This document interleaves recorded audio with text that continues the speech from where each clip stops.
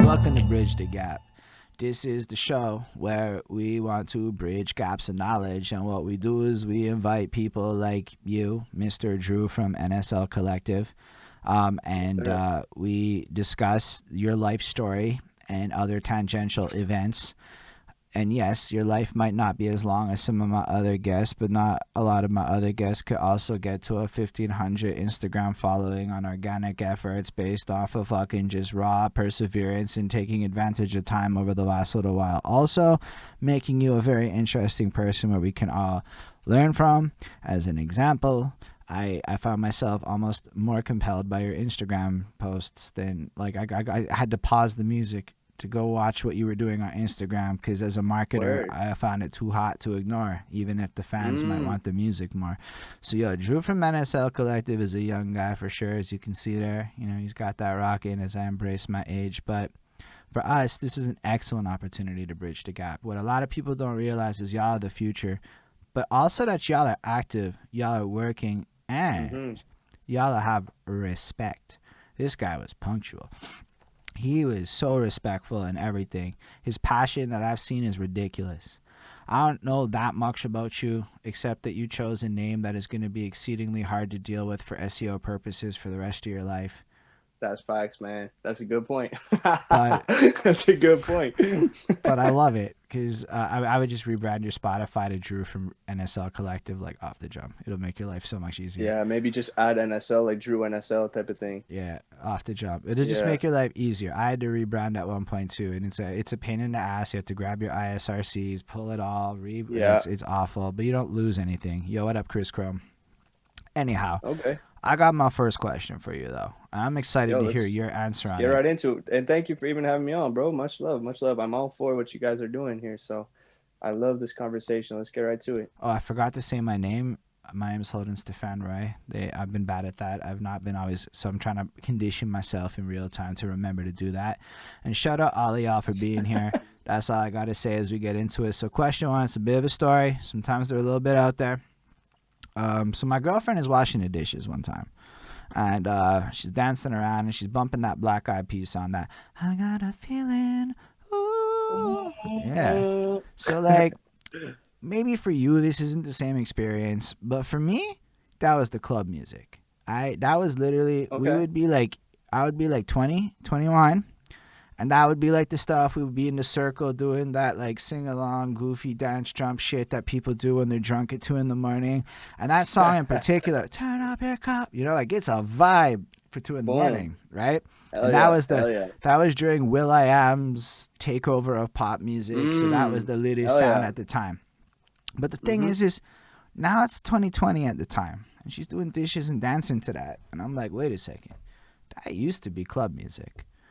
And now it's chores music, which means all that stuff you making as lit today, you're making mom music, my friend. You just don't know it yet. I like this. One day, I didn't know where you were going with this, but I like this segue right here. Yeah. Okay. So all that chores, all that club music, all that hot stuff today, effectively just becomes chores music one day, which got me thinking about vibes, got me thinking about the energies and the sounds that go into music. But it also brought me back to being a youth. And so when I'm young, you know, my mom's got these discos bumping on these tapes. She would put the tape in, and she would get these little crappy like disco remixed CDs, and they weren't the real ones. They were the knockoff disco shits. And my dad had the Zeppelins and the Krista Bergs. Yo, they used to sell these tapes in like the Couche-Tards and whatnot. And because of how licensing works, a lot of these songs might not have had all the copyrights, so you could like redo the song and redo the masters. Say word. And they would be like $3, and they would be like shitty versions that were just like slightly different enough to get away with it. And they would be like, yeah, this is real. So that's like the equivalent. And nowadays when you're posting something up on YouTube, let's say you just change the pitch a bit and drop the pitch so that it doesn't get copyrighted. That's basically what they're doing. But with it's more like whack karaoke. Like it's like a full-on production. It would be like if you took a pop song and you just redid it and found a way to license it and sell it. Okay. And it was that's crazy. That's terrible, bro. I can't believe people were finessing the game like that. They were. I never knew. But I did, because my mom fucked with it. She was like, $3 tape. Don't you take me to fucking down. It sounds good enough. It sounds good enough, man. I mean, debatable. Like when you actually hear the real versions, you're like, oh shit, that was trash. Anyway, all I have to Really? say, that Okay. was like my mom's side of it. My dad's side of it is more Zeppelins, but you know, tapes. Tapes was Mm-hmm. a big part of it, and radios was a Mm-hmm. big part of it. So all I have to say, I realize the musical journey doesn't start where people usually think it starts. So Okay. usually people think that the musical journey starts, you know, my first favorite song, and that's not even true. That's not how it works. It really works. You're like 4, 5, 3, whatever, Mm-hmm. and you have no control over the music or the sounds in your home. You're a little one. Mm-hmm. Your parents, maybe it's a sibling, a grandparent.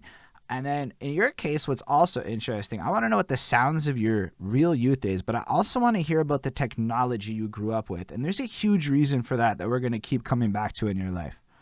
Okay.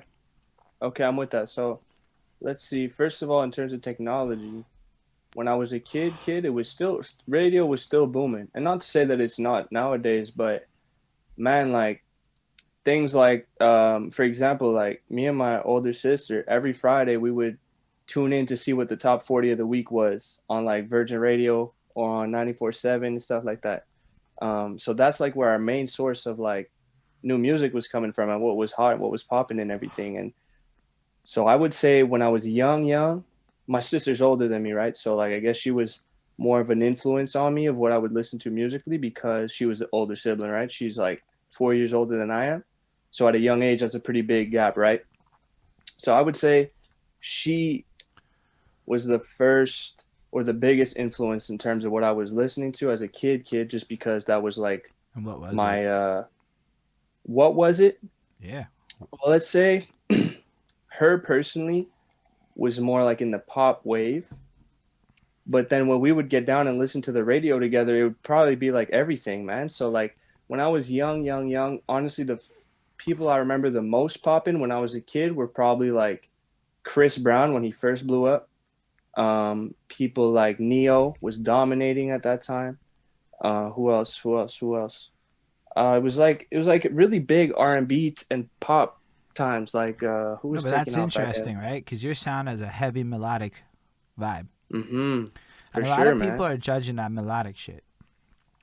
In Yes. my opinion, dumbly. Yeah. But you're young. Yeah.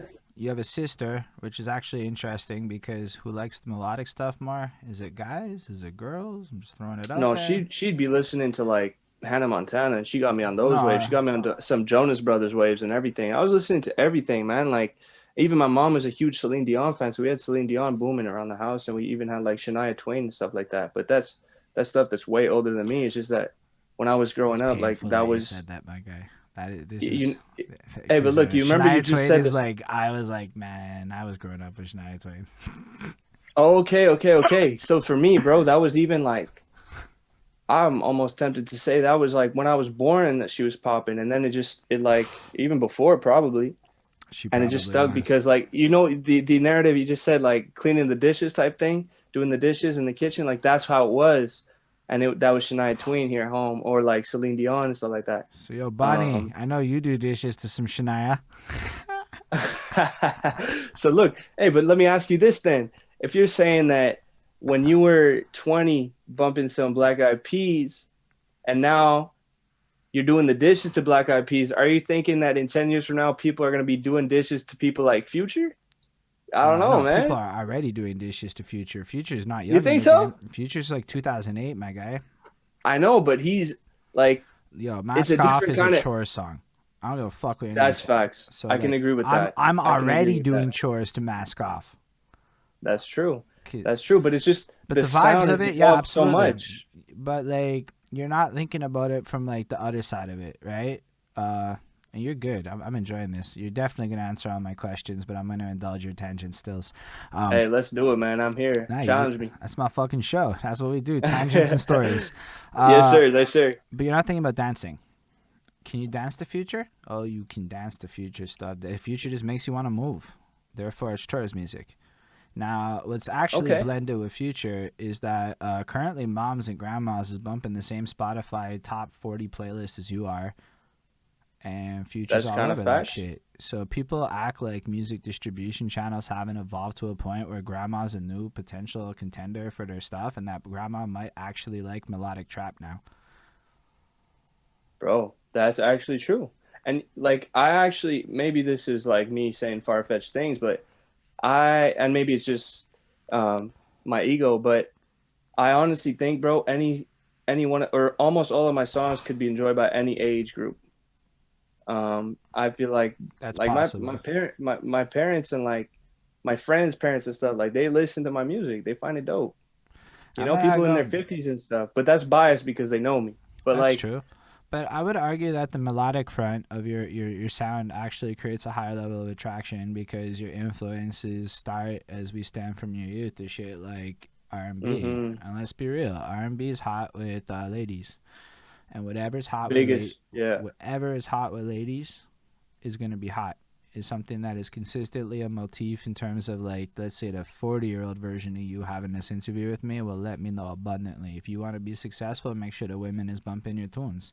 And Yeah, when was you the need last time everything you though. heard a woman, not to say that they don't exist, but at a generalized level, with a full understanding that I'm implying marketing ideas and not talking about all ladies on the planet, but most ladies are not that into dense bars of aggression for days. They tend to like melodic vibes they can kind of dance to and have some fun with. Why? The charts say that. I don't make that shit. That's the charts. That's what's there.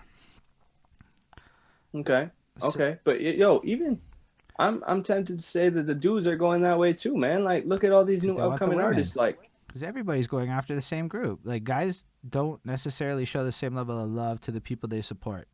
This is, again, metrics and stats. This isn't preferences. This isn't, okay. like, my opinion.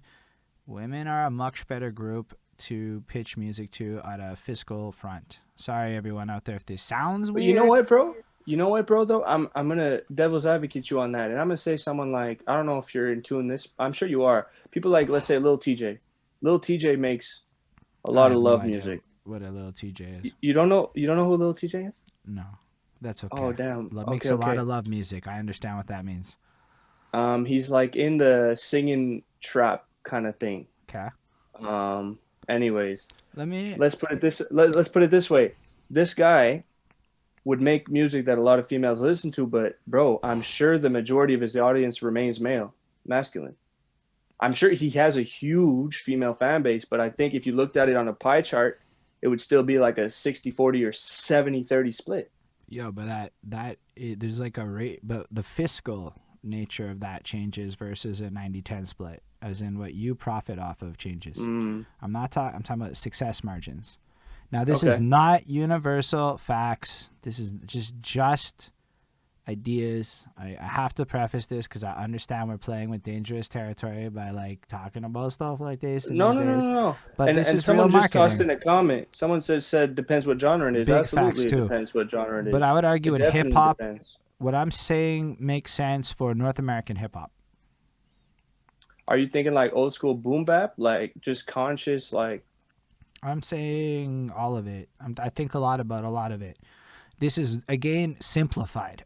So if we really want to go through it, of course, women love all kinds of everything and men love all kinds of everything. And I know a lot of R&B is getting popular with guys now that we're allowed to show feelings. Because keep in mind that, like, actually there you something go. I thought about. That is what I was trying to get you to say. Yeah, no, That's no. is what I I was had trying to that get you to connection a say. little bit earlier, but I was trying to let you finish a little bit. Because, like, honestly, I thought about it as we were discussing it, and I'm like, nah, y'all are like really into like the emotional stuff, and like back Well, when I bro, was your age, that was that's what not my allowed. boom. So look, I don't mean to cut you off, No, but do that it. is This is good exactly shit. that's the direction I was headed in when I was saying you need to take this in consideration when you're saying that, bro, because think of a kid like me. We grew up thinking that now it's cool for a dude to be showing his feelings, to be vulnerable emotionally, et cetera, et cetera, et cetera, which is a huge difference. Even a 10-year, 15-year gap is Yes, it huge, bro, is. because that changed very quick in one decade from 2010 to 2020. Huge change in Yo, terms of preach that. it. Now, if you take that in consideration, now what you're hearing is these dudes coming up and they're not afraid to be vulnerable and emotional. I don't know if you listen to Tory Lanez, but Tory Lanez is like in so many feelings on his songs. My guy, I feel And like you're so right, and it's like I feel like I never really considered the fact that your age group actually went through a very different transition with regards to masculinity than my people's did. Um, And maybe Exactly. that's why it's so good. This is why I knew I had to get y'all on this channel, because yo, Yes, sir. I think I really do think what I'm saying to you is believed by many people my age and I believe whatnot. that. And I I believe that, bro. also think there are a lot of open-minded folk that are smarter than me that are like, Holden's being kind of dense now, but yeah, I No, am. I don't think it's that way. I think it's just this is kind of like a debate, you know. You give one side, and then it doesn't mean that you're Yeah, I like call these things your feet's in the interviews. cement. Like, They're you know, not you can really move your interviews. toes. They're discussions. I just want Exactly, exactly. no, but this is what I wanted. Usually this shit just comes up way later on. I'm like, nah, Drew's ready to go. All No, right. we're right into it. 10 minutes in, man. Let's just deep dive. But that's what I was saying that um that's why, to my point a few minutes ago, not only are young men comfortable talking about singing about these topics, but young men are also willing to listen to it because now they won't be like, oh no, this is a song for females. No, no, no. If you're in your feelings and you're a dude, you can still trap to some Tory Lanez that's singing the whole time. You don't feel like you don't feel feminine for doing that. No, it's normal now for a dude to be in his feelings. So whether you're making the music or consuming the music, you won't feel that like, oh, I shouldn't be listening to this because it's like a love song. Like, no, out of here. That's Yeah, that's that's a thing of the amazing. past. Dude, that's awesome. I like that perspective a lot. I mean, I think we're catching up to you a little bit. We're still working on it in my like world, but this is really helpful, just for everybody, because we see things, right? We see moves, and we don't always understand them. Like, yo, a lot of us are like, I guess we have to do melody now. Like, that's actually conversations we have. Like, we don't understand like why or what, like. Mm, And then I'm realizing there's other things I've realized since doing this. Some of this is me playing stupid, folks. And that part, though, you really did catch me like off guard a little bit in terms of educating me, and I appreciate that. That's a real time knowledge moment. that's No, what but it's all like, about, and I man. fucks with Lil Peep. I sit there and wail my Okay, heart out yeah, to there Lil you go. Peep. Like Well, that he's shit's. got that emo Yeah, I trap fucks vibe with it. to It's him. so good. It's my favorite. Yeah. You got people like him. XXX Tentacion was one who's really, really going in that lane. Well, he Yeah, had a lot of different lanes, but that was one of them. that Um, that's they were definitely true. opening that pocket for all these new artists, man. Like, I know it's crazy to say that XXX was so young when he passed, but I literally think he's like becoming an OG in the terms of like who's coming up right now. I He would really said argue he's going to be a he's seminally important character. I would use the exactly word seminal to describe him. He was very helpful in pushing forward a genre that allows a guy like Scarlord to do what he's doing today. there you I go. know what a Scarlord Exactly. is. And even people like Juice World, like Juice World too, is very Mm. versatile. But he was still doing his thing. And what's cool about Juice is that he wasn't afraid to like rap. He wasn't afraid to sing. He wasn't afraid to trap. He was all over the See, I place. hear what he's And saying there. Wasn't afraid. Those are big words in how you're describing this. That's fucking cool. So in a sense, what you're saying is put mm, it in your heart on your sleeve as a mark of bravery. yes, absolutely. Hey, listen, bro. You're not gonna have like the people that are putting their vulnerability up front are the most confident people. Think about that. Not many people had like the balls to just get up there and talk about like their personal life and their relationships and their struggles and their, you know, some people would it would be a threat at their masculinity, especially if it were talking it from a dude's perspective. So you Mm. got the most confident people out here talking that talk because they're the ones who feel like they're able to say that and be comfortable with it. But not many people are like that. So that's why I'm saying he's not afraid to do it because it takes courage still, I you like know? that. Yeah, I feel that. I agree. I mean, that part, I'm like, yeah, that makes a lot of sense. Not many people want to actually get up there and be like fallible. I think that's a good Exactly. way to put it. Fallible. It's Yeah. like there's this illusion that perfection that we chase. I am very like I'm at war with myself all the time about this. Like you have to be the best. You cannot fail. You must provide this, that, the next thing, strong, emotionless, and then like so I'm mad stoic more than I actually like fucking actually feel, because I don't, Right. expression is not simple. But like No. at the same No. time, I'm down to talk about it because shit's fucked Yeah. up. So this is And look, important if we stuff. even deep if we dive even deeper to it, like if we're looking at the overall like the umbrella of hip hop, in foundation it was meant for like for you to be a man, for you to be tough. Like you weren't trying to give the impression that you were vulnerable or sad or in your feelings and this and that and that. But it's crazy to think that it evolved from a place like that. And there's still a pocket, a niche for that, for sure. But I'm just saying that now So, it's but allowed, that's and that just speaks on the culture of hip hop in big because it's so welcoming, so right? let's go at that in a different angle. That has to do with environment. In Okay, Montreal, it's mad easy to be in your feelings and not have to worry about it. If you're in a very different environment, I'm with you. socioeconomic backgrounds, let's say you come Hmm. from a hood, maybe literacy rates and education opportunities aren't the same. Maybe Hmm. police are literally a threat to your life. Maybe walking. Yeah, I don't know if you all have ever done this, but look at the gang map in Compton and then really zoom the fuck in on Google Map and see how it's like block to block the territory shifts. Maybe this isn't as much the thing as it was, but like, yo, a lot of people in my age group grew up in some environments in different cities that are mad different than mine, right? Like, mad Absolutely, different. So, absolutely. if you trace the environment of a lot of the music outside of it, that's where like the stuff that's successful, at least when it's real, it's like, like, it's not that it's real as in the violence is glorified or whatever, but it's people in an environment that are forced to be tough in a way that I don't understand. I feel you. I completely agree. I completely agree with you. But let me say this, just to be devil's advocate once again, is that even the kid growing up in violence and poverty and everything, bro, he still has feelings. He Yeah, still has feelings. He still has real relationships in his life, and he still has like these same vulnerable moments that I have or you have in a different environment. Those are basic human like truth. emotions that everybody's gonna go through, no matter if you're from the street or if you're from a beautiful suburb. Like But like real life will still cultural, kick in. so like from a middle class normative perspective, I'm gonna go to that level with it. I totally feel what you're saying because it's really like fits nicely into the middle class normative framework of life. But the lower class economic structure of places that look nothing like that maybe don't create the circumstances that make it so black and white.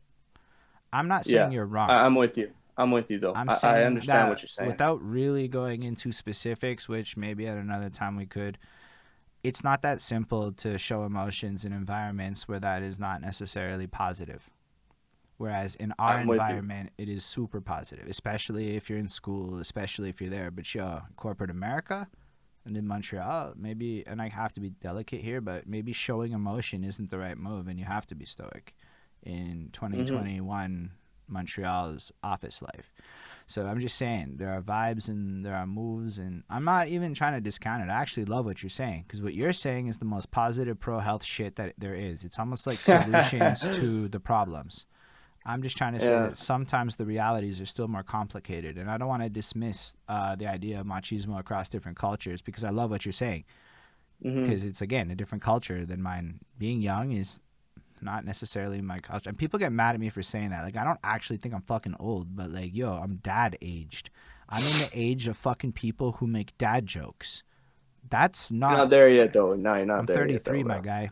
I could have like a Nah, 10 but year like old kid behavioral wise, you're not there yet though. Let me tell you that. on camera. No, uh, Okay, okay, okay. Behind the scenes, you be cracking them dad yeah, jokes though. no, I'm not. I'm not funny like that, but like I'm responsible like that. You know, like I'm Okay, okay, growing I up see you. like that. Like I'm like Hmm. making like I'm not funny like that. My girlfriend just co-signed that shit with her little lol. I see you. Um, but like I have to acknowledge where I'm at in life. I'm like on my way to middle aged more than I'm on my way to youthdom.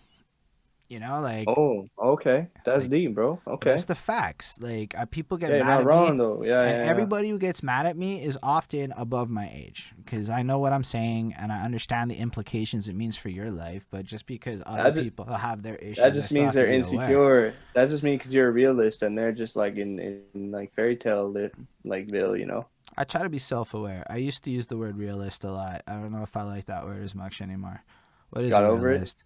Well, it is a realist. Like I don't know. It's not like anyone's reality is any different or mine. If we really want to go there, like the idea of a Mm. realist is really just saying what people mean to say. I think is I am more self-aware about my place in the universe relative to my surroundings. Yeah, I might take that from you, bro. I might switch up my vocab now because I like Cause, that. cause yo, like it's like the idea obvious. What the fuck does obvious mean? Like you remember, like you know who Mumkey Jones is? You might be like the right age for that dude on YouTube. No, bro, I don't. So this dude was on YouTube and he made some jokes that were considered not funny by YouTube and they destroyed him on a hit piece. Like YouTube did him dirty.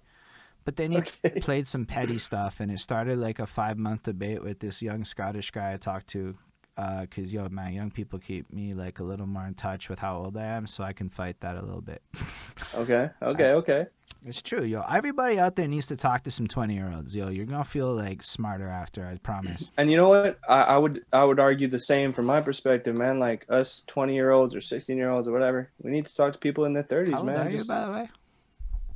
I'm 22 now. Or 22. That's cool. I use 20 as a And general catch-all for young people. yeah, it's crazy though, because like when you asked me that off the top, I was about to say 19, but it's because like I still feel like I'm there, bro. The Mm, time flies. I still feel like I'm like 18 for real, but I guess not much has changed since then till now. So a lot, I would argue, changed if you managed to pop off 1,500 followers and shit. Nah, Golden Jenny, you fucking fire with it. But no, age is like, so why people think I don't act old is because I know how to fucking act like tomfoolery and still be goofy and shit. But like, I'm also like a performer. okay, yeah, Like I yeah. know how to fake all the faces I make and all of that. Like it's all like I do this multiple times a week. Like this is a routine a little bit. Why create a vibe and an environment for the world? It's no different than your whole shave my beard thing. Oh, back on the Instagram post. Yeah, well, none of that was. You may have in the moment been like, I'm gonna run with this, but like everything about that was edited in, so therefore everything about that was a deliberate choice. Therefore it was why, and it was fire. I'm sitting there going, yo, Drew's fucking great. Like you watched it. I wasn't fucking sincere about that. But it's like that. You create a presence. You create the persona. Even now, you're you, but you're on camera you, Yeah. and I'm on camera You know me. what, bro? Yeah, you're right. You're right. Even if you're genuine, like both of us are genuine on the camera because we've been talking off camera, and it's still like was the same. But I understand what you're saying. Still, you're more conscious of like every movement, every word, everything. Like I Hmm. understand what you're saying, bro. I also know that You're right. anything I say and do on this stream can and be clipped and used against me in the court of Twitter. Yes, sir. Yeah, Twitter's a dangerous place. Sometimes they can cancel people real quick up there. That's facts. One time I went through my Facebook for a year and I deleted everything, like every post for like 10 Really, years. eh? That's the move, man. Because especially 10 years ago, things would slide that don't slide anymore. Yo, I So you got to be actually, careful. this isn't a proud moment, but I copy pasted lyrics, straight up M bombs, not censored. I'm like, oh my Oh wow, gosh. that's Yeah, that's it's pretty bad. bad. Yeah, Yeah, it was. It was yeah, like 2011, 2012. I didn't know better. I did know better. I was stupid. It was a different time. It's not a good time. It was a bad move. But that shit happened all the time back then, so you didn't think twice of it. It was edgy. Edgy's not really, eh? cool. I Yo, don't for know. real. I feel like I was too young to really to know that. To me, it was never something All on the these table. people are getting clipped from 2008 to 2012. What happened That- was, is there? This is a theory. Don't get mad at me, everyone. There was a campaign from the LGBTQ community that happened around 2008. I only remember that because I was still in CEGEP and I finished CEGEP in '08. So, and Ellen and them were like, "Don't say gay anymore." It was like, and I watched this play out. I watched them Mm. basically remove that word from, and it took me a long time, like a really long time to get. First, I had to get over myself because I was part of that. Fuck you, I'm gonna say what I want type shit. Cause yo, they're Oh, taking okay, my okay. language. Like, I went through all yeah. of it. You see those guys on YouTube still, the ones who like die on the hill of fucking free speech, and free speech really means I want to be an asshole. Um, I don't know if you know what I'm Kind talking of about, true. That's but kind of true. That's kind of true, man. Yeah. I love that Jack Harlow's is up in here. That's right. We definitely did a Hey, swap. check my most recent post on my NSL page. It's literally a What's Poppin' remix because everybody's becoming comparing me to Jack Harlow. Go Yo, check it out. I did. But y'all see what he did there? That's a marketing move. He actually did what Yeah, Kylie Jenner and them do. He I saw just plugged myself right there. Yes, sir. no that response to, so people came at you like you look like Jack Harlow. So you have Uh-huh. two choices in this moment. You can respond like you did, so like a mouse, capitalize on the moment, but appealing to your Oh, fan base with a risk of virality. Probably won't happen, but at least your fans will fuck with it. I feel you. Totally worth the move. yes, Um, sir. the other side of it is you could have been a negative Nelly. Why does everyone have to compare me to? And you know how you know that happens? Because people literally drop that shit in indie rap. Stop comparing me to this guy. You hear it. You see it. Yes, sir. You see it in their socials. So you took the man's track, and let's be real. Everybody who's ever been on TikTok knows that song. I don't. bro. If you put on the radio, if you're going to a club, if you're going on TikTok, bro, everyone knows that song. I don't go to Everybody, clubs, and everybody. I don't know the But radio. no, Is I'm that just shit saying really it on the applies to. radio? Like, is it really on the radio? Radio? Yes, absolutely. Yes, Like sir. the "Don't Mind Me Just Watching." That Yes, shit is sir. not That a. was on the That's not radio. a real song to me. Like it's a cat. That's like Hey, hey, man, it is though. no, but It TikTok is viral. though. Okay, like that is a debatable point. TikTok virality success fed into the radio play, which creates a cycle. So is it a real Yeah, song? When I say real song, I mean like that shit's a I know what you meme, mean. and that shit It is a meme. In 10 it's a blessing years, and a curse. It's a blessing and a curse, man, because that song, I mean, for the moment, if you're popping on a TikTok song, bro, you are flying in terms of streams and attention and everything. But at the same time, no one takes your song seriously anymore, bro. It becomes a TikTok song. It's like there's like different categories, and boom, you're in the TikTok category. Now it's like, but I think that's more the artist. Because, Meg Thee Stallion is not being pigeonholed as a TikTok song, and she's had 3 number ones off of TikTok, and everybody's like that, yada, yada, yada, yada, yada. Like that shit did not that's a hurt good her point. career. That's I'm a good actually point. watching TikTok music. TikTok music's big. It's breaking acts. But Jack Harlow in particular, I've watched several people make videos about him. That's how I know that he exists, honestly. I did not know who Okay. he was beforehand. I just know that Okay. I've seen a lot of guys go like, don't mind me, just watch it. And usually Exactly. it's women checking out their husbands because that became a trend for women to check out their Okay. husbands thirstily Yeah, yeah. like that. So I gotta understand, I probably don't see the same TikTok as you. I see growing couple TikTok a lot. Like couples who live together TikTok is my shit. It's true that there's literally different universes of TikTok, bro. Different universes. Like, there's so many lanes. It's like nobody's seeing the same thing, bro. You ever Nobody. been on Plant Talk?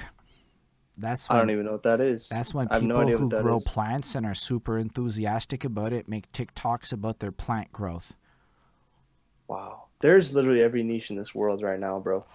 There really is. Every my guy. niche in this world. The only TikToks I'm seeing right now, bro, if I pull up my TikTok right now, I'm gonna tell you is it's all about investing, this GameStop, this all these Wall Street boys getting screwed. That's all I got on TikTok right now. But I don't What's your even be take on that scrolling on. shit? Hey, I think it's this is what I think about it. I think it shows the power of social media because this is like never before seen on something like the stock market that's been in the game for so long, and now you see the impact of something like a subreddit. Think about that, bro. The impact of a subreddit has caused some of these people to lose billions of dollars on Wall Street. Think about that for a minute, bro. That shows the impact of the internet, of social media, of virality online. To me, it's gonna reshape the stock market and how it works because you saw it, like I'm sure Robinhood in the States, you're not allowed to buy anymore for a certain amount of, I don't remember which ones, but like 16 or 18 stocks you can't buy anymore because they're trying to AMC, manipulate the market. those ones. Exactly. But that, bro, Mans has to go before Congress now. He got called for a congressional hearing to answer for how come he. Okay, just so y'all, quick summary. What happened is Wall Street has this move where they look for companies that are like dying, such as a GameStop, and they fuck with their stock. So they lower the value artificially, and then they buy a whole bunch, and so it reinflates. I don't fully get how it works, but the math makes sense for these guys in the meta game. They know what they're doing. I don't really care to go that much deeper with it. End of the day, Reddit figured out, and by Reddit I mean a couple of particular subforums, of which I know people on Facebook that are in my Facebook that are deep into it. These guys have watched crypto and for a very long time. So crypto and the stock market have basically become parallel ideas in this current era. There's so many cryptos, they all perform the same. So the people who are fucking really into crypto started spotting big man stock market tricks. And then they proceeded to fight back. So they identified GameStop and they fought back. So what happens is they sold all this stock, which lowers the value, and then they bought, like, before they could buy it back at the lower price, the other guys raised the price, and they just kept raising the price.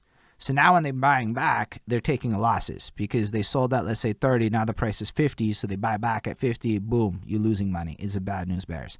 But it wasn't $20. We're talking like the shit drove up from like a $5 share point to like a fucking maybe it wasn't five, but whatever, to like $150 or whatever. And then they Oh, hit it's the more than next that. It stock, was like and then they like hit the 300. oh yeah, he did peak there at one point. But when I caught Yeah, attention of it, when I was reading, I guess I was at 150, and then I haven't followed it yeah. as closely. So that's the point though, drastic increases, and then they hit like every stock that they could identify that this was going on. And then what happened is Reddit wasn't doing this for wealth. They're doing this on some fuck Wall Street tips. So every dollar they made got reinvested back into this Mm. campaign. And so they they legally acquired billions of dollars of Wall Street money to fuck with Wall Street. And then the government, or not government, Robinhood, the app this was happening on, blocked the ability to buy these stocks. Yeah, I know that's not really how it works. If you want to, betting against the stock. If you want to break it down, I will read exactly what you wrote verbatim, and then I'll continue and we'll use your clarification. I'm doing my best. The stocks is not my game. I get the top levels enough to know what the fuck's happening, but thank you, Yamas22. I appreciate you. This is why Twitch is dope, because people hear you sounding silly. They're like, no, I got to correct this guy. Way better But than on some top level shit, you're right. It's just like in practice, it's like if they see a company's dying out, then they're basically betting that it's going to keep dropping. Like you said, it's just there's a lot of technicalities to it, but we're not about to get into that anyway. So yeah, I'll still read what Yamas wrote because I said in case he's like halfway through it. I digress. What we're saying is they're betting against the stock. Y'all get the stock. I know music very well. Stocks is like I just kind of watch it as news. I do know that they banded together, and then what happened is Robinhood banned the acquisition of more stocks, meaning that they could only drive the price down, which is in favor of Wall Street. And now that's bad news bears, because they're going to have to answer for why they manipulated the market. That's market manipulation, because everything was legal and fair game. And it's so fascinating that like this is a real thing that is happening today. And I like the idea of maybe it changes how Wall Street operates. I think we're going to have to see what direction the Biden government takes regulations, to be honest with you. Whose money does he like the most? Is he really about the people? Is he really about the corporate machine? We'll find out soon. I think time will tell for things like that, bro. Yeah, but like I would love to see this play out though. I would love for people to just keep finding loopholes in the system and like do this.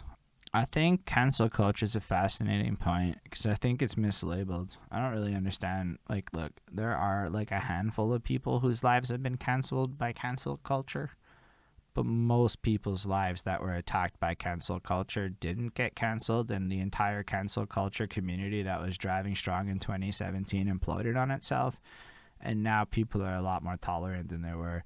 So I'm seeing like a reverse bounce back on cancel culture. This is my observations here. This one I'm a little more confident in the stock market. I think cancel culture was like a fad in the extent that it was. And then everyone's like, yo, I don't know that I want to live in a world where everyone's snitching on everyone. And a lot of us were like, let's cool the fuck out, except for those people. But they snitched on each other, so nobody trusts them anymore. And they kind of one by one annulled each other's credibility. And a lot of the people that were driving cancel culture do not have relevance today. Like, when was the last time somebody got fucking canceled that wasn't like really doing something bad? Like, people who really do bad things get canceled now. Who's really getting? Because how many times does it happen where nobody knew the fucking story? The whole story came out. It had to go backwards. It happened so many times that I think most of us are getting back into, and I say this as in like off internet people, because sometimes we forget that the internet is a pocket of society and not a reflection of society. Mm-hmm. So with that, I just think cancel, like, I don't know, like you can still lose your job if you do some dumb shit that makes your company look bad, but that's just baked into all our contracts. That's not like new. That has just always been like that. You know, that's not cancel culture. Like, but it's just more visible now. It's easier to get caught, basically. I like what you're saying. Because you can, like you said, man, you could deep dive back into 2011. Whatever you said 10 years ago can still be consequential now. Back in the day when there was no social media, you could have said something in 2011 and no one remembered it by 2014 because it was said out loud. It wasn't written in the internet. It wasn't written up in the cloud. But I think at the same time, though, to argue your point or to defend your point, it's true that I think it's a different take, but the same argument that with time, bro, these scandals won't have as much value because they're going to be too frequent. What I mean is everybody's going to have a scandal, man, because society is getting more and more sensitive. Let's go even deeper with that. I could argue It's not that. necessarily a bad thing though, but I just think that like um things like scandals will happen more and more and more and more often because people are more and more and more on the internet and saying things. So at one point it'll just be like, okay, well, whatever, man. Like everyone's got a controversial side to them, I So guess. I I don't think know, man. just to even go a bit deeper with it, cancel culture had a weird fiscal impact on a lot of people's careers. They ended up 2-3 years later being richer than they were. That's kind of messed up to me, but you're right though, because some people are able to like benefit from the attention they get from a negative headline or negative this or negative it. It's still media coverage. It's like people that say bad publicity is So whatever they it's a say. very That's nuanced. saying there. I was just having that conversation. So it's all press is good press, or there's no such thing as bad There press, you go. which is Yeah, not true. exactly. There's You get the P word attached to your name, oh my gosh, you're done in every industry. The one that you're Yeah, going to registry for. I don't want to say that word on my stream. yeah, yeah, Um, yeah. that's bad press. That's still press. No, but to be more realistic, I was having this conversation. Bad press as an indie artist with no albums out can end your career. I once did a radio interview and I embarrassed myself so bad that I'm pretty sure that none of those dudes took me seriously until very recently. That's bad When press. when was this? 2012. I went to CKUT Whoa. and I bombed an interview because I wasn't prepared and I sounded really stupid. I've had multiple moments where the press around my name was probably really fucking bad because of my attitude. Okay. And I didn't have the clout, money, or power to back it up. So if you have the clout, money, and thank you for saying my music is trash, but the beard is good at least. That's all right. I don't know how to respond to that. I mean, like, I'm 33. I don't even know who the fuck I'm making music for. At I'm still least making you got the music. beard gang going though. That's fair. I don't think my music is trash. I'm like, okay.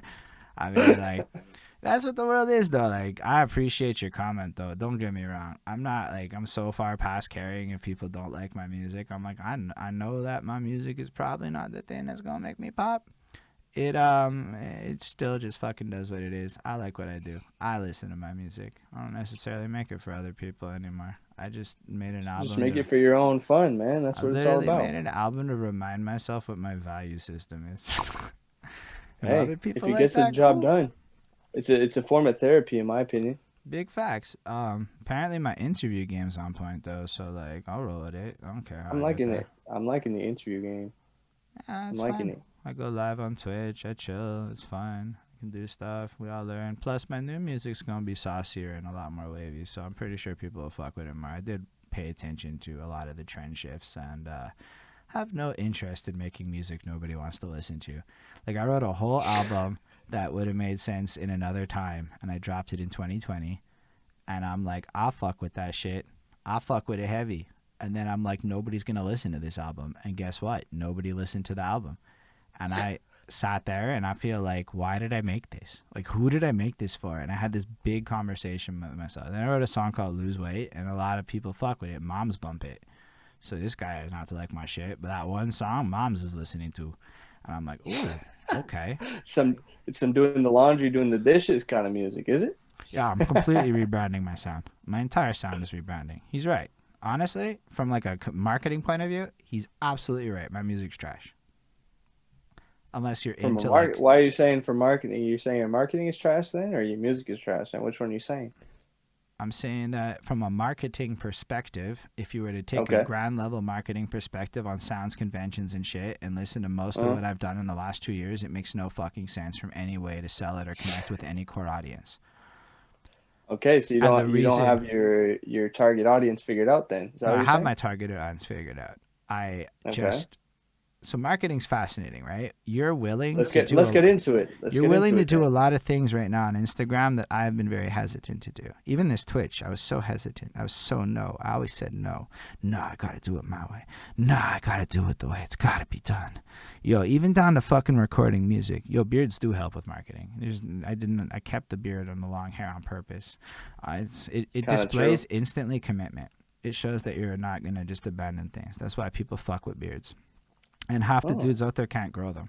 So there's this instant little level of guys who can't grow a beard who go, I wish I could grow that beard. Anyway, yo, thank you, Jenny. Don't worry. It's all marketing, man. Like, look, I understand that what I do, I'm writing about going to an office job as an adult. I'm taking self-help books and I'm taking ideas from, like, who the fuck is this for? You know, I'm really thinking about it. I have no fun in my music. And it's not an era for serious music. And I can tie that shit. Sorry, I'm going to go back to your marketing thing, but I got distracted by the I'm chat. I'm listening. So I come from 2000. That's when I get into music. What's going on? Economic prosperity across America. 2008 has not happened yet. When times are good, the music is hard. Jadakiss, this, that, and DMX. Oh, that's what I grew up with, right? So, yo, me and mines, we want that hard shit just because times were good, so the fantasy is hard. So if you think about music as a fantasy element, right? That's how I know he's right about my music being trash. I don't have to like it, okay? I accept your truth. Anyway, I love my music. I'm being real. Like, I think it's important to know, not all my music. There are gems in there. Like, if you actually go through it, you'll find like 5 or 6 that aren't trash. And I know that because I have numbers and I see the reflections and I know what works live and I know what I would perform live today. And I know it's never going to get performed live today. And I've tested them. You know, I don't have to justify it. I just like love it because I like being able to admit that. Like, you know, like you said, I know that I made a lot of bad choices. So the economic times was really good. So the fantasy of music is to be hard because people aren't really suffering. 2008 happens and it's been basically economic misery ever since. Somewhere between then and now, I went from being allowed to buy a house on the island of Montreal to being told I can buy an apartment and called it a house on the island. And that's all I can, you know, now I have to leave. So there's a car tax if I want to buy a house. And I'm like, yo, that's not like what was, you know, times is hard. So what's the fantasy? The fantasy becomes completely different. I do work on it to make it good. Like, I don't know. Like, it's literally what we're having a conversation about, my guy. I think you were just about, like, you were just getting into that right now. Like, I you're just trying responded to the comments. Like, it's a whole process, man. I actually stopped making music for 3 months or so because I had to, like, be like, nah, I got to really rethink what I'm doing and where I'm going with it. I was really into fast and tricky. I think, bro, stuffing you need syllables. to. No, I know what I got to do with it now. I'm not really worried. I have my whole. I think you got to start doing it for yourself. That's when it resonates the most, bro. No, I was doing it for myself too much. You think so? Yeah, I love my music. I love my music. He's right that it's trash. I still like trash sometimes. I think. Well, then, are you affected by that opinion, or you don't care because it's for you? Because you need to figure that out yourself. Then, if it's just for you and you only, then who cares? It changed. At one point, the economic situation kicks up a notch, and you realize I put in this much money. If I want to keep doing this, maybe I need to treat this more like a business. Now, if I want to treat this more like a business, I have to think about what my goals are. And one of my new goals is I want people to want to play my music without compromising my value system. I also learned how to sing.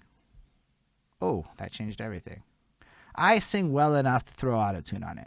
I can't necessarily kill it live well enough to make it sound good. You can still hit your notes, though. That's what counts. Proper melody, like all of it. I've studied the shit out of pop music for the last year. Like all of the stuff that like I'm supposed to have done. The thing is I made my last album. Yo, the album before I don't think is trash, actually. I really think the Alternative Grind, I think that music's fuck. I love that album. That album is not for young people, though. That shit's for like 30-year-olds in an office job.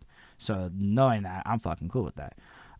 But the Alabama Quebec Connect, in my opinion, is a trash album because I wrote it for the wrong reasons. I was trying to prove points to myself that made no fucking sense. I liked the album, but I basically whined for like 10 songs and then threw a love song that I really fucks with in it. That one's pretty good. I was just being a petty child in my 30s on an album. Like, end of the day, not the best look when I thought there's no boss in that. Like, there's no fucking cool in that. No girls want to fuck with that. I was like, who the fuck's ever, like, you know what I proved? I can rap to a group of people that'll never buy my music. And I had that huge epiphany. And I was even like fucking around in these like Facebook contests and really like caring what these people thought for a second. And then I really thought about it. And I'm like, and to be fair, since I had these epiphanies, I started this interview shit heavy and my whole life has changed. So trust, you got it, Uday. I don't know how to say that right if I'm saying it bad. New shit's going to be a little flyer. Why? Because the last track I did throw in there, people fucked with, and I saw why. And while it might not be everyone's favorite, it accomplished every goal I set out for it to do, and it was written with the best intentions, and then everyone felt it. And I'm like, oh, that's what it is. And it's really like cool. I wrote a self-deprecating song about why I need to lose weight so I don't get fat again. That's what it is. I was making music for myself. Now I'm going to make music that I think will actually build my brand because I have bigger goals. My bigger goal is to be heard. And what's the point of making a song and nobody hears it is what I had to realize. So I proved it. I can do what the fuck I want with music. Great. I wrote 3 albums. Great. All that shit's great. I've proved the point to myself. If I want to keep doing this, it has to be bigger than that or I'm wasting my time. Because I don't see it the same. Well, that's your own standard. That's your opinion. Yeah, I'm just and explaining my points. But it's also where I'm at in life. I'm not young. That comes to you. You set your own standards because if you're making music just for yourself, then like you wouldn't even care about that. But if you want to be heard, then you need to adjust to the audience for sure. Big facts. You have to find a way to do all the marketing. So back to marketing. Yeah. I said no a lot to everything. Every new idea for a long time. Resistant to change. It is what it is. Yeah, I am actually, straight up Uday, I'm writing my whole next album live on Twitch. Just so that y'all know I'm not even fucking around with this because, I like to respond to the chats, but I'm writing the whole next album live on Twitch. So if anyone wants to give me feedback, you can just jump on the fucking chat and tell me right there. And Ismail did. And then Ismail was right there, and I inevitably admitted my flow was too complicated, simplified the fucking flow, and made it fit right. Because even my engineer was like, my guy, you did this so beautifully over here. Why are you going back to stupid choices? And it's about the science. Music is still science and math, man. So if I'm doing bad math and the equation sucks, then I'm not a great artist trying to achieve better craft results. So making music for myself is a goal that I achieved. Can I, in my 30s, continue to make it? I mean, sure, as a hobby, yeah. But that's not what my life is. I don't want that to be my life. I've performed under pressure. I've done some things. I want to make it elevate. To elevate, I have to start to learn the rules to the game and play it properly. You're doing that.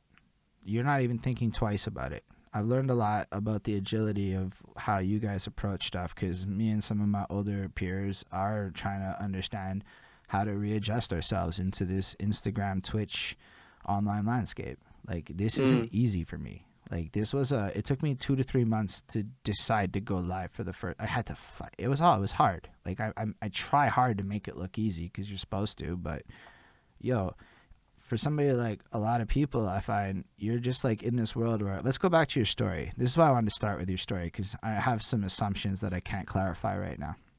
Okay, go ahead. So the last I heard, we got through question 1, which was you were like, yes, sir. It took an hour to get through one question. Let's get it. It's amazing. I feel it. And I really appreciate everyone here. I appreciate Uday way more than he might think I do. That guy's fucking fire. Yeah, man, we need some comments up in there. Keep going. No, but people aren't that honest. You know how many people are willing to tell me my shit's trash? No, I respect that. I respect that honesty. I fucking love it too. I don't like it, but I love it. Those are not the same words. All right, so your story, we have you as a youth in basically radio. All right, y'all with CDs, MP3 players? Are you past CDs? Barely. We had a bit of CDs maybe at the very beginning of my youth, but they died out quick, man. We went into what I remember the most is having my first iPod. Like, the iPod era really took over for me. I had an iPod, and then the iPod Touch real quick after that too. And so, like, for me, it was, I would say I had an iPod Nano at a young age. Like, I don't know the exact age. I'm going to just go with, like, 8, 7, something like that. Like, an iPod Nano just to listen to music. That was the only purpose of that, right? And then boom, it hit iPod Touch when I was, like, I guess 9, 10, is when the switch happened. And when I got one as a gift for, like, Christmas or something. And then that was crazy. I was on that for a long time because iPod Touch came with everything. Now all of a sudden, I got a question though. Yeah, go ahead. So you're able to just like off the jump, get all the music you want. Exactly. From what I can remember, bro. Like, you don't remember things when you're like 6 and younger. Well, for me, it was like I remember. I don't remember a time without YouTube or like iTunes or nothing. To me, that was like my thing. Like, boom, you got iTunes. Like for real. Like I remember having access to any song I want whenever I wanted. But back then, you still had to pay for it. So I was still in the LimeWire era where we like downloaded that like all those So you're there's like tracks 6 years illegally. old on LimeWire, you're saying? Yeah, eight, like but yeah, maybe seven, Okay, like 7, 8. that's baffling to me. Not, I'm a little bit playing it up. I'm not actually surprised. I was asking it in a pointed way because this answer, the first time I heard it, surprised me. It was with Hoshe. Okay, Hoshe's yeah, I think him and I are pretty much the same age, pretty close he's in age. So 20, so definitely okay, same yeah, genre. exactly. But in Yeah, his yeah, yeah, case, it was a couple years later, so it was straight YouTube.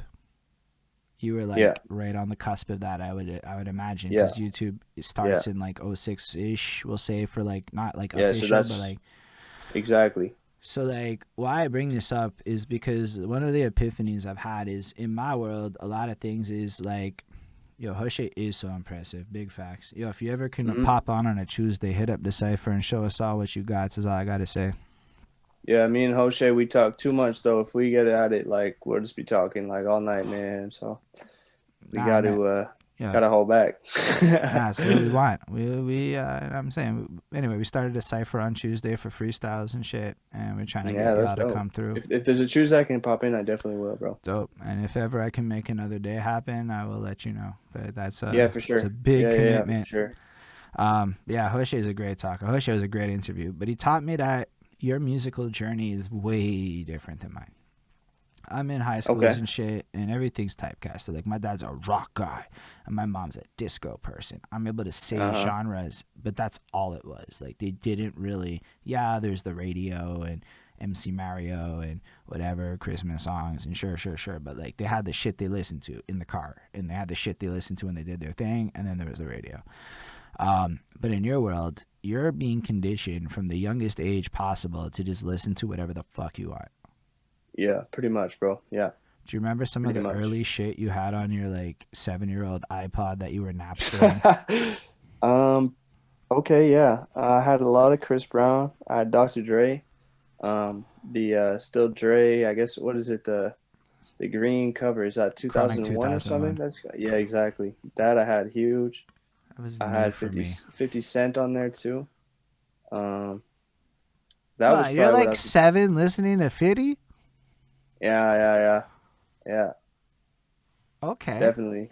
Yeah, definitely. That's when he was going, and Eminem too. That was a whole era because I was introduced to Dr. Dre first, so then it came with Eminem, and it came with 50, and then it came with Kendrick. That's just like the cycle of all the people that Dr. Dre Right. brought up with him. Because I guess as you get older, Kendrick's a lot more of a relevant name in life as you're getting into Big music. time, bro. Because I was still young when Kendrick went off. I was like maybe 10 or something like that when Uh, Kendrick really started going. So did, yeah, did you know Kendrick before he popped off?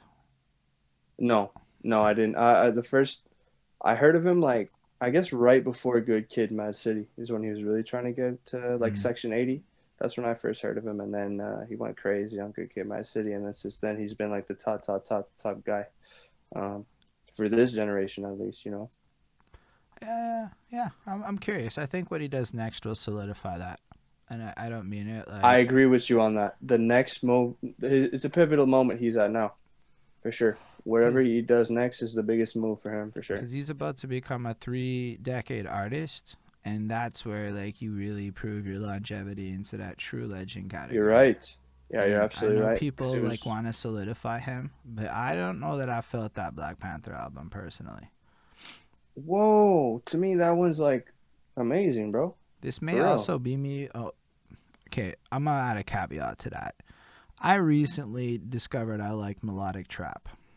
As in, like Okay. within a lot of it was I started adding your guys' music. So I'm gonna be real. Mm, Artists like Drew and JK and Pay Fresho are the most melodic track I've listened to more than the yeah. mainstream guys. So believe it or not, it's young Montreal people that are really getting me onto this vibe.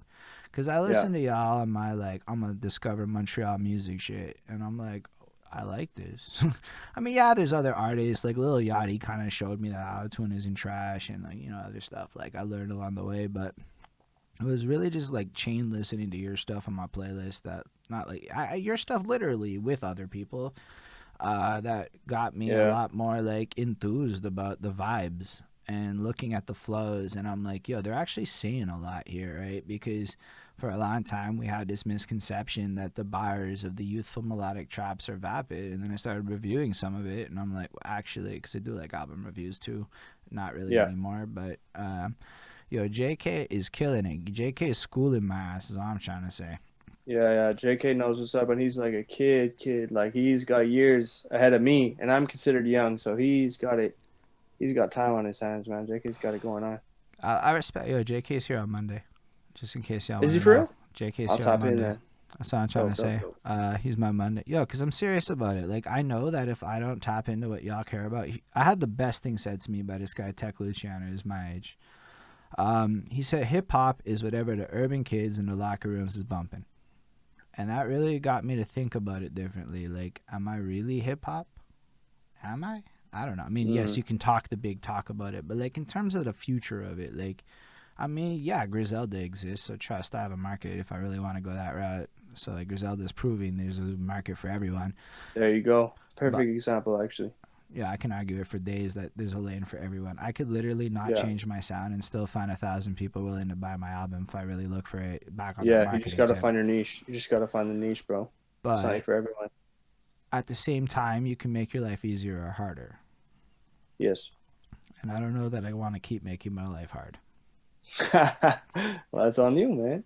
It is. That's That's on why you. I don't. That's my life's great, fucking great these days. Trust. Like I'm not even worried a little bit about my future, but I'm a little bit. I'm playing a character here because I'm trying to goof on my age group, and I'm trying to lampoon all of us at once because I know that while I honestly do struggle with adaptability, so do we all. Got it. Yeah. And hearing you sound smart, I think is very important. Well, I'm glad you're saying that sounds smart. That's crazy. And Thank you. you can look what I named the video. Like it's interview with Drew from NSL Collective, proof young Montrealers take hip hop serious. Hey, that's love, bro. Thank you. And I Thank you. put Thank you. that Thank you. before the conversation. Anybody that can confirm has been that before I said that. Why? Because I looked at you and your collective and I said, shit, yo, Yeah, man. NSL Collective. I've brought you up before. I've talked about you. I can't deny the fact that you guys are making much more intelligent moves than a lot. You guys probably you kind of led me towards some of the moves I'm making is watching some of the moves you're Hey, making. Honestly, I like love I'm I love hearing that, bro. I love hearing that. It's not that I'm more intelligent than you, bro. no, you're It's not about that at all. You're not in saying the that poorly. least. I'm not trying to Um, imply intelligence. I'm not worried. no, but you use that word, and I don't think you use it correctly because I might have used it's that just word because I smoked some marijuanas in here and there. yeah, So, exactly, but when it exactly. comes to the idea of modern social media branding, you are far more Mm. intelligent than I on the subject. Well, When thank it you, comes man. to the idea of modern music marketing, I would argue you're far more intelligent than I am on the subject. I am from a time, or I still had an attitude for the longest time where like being the best was a relevant factor in my mind. But the shit Okay. that connected with people was always the vulnerable shit. Because I've always been vulnerable on my records, except for that last one I wrote where I was being kind of arrogant. It wasn't my favorite. But like my other shit, I was kind of a little bit more emos with it, and like people tell me I should do more of that. So I'm like, okay, I hear what you're saying with this vulnerability, insecurity shits, and Uh-huh. it's dope. All right, but stills, let's go back to you with your iPods. I'm glad we got that bit though. So Hey, you're shout out Purge Night. Purge Night Music is my yo, boy. Let's shout get out through. Thank Purge you, Night man. because Purge Night actually comes back a few times, shows a couple minutes of love, and then dips when he gets bored. Yeah, yeah, he's the homie. Respect. He's the homie. And I respect that. Purge Night's like I know the name, like familiar with it, and There I you like go. that. Um, anyhow, so what happened? So you're already into music, like right off the jump, which is fucking. Uh-huh. It derails my typical line of questioning because you're already into it. You've already been. So you're like encouraged to just actually choose your own musical choices from a youthful age. Is this part of the culture? Is like most, and I'm not Yes, trying to bro. be facetious here. Did most of y'all at like 7 years old were already like fucking downloading shit? Bro, I would say that there's no boundaries for kids like me coming up in terms of musically, man, because we had YouTube already going, we had iTunes going, we had FrostWire, we had LimeWire. Like you could listen to anything you want. So why I ask it like this, I'm gonna ask it using the parable of like, let's say 98. You and Hoshi are the only people of your age group so far I've really talked to. Everyone Go else has ahead. had Okay. very different structures to this line of questioning. Okay. Believe it or Okay. not. So, Uh well, huh. for you, it's, and I hear what you're saying. I get it with exposure to everything. But for a lot of people, they don't even give a shit about music in their own journey or identity until about 8, 9 years old. Mm. Puberty is usually when people, because that's when you would start to connect with music and it became part of your cultural identity. So, music genre affiliation was a big part of cultural identity. Mhm. I don't know how much it still is, but I do believe the lines are a lot more blurred today. But it used to I would be agree like, with that. yeah, I would agree like with you that. fucked with punk and you fucked with punk. And you were kind of weird if you fucked with everything, you know? Like people will still say, I'm kind of Mm. weird. Look, my playlist has everything on it. People will still say that to me today. Like, Bro, I personally believe there's no more genres, bro. Genres is a thing of the past, and like people like XXX Tentacion is like the perfect example of that, bro. You would run through his album, starts off with a straight up pop song, bro. Then he goes trap. Then he goes like on some grimy emo like screamo thing. He's all over the place, and I think that along with other artists, but I'm thinking him in particular because I think he was one of like the pioneers of like the movement of there's no more genres. This guy had a song on his album called "I Don't Even Speak Spanish," LOL, I was going to and it bring was a that lot, song up because and it I've, was a Latin, it oh, was a it's so Latin good. banger. It's so But good. that gives a perfect example of genres are done, man. Genres are done. People are people of my age are making music. They'll drop one song, it's a pop song, one song, it's a trap song, one song, it's a screamo song, man. Like it doesn't even matter anymore. You don't need to fit a pocket and stick to it, which I think helps us in a way because now it's limitless. You can go in so many different directions if you're able to, obviously. But Mm. I think that it's evolved and it's not like you're not really locked in the same corner as you used to be. Now you can move around and just So pick what you I want. like what Z said. Z just popped in the chat. Shout out Z. There will always be genres in the sense of vocabulary. We need descriptions to communicate, and I agree with that. Labels are good. But what I'm saying is the cultural affiliation to genres has changed. I guess it's true. The word I use it wrong in the terms of like there are still genres, but one artist be could follow any lane of different genres he wants to, But still, a lot of is what I artists are mean. like, even within your group of people, a lot of people kind of like, there are really versatile artists, but there's also a Yeah. lot of people who do the same thing on repeat. Well, because bro, a lot of people live off the narrative that if it works once, it'll work again. So if they have one song that goes off that it's like an R&B song, then boom, they're gonna hit the R&B wave until it pops again because that's what worked for them the first time. I think a lot of people ride their own wave, but it doesn't necessarily mean that they could technically only do that. They can probably do more than that. I think most people could do way more than just one thing. And keep There in you mind, go. I always fuck with new metal, right? That was one of my favorite genres of music because I was Okay. 12 when new metal's coming back now, which is like the most incredible thing in the world to me. That's like what Travis Barker does with everybody. If you see Okay. Travis Yeah. Yeah. Yeah. Barker, Yeah. Yeah. then it's a Travis new, Barker. I know who he is. Yeah. because he's fucking with everybody and he's the great. Exactly. And Exactly. but like, I mean, I grew up on like Linkin Park and shit back when Linkin Park like sounded like they did Okay. in 2000. That was like my favorite stuff in the world.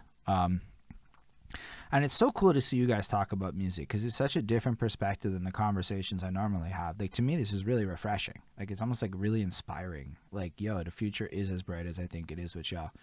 That's my belief. Yeah. Is y'all are really wise about your approach because you're doing and saying things like this. But like, yo, new metal got hated on so heavy for blending genre lines. Like it was trashed by all the purists of all the purist genres, and it used to be like, I think, mad fucking cool to be a purist and to be the best at that. Like if you look at how, Okay. and so Yeah. People would pick their niche and dominate the niches was the old mentality, I assume, right? yeah, and so what you're conveying is that people have now gotten over themselves, and it's okay and cool to like a lot of things. Like yo, trust, I want to make Mm-hmm. all the kinds of music, believe it or not. And if you actually check my sound, it is definitely not static. I don't think it is. I think, well, if you check it in 10 years, it won't be. I have a lot of ideas. I want to fucking make a punk band. Like, I have a lot of ideas. It's just like, you know, time, money, etc., whatever. And I think it's cool that the direction is going, because I don't necessarily think a lot of people believe that, right? Like you said, they get Yeah. pigeonholed in their thinking in all groups, but a lot of y'all are bold and really are versatile. I'm seeing it. Like some of y'all are dropping boom bops one week and you're like saucing it up the next week, and it's like, but what I Yeah, find bro. really cool, like just for you to give you some flowers, right? Your content is nice. Like your content, like what you actually make songs about, is really nice. I find Thank it you, man. positive. I find it insightful. I find it like Thank you you. and that shit. I don't know. I hope if that shit gets cool, I'm very excited about the future. Is all I'm saying. Like if that's what people are at with it, like that's fucking dope. That authenticity, I like it a lot. That's always what I I've I fucking think been it's drawn to in music. I think it's coming back, man. I think it's coming back because of where the world is headed in terms of like mental health and stuff like that, man. Like, and we were talking about earlier, like vulnerability and not being afraid to talk about real life, real emotion, real life experiences. I think, bro, the songs that are performing the best for me are the ones that are the most personal, the ones that are most Mm, vulnerable. You know, like people can relate to it. If it's relatable, it's gonna go, that's because facts. everyone has a regardless of your upbringing and stuff, like everyone's lost someone, whether it's figuratively, whether it's literally, whether it's a friend, whether Facts. it's a partner, whether it's a parent, whether it's a sibling, like things like that, man. That's just real life. So look, bro, no matter what genre you place um that storyline in, I think it's gonna go because it just has more value than something that's just something to party to, that's short term and short lived. Some of these Mm, songs are timeless because they have that emotional aspect and relatability to it, in my I would opinion. argue that just on that note, that like there is a timeless quality to certain tracks that have nothing to do with what you're describing too, that are just Okay, dope. that is true as well. Because yo, That's one of true the as well. things, so when I do my album reviews, I leave this note on the top of my files now to remind myself, music is made for the environment in which it's performed, in Okay, all that's dope. cases. Like what drugs are you targeting? I can tell that you're going for a little bit of weedy poos, a little bit of whatever. You're not probably having for heavy. You don't come off like you're going for heavy alcoholics. You don't look like you're trying to get people. I mean, you might be, but you don't come. I never segmented my marketing based off of consumption patterns, to be honest. That's a after going to a lot of live shows thing. After going to raves and watching the effect of uh, Molly on a crowd and watching. Um, that's funny, bro. Yo, check out Ismail's comment. Personally, I don't listen to music to relate. I prefer hearing about lifestyles and emotions I never experienced. Fantasy element. Oh, so for him, it's like the opposite, things that you never experienced. Yeah, that's That's why like interesting. I love a lot of your points because they're great. I also know I shit on people, and I could probably like I like there's always the other side to it. I Um, love that, and I love people that contradict like that. Like that opens my own mind cause yo, check it. to new things I hadn't never Oh, I necessarily did thought talk about. to another youth. I forgot about that. His name's Jay Schreier, and he taught me something fucking fascinating. He makes a little more of a vapid style of what you do. I would argue it's a little more flossy, a little more fantasy. But he's Okay. creating music to describe the lifestyle he wants to live, to motivate himself to achieve the goal. Oh, okay. So he's thinking like the big picture, like his goal, his end game goal. And That's so, cool, man. like, he walked into a jewelry store because he could afford a jewelry, and he took out a wad of cash, and he took a picture in the jewelry store, the wad of cash next to it, and then he bought his jewelry. And it was probably a bunch of like cheap bills, like small bills, but it's fine. He took this picture of himself in the jewelry store and said, "That's my new meme to motivate myself. Why am I gonna go look at some other guy in the jewelry store?" The fantasy Okay, I element like is that. huge. I thought a Yeah, lot yeah, about yeah. fantasy. I find people personally, I find people are more drawn to the fantasy than the reality, depending on your reality. So Yeah. at Okay, like you're right. 20, I argue that your reality is stuff people care about. It's more heartbreak and confusion and emotions, and you're lost and you're looking to real. My reality is office jobs and chores and bills. And so when I write about my Okay. reality so vividly, it reminds people of their day job. I learned that was a mistake too if you want people to really fuck with your music. And so the rest of thankfully, my life is cooler now. So if I write about my reality, it does play into people's fantasies a little more, and I can do some more interesting things with my music. But Interesting. honestly, when your reality's kind of boring, your music's going to be kind of boring to people, even if it's well thought out, even if it's well constructed and da da da da da. But like, do you really? I started an album off with a song, me waking up and going to work and struggling and grinding. If you an on the grind hustler, maybe you'll connect with that. Most people are not on the grind hustlers.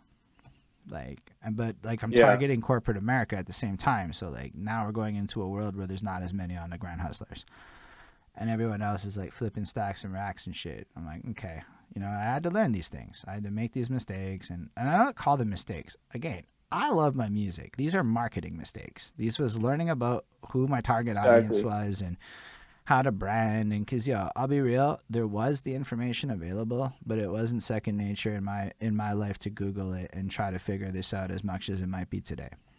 Right. It's much more accessible nowadays. That's for sure, man. For But there's sure. other parts to your life that have you mad equipped to be adaptable in ways I'm not, and we're gonna get to them as we continue your story. Because I love these tangents. Yes, sir. Yes, sir. So let's talk about like when you start. I need to know because I don't know. When do you start caring about making music? Just to give me a little frame of reference.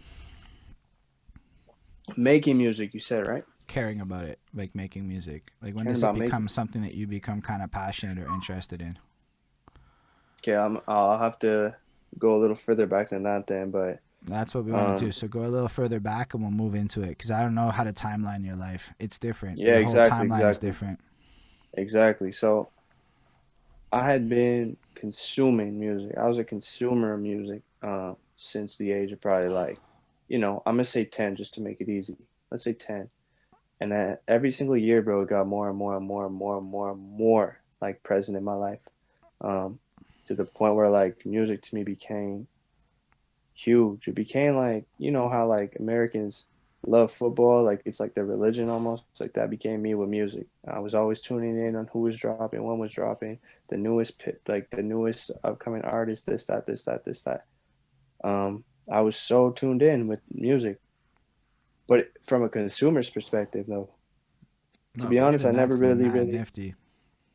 I never really considered it from uh, a creator's perspective. I always thought of it like as a consumer's perspective. Now, as a little kid, my mom always told me that I sang well, and I did sing well as a kid, but like it never really, you know, as a little like as a dude growing up, it wasn't cool to sing. So I was like, okay, like I can sing whatever. I don't really care for it though. And I think as I just kept consuming music to the point where I was like, real life kind of kicked in, and it was like, now I have something to say. I never really had the idea like, oh, I'm gonna start making music now because I know what to say. It almost felt natural that like real life experience came through, emotions came through, just real life things kicked in, and then literally, I guess it was overnight, man. It was like, man, let me just try this. Let me just try this because like I knew I could sing. That wasn't the question. Um, and I knew I was so passionate about music, and I'd been listening to it every single day from the age of like before, I was like a little kid, so it was natural to me. So that's, I guess, when I first was like, okay, yo, let me try I got a this. It was question. completely like an improv, honestly. Did you dance when you were little? Yeah, yeah, yeah, yeah. I did because my sister made me dance as a kid and sing as a kid. And she made us do like shows for our parents, Hold the fuck and up. This is interesting. Go and on. she even like I even participated in some breakdance shows, not shows, but like classes and like gymnastic classes and stuff like that because I had an older sister, man. Like that's how it was. This is cool shit though because I kind of wish I'd done gymnastic classes in my 30s. Is all I'm saying. But let me tell you, I didn't like it though growing up. I didn't like it at all. I felt like I had to do it because my older sister was doing it and I stopped. Mm, But looking back now, hey, maybe that's what it got the ball rolling in terms of you're my performing. love for music and performance and everything like that. So Yo, at the there's time, I didn't like it though. It was just kind of I was dragged into it because I was a little brother, so you followed the sister. yo, but But there's I mean, I'm the older one, so I don't fully know, but I can appreciate because my little brother tagged along. But yo, I think it's actually really worth giving the credit to where it's due. And I say this also for like parents and yo, shout out Ismail, whose brother was his influence in music before his own taste. So like my brother was That's dope, totally man. influenced by mine. I know that he like faked like Linkin Park to like pretend he could be cool like me. And I don't know. That was a real thing. That's all I can remember about that. But he used to like pretend he liked my music. No way. Yeah, Okay, that's interesting. yeah, Okay. because yeah, like you're the older brother, so you like whatever. Yeah, yeah, yeah. You're like the model, the role model for the little sibling, I guess. Yeah, it gets weird in dynamics like that. And we should talk about these more on this show. We never talk about that shit too much. Um, but the fact that you had the performance element, like there is a correlation between people who did these little dance, singing, choreography things, and like actually being a performer later on. I used to do shit like that when I was young. A lot of people I've talked to used to do shit like that when they were young. Talent shows, things like that, and they end Mm, up catching bugs along the way. They don't even know it. interesting. So maybe a 4-year-old self, 5-year-old, you're doing some Britney Spears routine. I don't know if Britney's still hot because I know she came back at some point. Um, it is what it is. And then you go, I love the attention from this. And it's some subconscious seed that gets planted, and then another moment happens later on, and that seed gets a little flowering, and the next thing you know, you're fucking sitting here talking to No, me.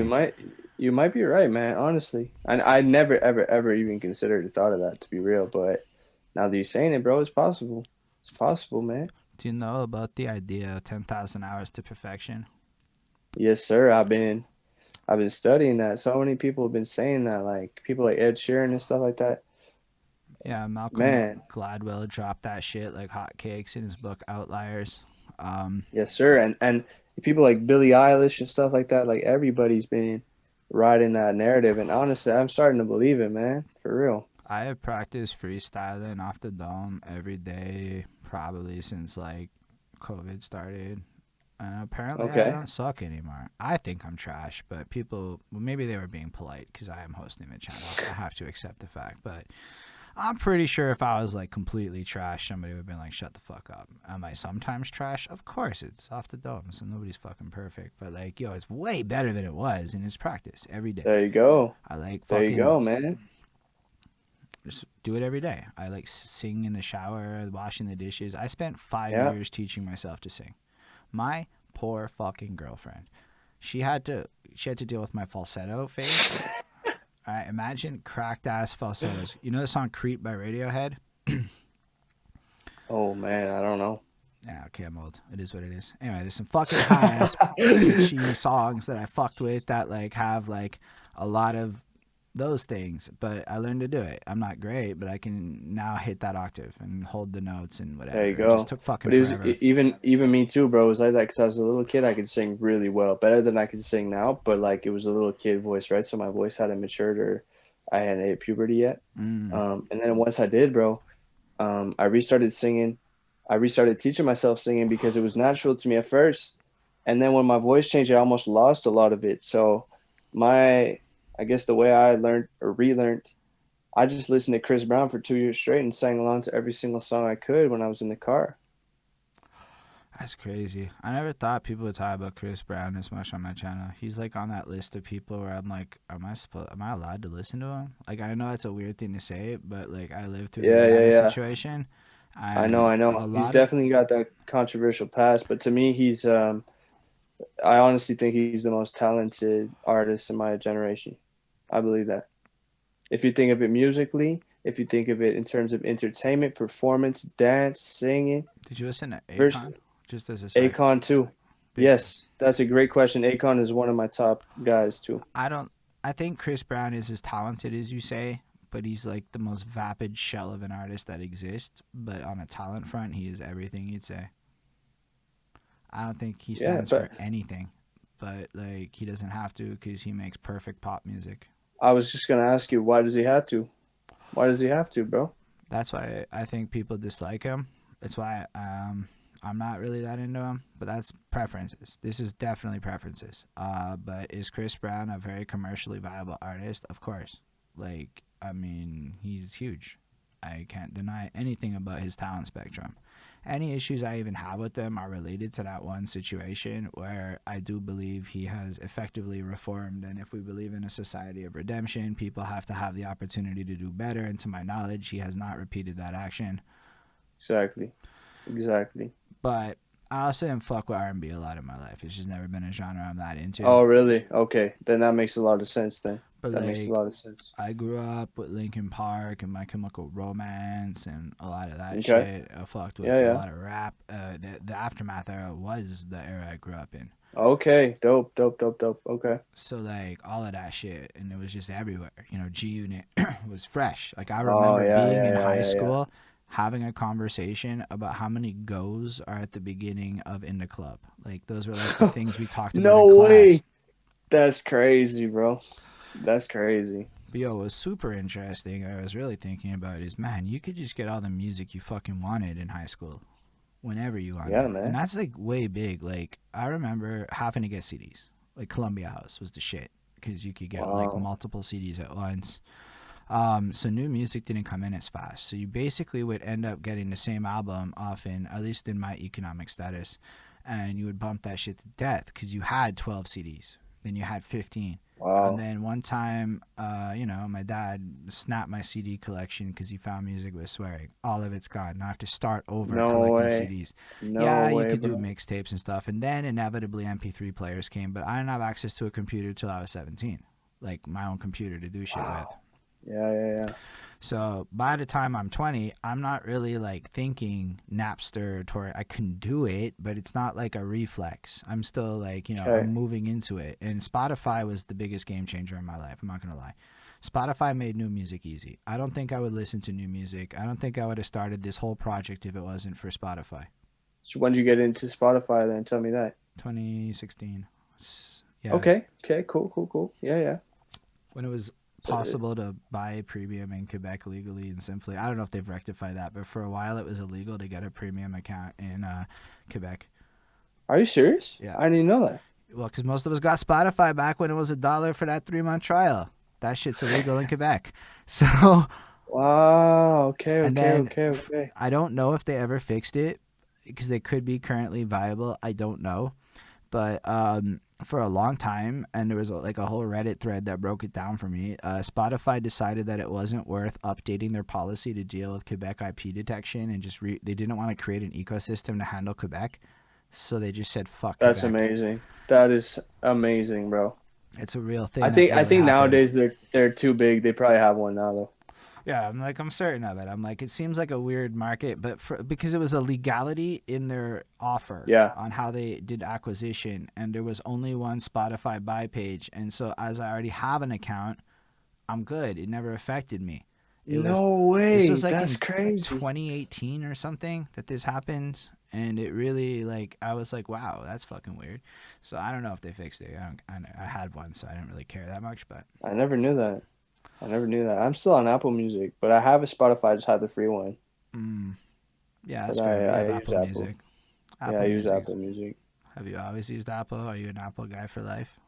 Always, always. Well, like not necessarily sold on it, just because I that's what I had for the longest time. So I just kept it. And there's like the student deal and everything. So I'm just been riding that way for a while now. Mm, I'm fair sure enough. Spotify has something similar though. I I don't know. just We I do don't even the know though. family plan shit or couple Okay, plan yeah, whatever. yeah, So yeah. it's like That works well too. 14.95 for two accounts. I'm like, Yeah, that's that's not worth even it. bad. Yeah, Um, that's worth it. and then inevitably I'm gonna write it off as a fucking business expense. So it's gonna be There dope. you go, man. Hey, boom. That's Uh, perfect. but so you're basically running through high school as a consumer of music. You have access to all the technology. You've got this early bug of performing going on inside of your life. Are you doing like talent shows and shit in high school? Are you flexing your high school Nah, freestyles? nah, bro. I didn't get into making music until even after high school, to be honest. Right after. Fresh. Um, Were you reading a lot of books? no, bro. To be honest, I still don't be reading books, but I be listening to music 24/7, bro. That was like my practice, honestly. Like I told you, like I'd be listening to music every single opportunity I had, whether it was on the bus, whether it was after school, whether it was doing homework, whether it was training, everything, bro. always, always, always earphones in the ears, always listening to the newest thing. Um, Man, it was crazy. I knew every line to every song. Like people always be like, "Yo, how do you know every word to every song when we go out and stuff?" Like it's because I be listening to music all the time and I pay attention to lyrics so much that I remember them so quickly, so easily without even trying, you know?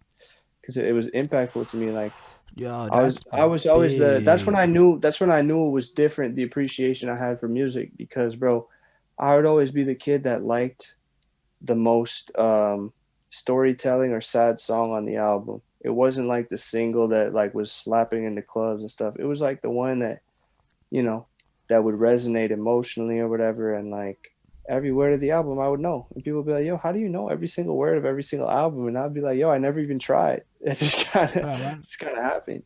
I wonder if there's something to that. Like, were you like singing a lot growing up though? Like from the, because you're at the age of like 6, 7, already singing and dancing to choreographs of songs, right?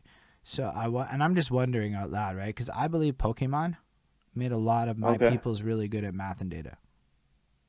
And I believe that I don't know shit about Pokemon to be honest, but I believe that still though. Um, so basically, Pokemon had a bunch of us in an early internet era playing a game where you had to effectively memorize 151 Pokemon, all of their types, what they evolved into, every level, every attack, and it was just this big memory game. Oh wow, yeah. So it's essentially like a kind of equation type thing, like And a then drop down menu in your head. it's exactly what it is. And so I would play Pokemon, and I was 10 when Pokemon dropped, my guy. So I'm sitting there, and we have the link cables. Okay. There's no internet, and you would have like no internet on the Game Boy, and you would have like whole squads and posses. Like everybody's on this Mm. Pokemon. Everybody's grind, not everybody, of course, but like grinding No, I through it. got you. Yeah, Like yeah. it was hot, and it was then the next one, the silver and gold, added an extra 100, and we still knew them all. At least because I was still in high Wow. school. And yo, you would There you have, go. and then there were the shinies, and people would play this shit. We would learn the hacks, all of it. Yo, Pokemon taught us a lot, and I don't think anybody really knows how much Pokemon taught a lot of us It's a lot. it's almost like subconscious though. Like you didn't at the time, bro. You weren't like, oh, I'm learning all this Not math. in the Like, no, no, least. no, no, no. It's only in retrospect they're like, oh shit, that taught me a couple lessons there. You know? I noticed a correlation of people who are obsessed with Pokemon and math skills and data analytics. And so I wonder Wow. if off the jump, the people that passionate ended up developing the passion based off of Pokemon, or it was just a certain type of person was attracted to Pokemon. No Oh, it fucking could be that idea. too. Could be that too. You're Probably right. both. But like, all I Yeah. can say is if you look for it, the super because to be a Pokemon fanatic, it required math skills and logic and organizing information and Mm. data analytics because you would see a Pokemon now. This is the weirdest tangent I think I've had. I love it. We're talking about Pokemon. No, I'm cool, man. Let's do it. Um, and then like you would just kind of like have to predict what's the best move, what's the best type, and factor in Oh, all this yeah, shit yeah, on the yeah. jump, right? Because and then now you got two battles and shit, and they would evolve it, and so I think Pokemon was a fascinating case study on people and memory, but not up until a point, right? Because then the internet takes over, and Mm. back when I was playing it, like you actually had to like I'm talking about like a 10, 12. You actually had to be in the room. So like me and my dude would hang out in person to play Pokemon together. Say word. Cause there's no internet. You had to have the fucking link cable. There's a little fucking cable Oh, that would connect the two damn. Okay, fucking okay, things okay, together. okay, okay. Damn, okay. Yo, I remember like some of the sickest nights was like we would have like two Xboxes, like the original Xboxes, Mm. Halo, two TVs set up, a link cable connecting the two Xboxes together. And so you couldn't see your other team's TV and you would play like 4-on-4 Halo No in the way, same bro. room. I see. I never experienced anything like that. That's all news to me. That's really cool, though. That This sounds is dope. this is why like we post memes like this generation missed out on the best of times. I'm like, fuck that. They can make an entire album on their phone. These kids is blessed. Yeah, in a different kind of way. In a different kind of way, though. Yo, that's dope. Job Anasor. Halo's fucking great. I know for me, my absolute favorite in my teenage years was Blade Sword only Halo 2 battles. Man, I'm so uneducated in the world of gaming, So bro. imagine it's like a first person shooter with just swords, and Halo is just the most popular shit in the world. What's really most important is a bunch of dudes doing what y'all do on the internet apart, but in the same room in a basement, and some parents grateful that we're not breaking shit. That kind of sounds cool, then. Yeah. That sounds cool. It was pretty lit. I'm not gonna lie. I'm glad that the Nintendo Switch is making a heavy play for that. Like they're really trying to bring that back. Cause Yeah, they have brought it back, eh? From what I know about it, I don't know too much, but they're bringing back the kind of the old school with the new school, right? yeah, I like it a lot. Yeah, I call the Nintendo Switch a console for somebody who has no time because you can literally play for 20 minutes and push a button and it suspends the gameplay, and then you just pick it up when you're ready to go. Okay, dope, I'll dope, fucks dope. with that. Well, that's cool. That's perfect for the new generation, man. It's always like a short attention span, everything like that. I'm That's not sure perfect. about that short attention span. Your homeboys is still watching this, and we about just at least 90 minutes in. That's not a short attention span Yeah, life. you know what? I think it's just change. Maybe I'm using that term Nah, poorly. It's like no, the you're attention right. shift. It's It's a shift of attention, though. So here's what Um, I think it is. Just to go back to that, I write Facebook posts that probably average 300 words when I'm really in my vibe. okay. Nothing about that makes sense. But if people want to read your 300 words, it's a good move. People will have attention spans for things that are interesting. In an era where everybody's telling you to make 20 to 40-minute contents, I'm on Twitch trying to make long Okay, ass I see you. interviews. I see you. I don't do short content well. My So, personality and whole swag and style, it doesn't work like that. You need this like experiential thing, and if you fucks with it, you fucks with it. Otherwise, you don't fucks with it. so you think it's not necessarily the attention span that's shortened. It's more like you have the complete freedom and liberty to decide exactly where your time and attention is going. Is Yeah. that what you're saying? Well, I'm Meaning that saying like, people use that conception because there's this volume of content. Yo, shout out for being in the stew watching the stream. That hey, makes me mad happy. Yamis, much love, Yamis. Yo, Yeah, I he's the appreciate homie. y'all for real. Like, it's mad dope. Like, this feels more like a show. Like, I'm a performer, and it really gets Well, it's litty like with a people. conversation. Like they're in the conversation as much as you and I are. You know, it's Big just that like, facts. That's why Twitch is lit. It's not lit yeah, on. man, I'm up on Twitch for real. Like everybody wants to say anything, say it. Don't hold back. Let's Yo, get for to it. real. Yo, what's up, Johnny, Wisconsin? Somebody else just popped in. Shout What's out to good, him. Johnny? He's Shout a out, guy Johnny. who's converted from the YouTube. I'm trying to get my whole YouTube audience on Twitch. They don't want to come. I get it. It's like you can't always win it. So I actually Yeah, do yeah, know a yeah. whole lot about marketing, and I just didn't want to do the things I had to do to like actually apply it to myself. Was the real answer to your question? I was stubborn, and I didn't want to get over Okay. myself.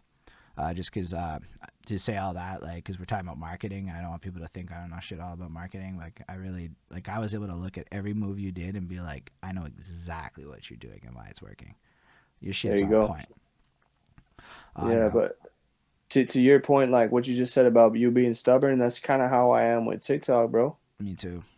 I can't figure Um, it out yet. and it's not even that I'm stubborn to changing, but it's like, man, I don't even know. Like I tried and I should try. Like I don't even have an excuse. It's just to me the Oh, Instagram thing has been do like Insta. I've been doing Insta and I've been doing it well and I've really developed an enjoyment for it.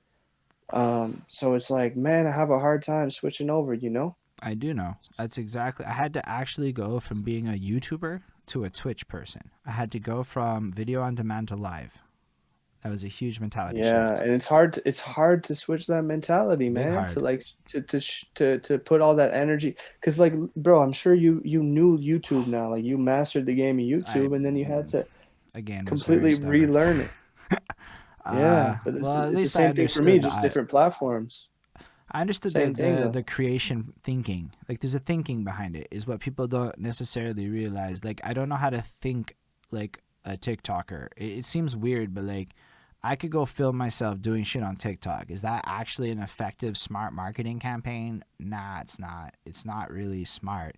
It is maybe a way to stumble into a campaign. But like, yo, it's like I could go spend an hour on TikTok goofing off, or I could go do another live on Twitch and get closer to my goals. Is where my head's at with it.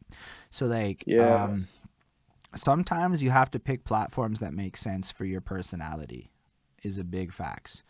But also, like, I hear TikTok is going to 3 minutes, and if TikTok goes to 3 minutes, oh, is it really? I I didn't heard know that. it's in talks. They're Okay. testing somewhere or another, and if that actually happens, it would change TikTok. But yeah, I see a lot of Man. uses for TikTok actually as a musician. To be honest with you, I just honestly Yeah, and overthought it my life does, a lot. man. It really, really, really does. I think it's a good platform to gain leverage quickly.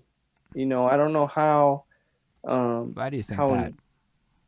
I don't know how the loyalty aspect of it is because I see people with 200,000 followers that get like 4,000 views on their videos, bro. So like, Preach it. Just preach it what's again. what's weird about TikTok is that you can have so many followers and like your followers don't even necessarily see your content because the default page you're redirected to when you hop on the app is not even your following page, it's the For You page. So what's the point of following someone now? That's what got me a bit twisted on the app to begin with. Y'all hear what he just Um, said? Y'all hear what he just said? Y'all don't even know. That was amazing. That is literally how I feel about TikTok followers. I look at people who brag about followers. The first thing I do is I look at their view counts and I'm like, wait a yeah, exactly. second. Something's weird here. You're supposed But look, at the same time, right? It's a smaller portion of a bigger pie. So like statistically speaking, if I had nah. 200,000 followers on TikTok, I'd get more views than I do on Instagram. But it's just the engagement on my Instagram is Yeah, but pretty the good, effort man. to maintain that is well, here's the thing. I don't think you're doing well on TikTok if you have 200,000 followers and no engagement. I would argue you probably made some poor choices along the way and you don't have quality content. You have decent marketing game. You understand follow for That's a good follow. point. You I under can agree with you on that. Dude, I got 1,000 followers on TikTok and it cost me $25 and a day or 2 days. It would have cost a day if I'd just been focused. It's about 8 to 9 hours of effort, and it's an easily replicatable strategy, and like it's a whole niche of growth on TikTok. People are obsessed with followers. Um, with that, there's no like actual engagement. But on the other hand, my boy is one of the top TikTokers in Brazil, legit. Okay. So his Okay. 500,000 following engages. His engagements are ridiculous. The problem with TikTok is that people don't understand that the threshold of success is not actually your follower count, but your likes and views. So they pick the wrong metric to give a shit about. All I look at is your likes. If your likes don't make sense to me, fuck your account. You're not really actually doing shit all on TikTok. As my honest, you have no value as an influencer if nobody hits like on your shit. You know what? I agree. I agree, bro. And you I can, agree because I say likes because you can spot that on the profile in 2 seconds and run a math yeah, on follower to exactly. likes and see how engaged the content is without even Yeah, yeah, scrolling. yeah. Yeah. I agree, man, but it's like, I could have gone in all in on TikTok instead of Instagram, and I'd probably have so much more followers right now on TikTok if I had started. Because I started this Instagram page back in March. It's actually the day that they announced the whole COVID measures, like everyone stay home for 2 weeks type of thing, like March 17th or whatever it was. That's when I created the Instagram page. So if I would have went all in on a TikTok page instead, I would definitely be way over 1.5K Maybe. followers. But at the same time, like I don't know, man. Who knows? I don't know because I can't compare the two. I think you made a But really smart choice. I'll tell you I why. feel like for the content I'm putting out, I think personally it's biased because I'm doing it, but like I think it works well with IG. But the feedback I'm getting, people really, really, really being fans, like not just like watching my videos. Like I have like one pocket of people that are only in for the Instagram and they find my Instagram entertaining. Then you have people that are actually with the music thing. So it's like I have kind of both niches in one. It's kind of cool in that way. So, first of all, you made the right choice.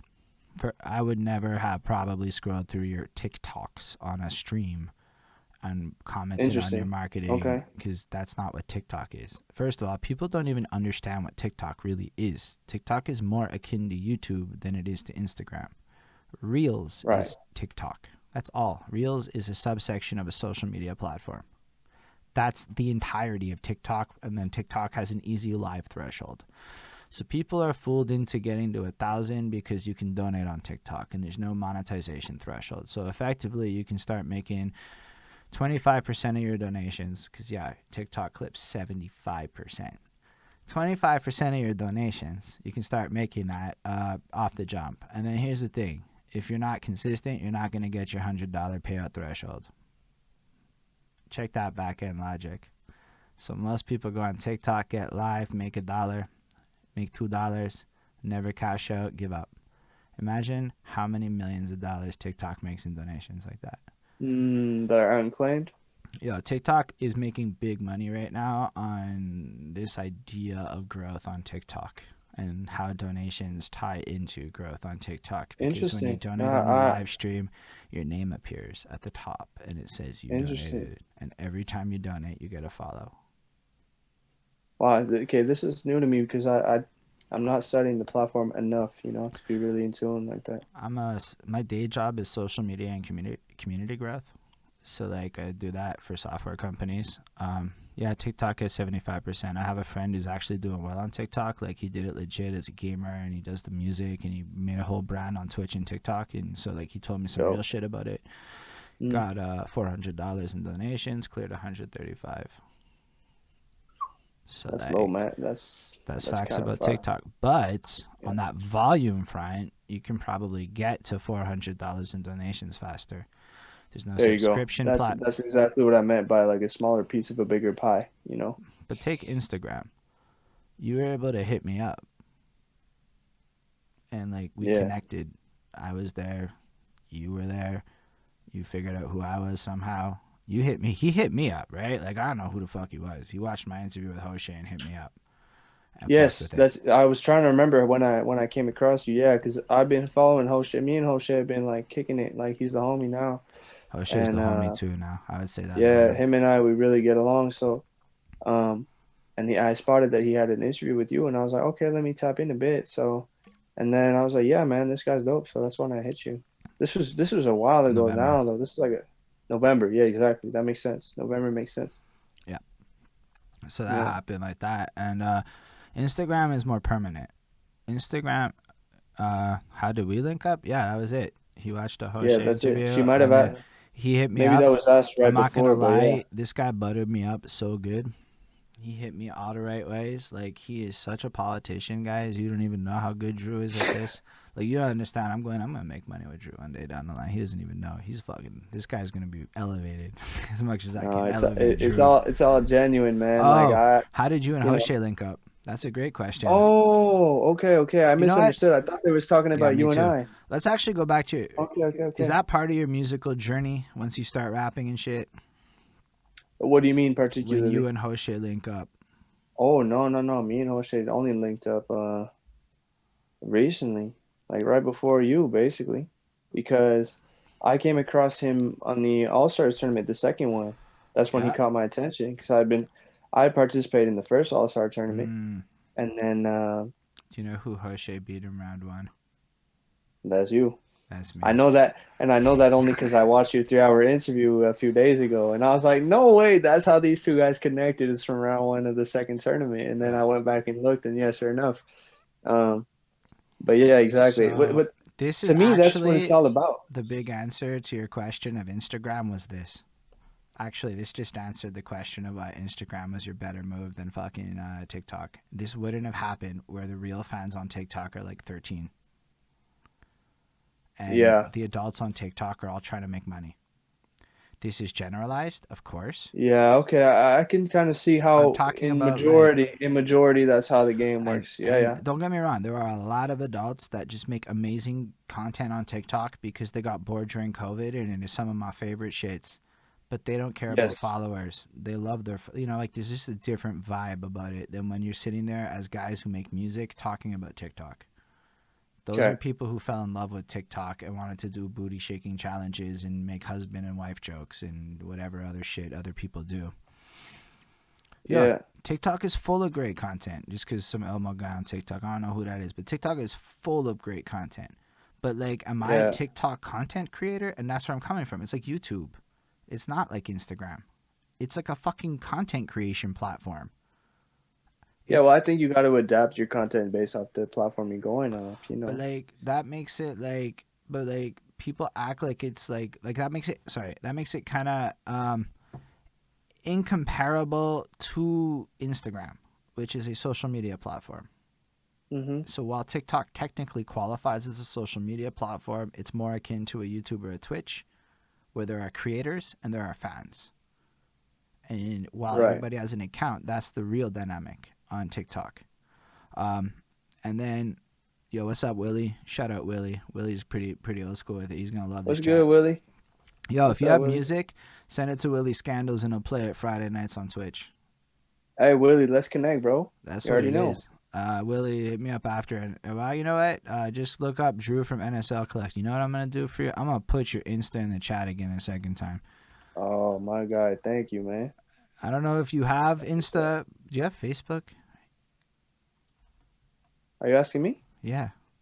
I don't know if you have Facebook, Uh, because I didn't know how to we find have you on Facebook. like there is a Facebook page, but like, man, You're missing I out don't on really us be old guys, using yo. it. You just cut it. Yeah, to be honest, I never ever thought of it. Like I have one, but I don't be serious about it. He's not on Twitch yet, I'm not Willie. on Twitch. Man, I Yet. gotta get on it now though. Because Willie's got all the DJs right now, just to give y'all music people a game. Because, yo, trust, I'm doing this for music marketing. This is a music marketing campaign I'm running right now. I'm networking like crazy, but also I'm integrating into the Twitch community and making friends with all the DJs. Because you know where the DJs are at? Wow, On Twitch. They're all on fucking bro, Twitch. this is All of them. crazy to me. I had the misperception that, and I told you this in one on one, but I had the misperception that Twitch was really for gamers, It man. was. And look, maybe I'm ignorant, but I was never into gaming personally. So that's why when people say Twitch, I'm like, oh, I'm not into gaming, so why would I mess with it, kind of thing. And then I feel like it's like it evolved into what it is today, and it's only even more evolving. And you can even argue that with TikTok, man. Like at the beginning, TikTok was 13-year-old girls dancing, Yeah. but if you go through your TikTok now, man, it's like every single niche is out there. You got like a niche for every single interest you can have on TikTok. So it's the same thing I think for Twitch as the direction it's taking now. Yeah. Twitch is live, though. So Twitch has always been live. And I think the world has changed a bit. Honestly, none of this would have happened without COVID. That's what I really believe about Twitch. Twitch should benefited the most because it forced all the DJs to start looking into. Also, copyright law changed, so YouTube is no longer the friend of music labels and shit. Like, yo, as a creator, I promise you, my video is getting claimed on YouTube on some fucking. I played one of your songs, it's getting claimed shit. Oh, So okay, you interesting. can't make money as a DJ on Twitch on Okay, YouTube. on YouTube, yeah. On Facebook, you're gonna get clipped on some. The EU wants to make billions of dollars on Facebook. That's what's Okay. happening there. So they made a bunch of copyright laws that are getting ratified next year, and those copyright law or this year, 2021. We don't know. COVID changed everything, but basically, Europe's about to change copyright law and how social media's responsibility as a content host exists. So they become liable if you stream music. That's the short version. Okay. Twitch is live streaming and doesn't give a fuck about the video on demand. So the thing about it is So there's Facebook. less headaches as a content creator, essentially, is what you're telling me. So here's the thing. Um, Facebook has different issues because of scrutiny in general, but they're more about content that exists on the platform, and they don't have tools to deal with live because they just don't. They got to deal with like content that exists, and all Facebook videos that are live become Facebook videos that are on the platform, and because it's on the platform, anybody can run a fucking algorithm and find their copywritten music in a Facebook video. Oh, okay. So Okay, I see. Facebook does not have the ability to actually automate and deal with that on-demand video content after the fact. So they're just saying, fuck it, we're blocking it all and we're penalizing everyone. That's our solution to dealing with copyright. YouTube has the Got it. claim system. Labels make money. It is what it is. But I don't like it because I've had about 3 of my videos blocked globally in the last little while with these lives now that I'm being a little riskier with music. So it's dangerous as a DJ again. You can get strikes and they can fuck up your channel. Twitch Oh, does okay. not give a fuck about the video on demand element. Honestly, maybe for content like this, people will watch the video. Maybe. But they just let it all happen on the live and let the labels fucking have to manually come and deal with it. They don't have Got it. automated tools like that. They just mute shit after. And frankly, who cares? It's Twitch. Let them mute shit after. Yeah, I'm with That's that the too, man. attitude. But what I'm with that that means too. is the DJs now can come here. And so they're organizing and making fucking day-long events and a bunch of shit. And I'm going to like take this audience after and rate a DJ and make a little frenzy poo so I can get me some spinsy poos down the line when I do have some hot-ass record that'll make somebody want to shake a booty or whatever. Because the Okay, yeah, truth yeah. is, you can be absolutely trash. And if you're a great politician, you're going to do fine in the game. Yo, it's crazy. I was talking to Pay Fresho, who's one of the guys you mentioned before, I like him because too. I had a conversation with him on my Instagram. We did like a Zoom, and it turned into an interview thing. But that's what we were saying, man. It's not even about talent now. It's really about you got to play your cards right in terms of your marketing and your politics, man. And if you got that in line, boom, My big that's all you mistake. need, bro. I decided to go super Montreal. Okay. That one choice I made changed everything. Because Now, people when you say all Montreal, like, like everything do you about, mean look at my hat. okay? Everything about my brand in some ways kind of gonna scream off some Montreal this or So you Montreal think that. that kind of held you back, gated you in, kind of thing? I Is what you're say in saying? that by not doing that previously, my community didn't want to fuck with me. Oh, okay. Okay. So when was this switch up in your mindset then? 2018. I read KRS-One's The Gospel of Hip Hop, and it had You some met bit about like if you give money to your community, as in hip hop, for 3 years, they'll like take care of you. I said time is money, and I started focusing a lot more on Montreal, and we Did have you say not KRS-One? KRS-One. You had a conversation with KRS-One? No, I read his book, The Gospel of Hip Hop. He Oh, wrote an dope. Dope. 836 page book that is basically like the Bible about hip hop. It is pretentious and it is a very hard fucking read, but I read it I anyway. can assume it is. I can assume it is, but I'm sure it's very, very knowledgeable. But yeah, at the end of the day, Ismail's got a cool point. Twitch also is about the live to the point where you can't even comment on the video after. So YouTube becomes your video on demand service, and Oh, so yeah, there is multi-platforms. I know this chat's all over, but I'm fucking loving this. This is what my show is. We bridging gaps in knowledge, so we achieving all of my mission statements. We making you sound smart. That's all of my goals. We hit everything I was looking for. damn. So after this video is live, like after we end this video, no one can comment or like or nothing on the video on Twitch? How does that work? That's it. It's done. It's there. It's like it's a They thing of the can. past, essentially. It's gonna stay on my channel for 60 days because I set it up for 60. But some people don't even let it stay on the channel after, and it's just that. Wow. It's Yo, this is a new game. It's different, man. You can't go back yeah, in the but past and rewatch. you I find that can. kind of sad though. But that's why you go post it on YouTube after. Okay, Like I'm gonna I got you. delete the existing version of this YouTube video because there's copyright music in it, and I actually want to force your fans to come to my Twitch channel and watch it if they want to watch it for the next month or so on Twitch. We will inevitably, because we're fucking delayed, get clips of this also done because you got some good clippables in here for sure. We'll get at least like 4 or 5 chopped up, Yeah, put on the yeah, YouTubes. Marketing's dope. I love it. But yeah. then in about a month, maybe 5 weeks is my current. I'm about 5 weeks behind because I'm being slow and I'm trying to catch up. But I'm putting out the full edited version. So any coughs or stupid Mm, moments, let's say we dropped. I got you. Some of my guests might use the R word a little liberally. We cut those out and censor them. I honestly don't even know what that is, but I'm just gonna ignore Uh, that. I don't even know what that is. I don't know how That's to. cool. It's the one for the people who deal with with issues. Oh, I got you. Yeah, these people do it, and so like, yeah, Ismail's correct too. You can always steal the video off Twitch with the downloader, but really, like the flow for me Okay. now is this is the live event. We at the show right now. This is the show. Even when I do live events in the future, we'll be at a bar doing this, and it will still be broadcast live to Twitch. Cause fuck that, Twitch has money on it. Without bragging, I did well in donations the last 2 days. Shout out, aka Ranger Shuriken, for the follow. But I'm not asking Oh your yeah, look at. Oh, we got a big question right here.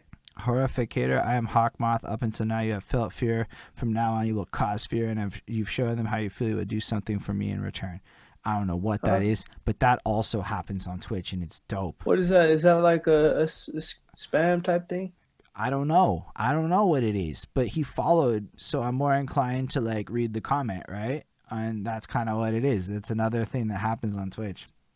All right, that caught me off guard, but hey, I what can love I it. say? I'm crazy. I love it. Hey, that's It's cool, man. We're it's here good for it. That's vibes. cool.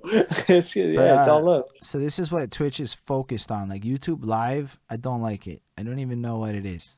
It's just a boring experience. So like, yeah, I there's can't even somebody. say I've tapped in. I've never watched a YouTube live, to be honest. Never done Nobody it. like that's it. Like we So watch YouTube after the fact, and that's kind of how exactly. YouTube It plays seems like into it's it. brand inconsistent. It's not consistent with the brand of YouTube if you're watching something Exactly. live. That's just my opinion. But now what's happening is live is getting litty on Twitch now that people are looking past gaming, because it wasn't there in Twitch. As Ismail pointed out, they're not doing a lot to promote music because they really don't want to tempt the labels. It's like an The copyright movement, right? yeah, it's like an open secret type thing. Like the Yeah, I copyright, understand that. like the labels when they did their copyright strike thing. Because one of my friends, like I have friends deep into Montreal's DJ scene right now, right, like. Okay. Yeah, And yeah. he was telling me how when they did do that Twitch like copyright shit, that was big, scary headline, slap on the wrist shit, it was only gamers. It was zero DJs, and the DJs were on Twitch at the time. Interesting. Yeah, Interesting. Okay. I've been muted. Nothing bad's happened to me.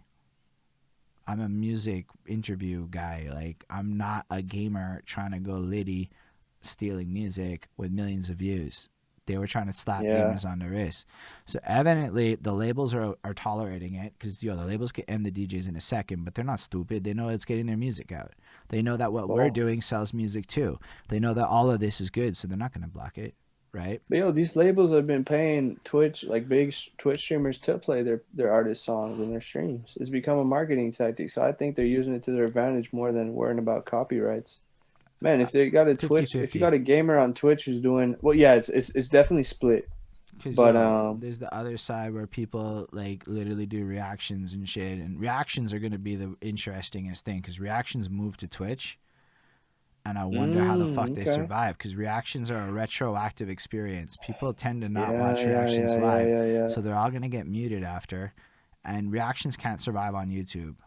And like But there's a bunch of reactions on YouTube. Yeah, but like okay, so there are two kinds of reactions. There's the ones that are gonna die really fast, that are just people reacting, hitting pause, and don't have lawyers, and good luck when they get your copyright strikes. And then there's guys with 100,000 subs who can fight fair use and take it to court. Okay. But you think I got a strike on my channel? I was within my rights to fight it. You think I wanted to initiate a court proceeding with a Russian company? That was my options. You know what I'm saying? Like right out. Yeah, that's it. I even talked to a lawyer friend of mine, and he's like, "Yeah, you're kind of fucked, my guy." And I'm like, "I am kind of fucked because I have to give up my information to even fight it. So now this person gets my contact information." Yeah, it's just not worth the hassle, honestly. But it doesn't work on Twitch because, like, yeah, sure, I can get some of y'all to come vibe with me in real time, but if that's all I do, it's so replicatable. There's so few people that are going to be able to pull that off in a non-replicatable way. Like to just sit there and bump music all the time. There's very little people that are going to stand out. So you're going to see reaction videos that do well. There's this dude that loves Eminem a lot that I sometimes watch because he bothers me, but like he's doing well. So like I kind of watch people who do well. But like look, it's just like he starts his videos out. They're like 40 minutes long. If you see a reaction video that's 40 minutes long, it's probably going to survive fair use. Not gonna lie, it'll survive fair use if it's 40 minutes long. So what he does is he starts the video off and he plays a sample of his track. It's kind of lyrical and underground, pandering to the kind of audience that would fuck with Eminem. They all think he sounds good. He goes, "I'm an expert," and then he has this bright smile on.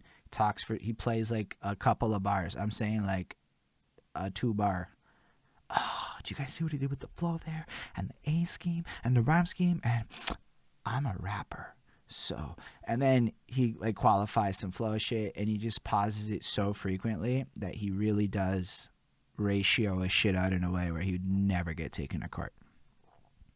Hey, you can't even hate on it. Like that's smart though. I don't like him because of what he says, because I feel like he's full of shit. But I love what you he gotta does. respect no, the. I love it's his. smart, Okay, bro. I don't like him on a personal front. On how he does his reaction video, I really respect it as a creator to creator.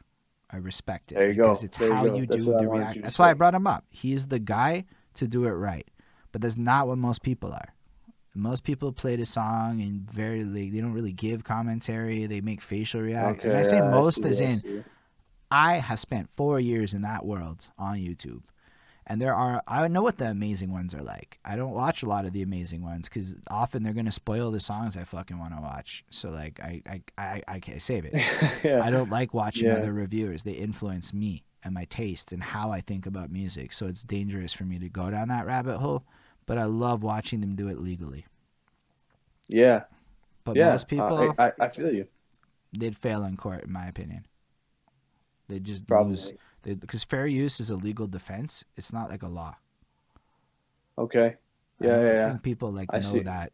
Like you violated, and now you're proving that your violation is actually acceptable. Is really what fair use Okay, is okay, about. okay, okay, okay. So Yeah, as I a see you. and reactions are often not reviews. There's not an educational context or component to it, which would make the fair use clause there. It's often mild opinions at best. So the Yeah. quality of your review matters in court. Wow. That's actually interesting. Yeah, I fucked around a lot with copyright law back when like the YouTube people were making it sound like it was copyright Armageddon, and I had song clips in my videos, and I'm like, Okay. oh my gosh. And so I stopped putting song clips in because I You started did getting your homework. You did your homework. well, no, I started getting claims, and I'm like, but I always structured my videos in a way where I could clip out the music. So every time I get a claim, I delete the music, and it's fucking fine. It's easy peasy. Okay. Nice, nice. But you have to structure your content in a way that takes into account copyright law.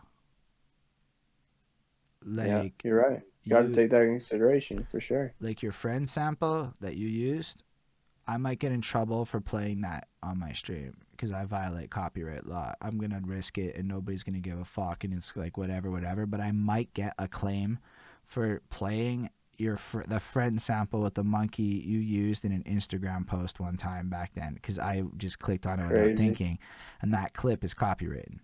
Now That's crazy, bro. in a non-monetized meme, totally fine. But in a monetized big time page, using friends could get you Okay. fucked up big time. Yeah, yeah, yeah. Now, I don't know how it plays out in memes because memes are an exception to all copyright law, and I believe what you played was in the realm of memes. I don't remember it fully, but anyway, if y'all think this is boring, you can just say fuck off on this subject. But I'm like always down to talk about this shit. But anyway, yeah, I could ramble for a minute. I feel like I've been talking for a minute about copyright laws and shit, but yeah, it's important to protect your content. All right, Yeah, no, it's good to know, man. It's crazy. so when did you start making music? Like when did it hit you and you're like, I gotta make music? Okay, well, the first song I ever attempted to make was just over a year ago now, man. Like late 2019. Um, so like I told you, I had been practicing my singing because I was down to just get back into it. I didn't know I wanted to actually make music for real yet, but I just knew I could sing, so I wanted to relearn it, and I did. And it just like it was natural, man. Like I met the three producers I work with from NSL. There's three homies now, but we met and it was so natural, bro. It was like they made music, You're they're gonna have to musicians. just tell us how you met the three homies from NSL. It's the most Canadian way possible, bro. We literally met playing hockey.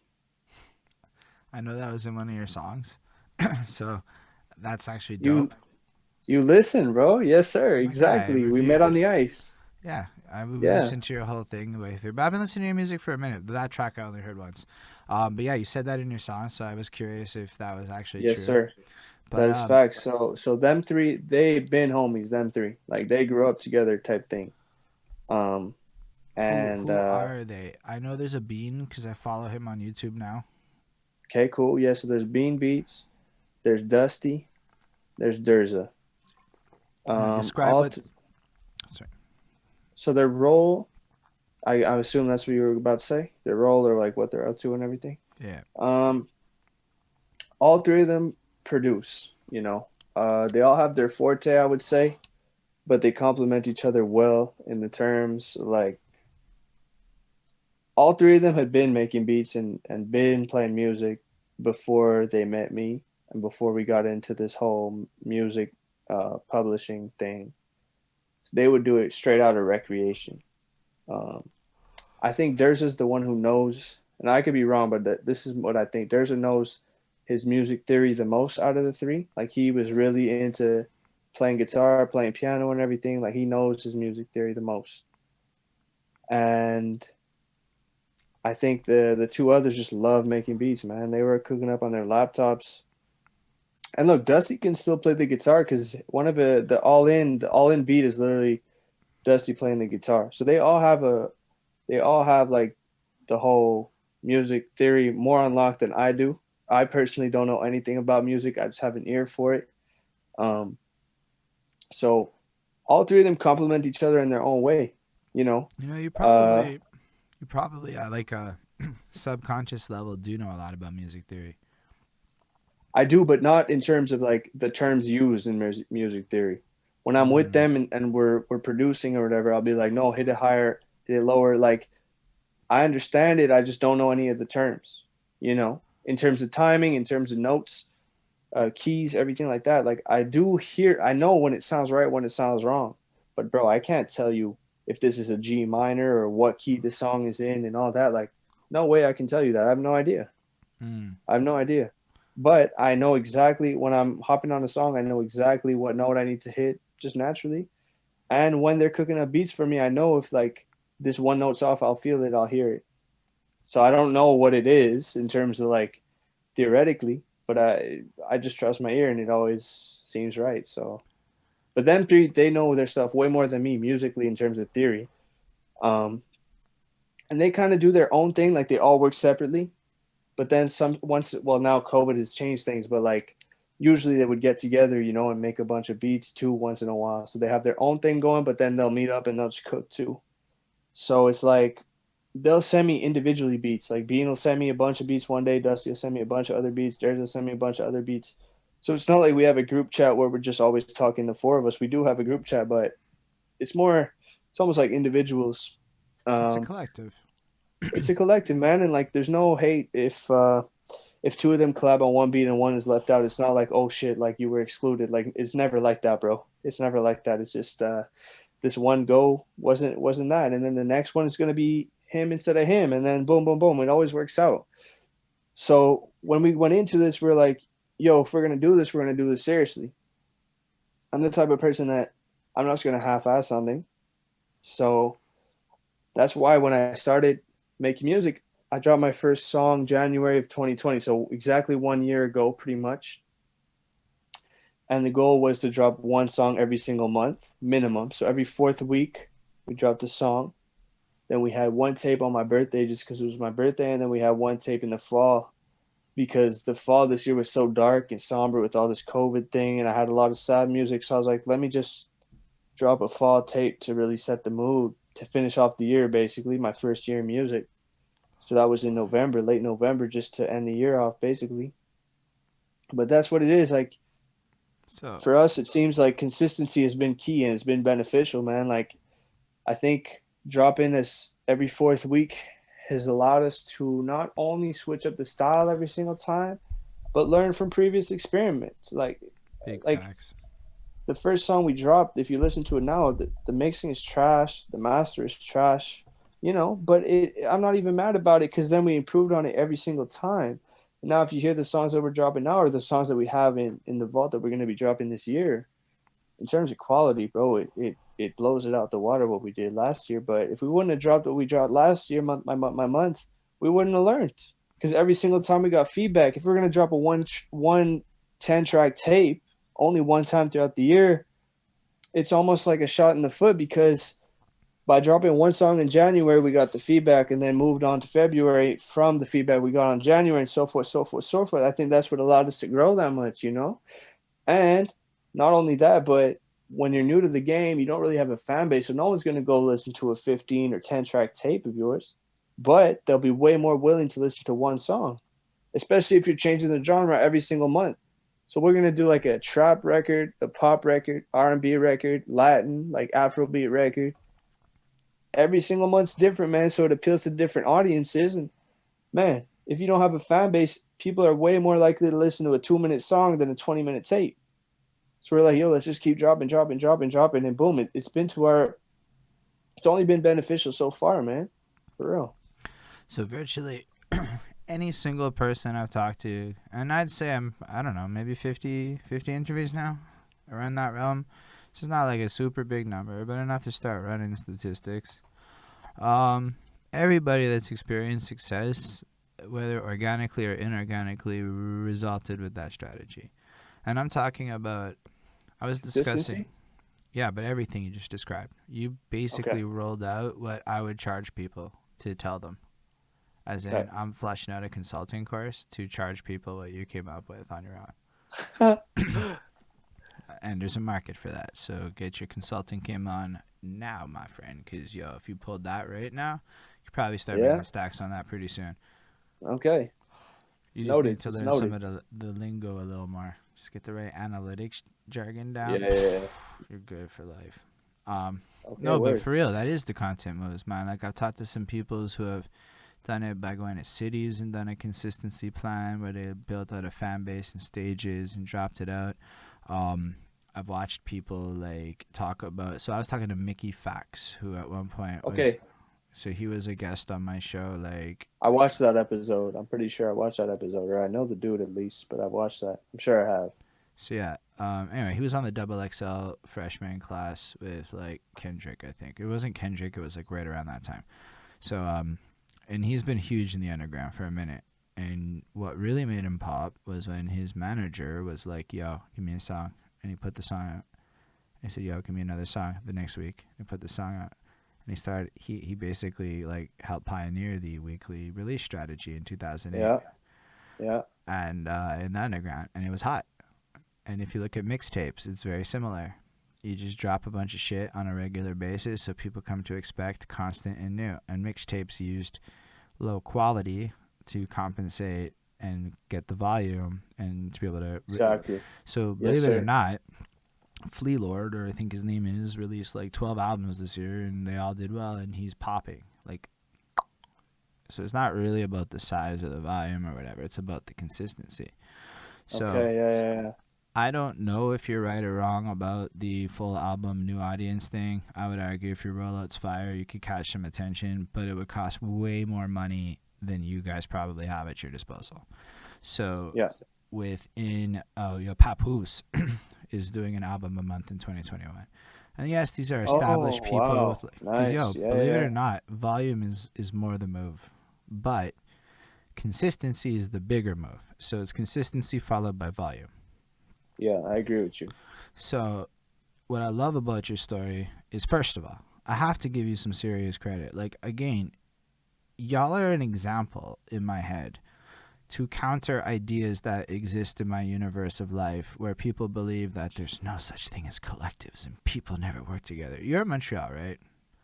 Yes, sir. Because I forgot Born and to raised. like put that on wax. What part of Montreal are you in? I can't believe I forgot that.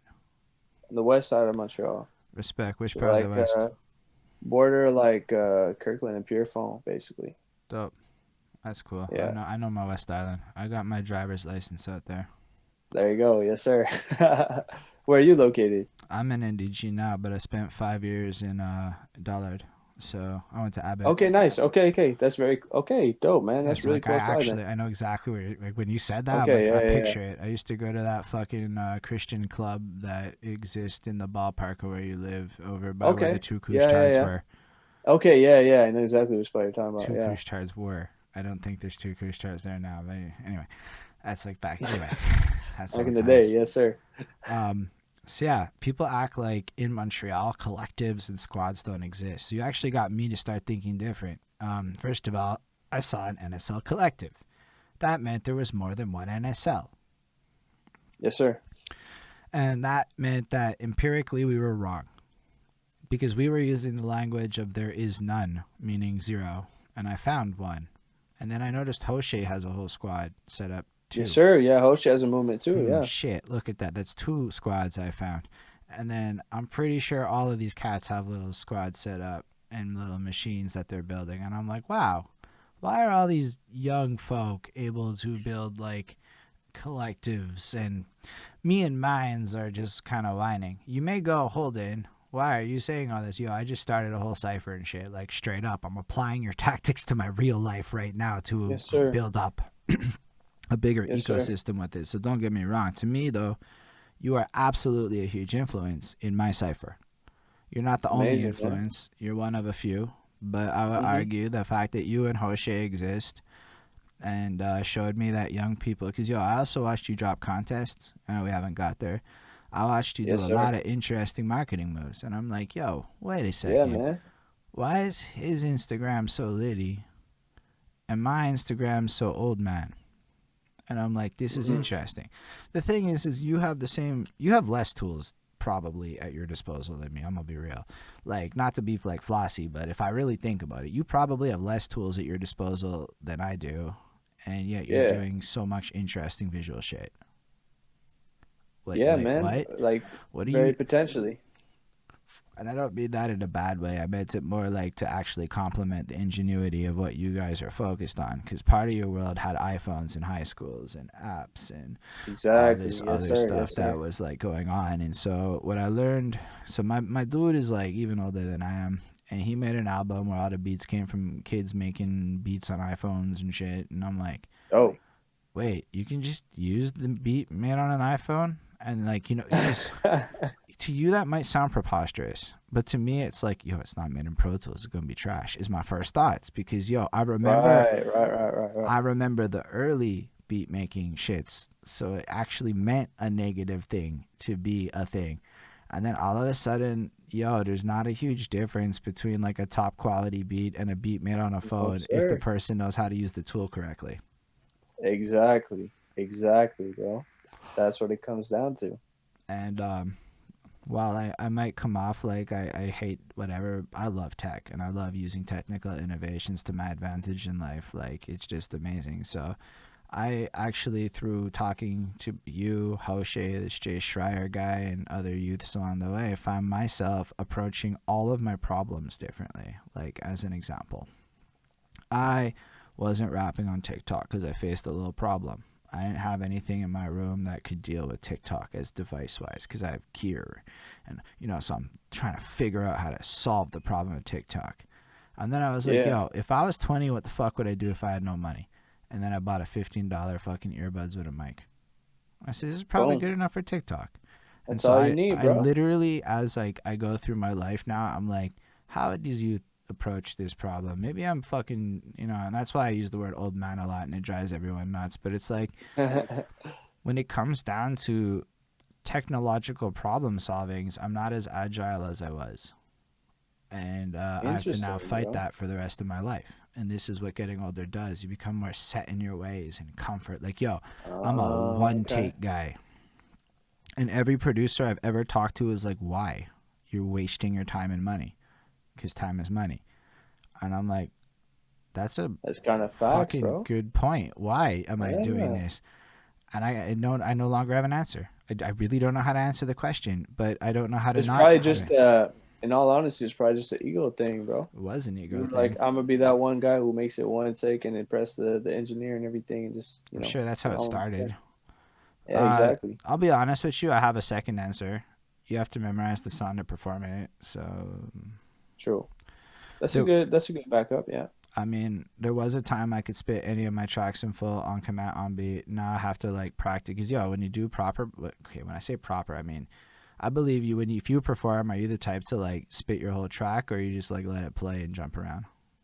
Bro, I never performed. I started music when COVID hit, bro. Like Wow. Did you? never performed. So yo, Willie's in the crowd. Willie does a lot of live shows. Willie's a live guy.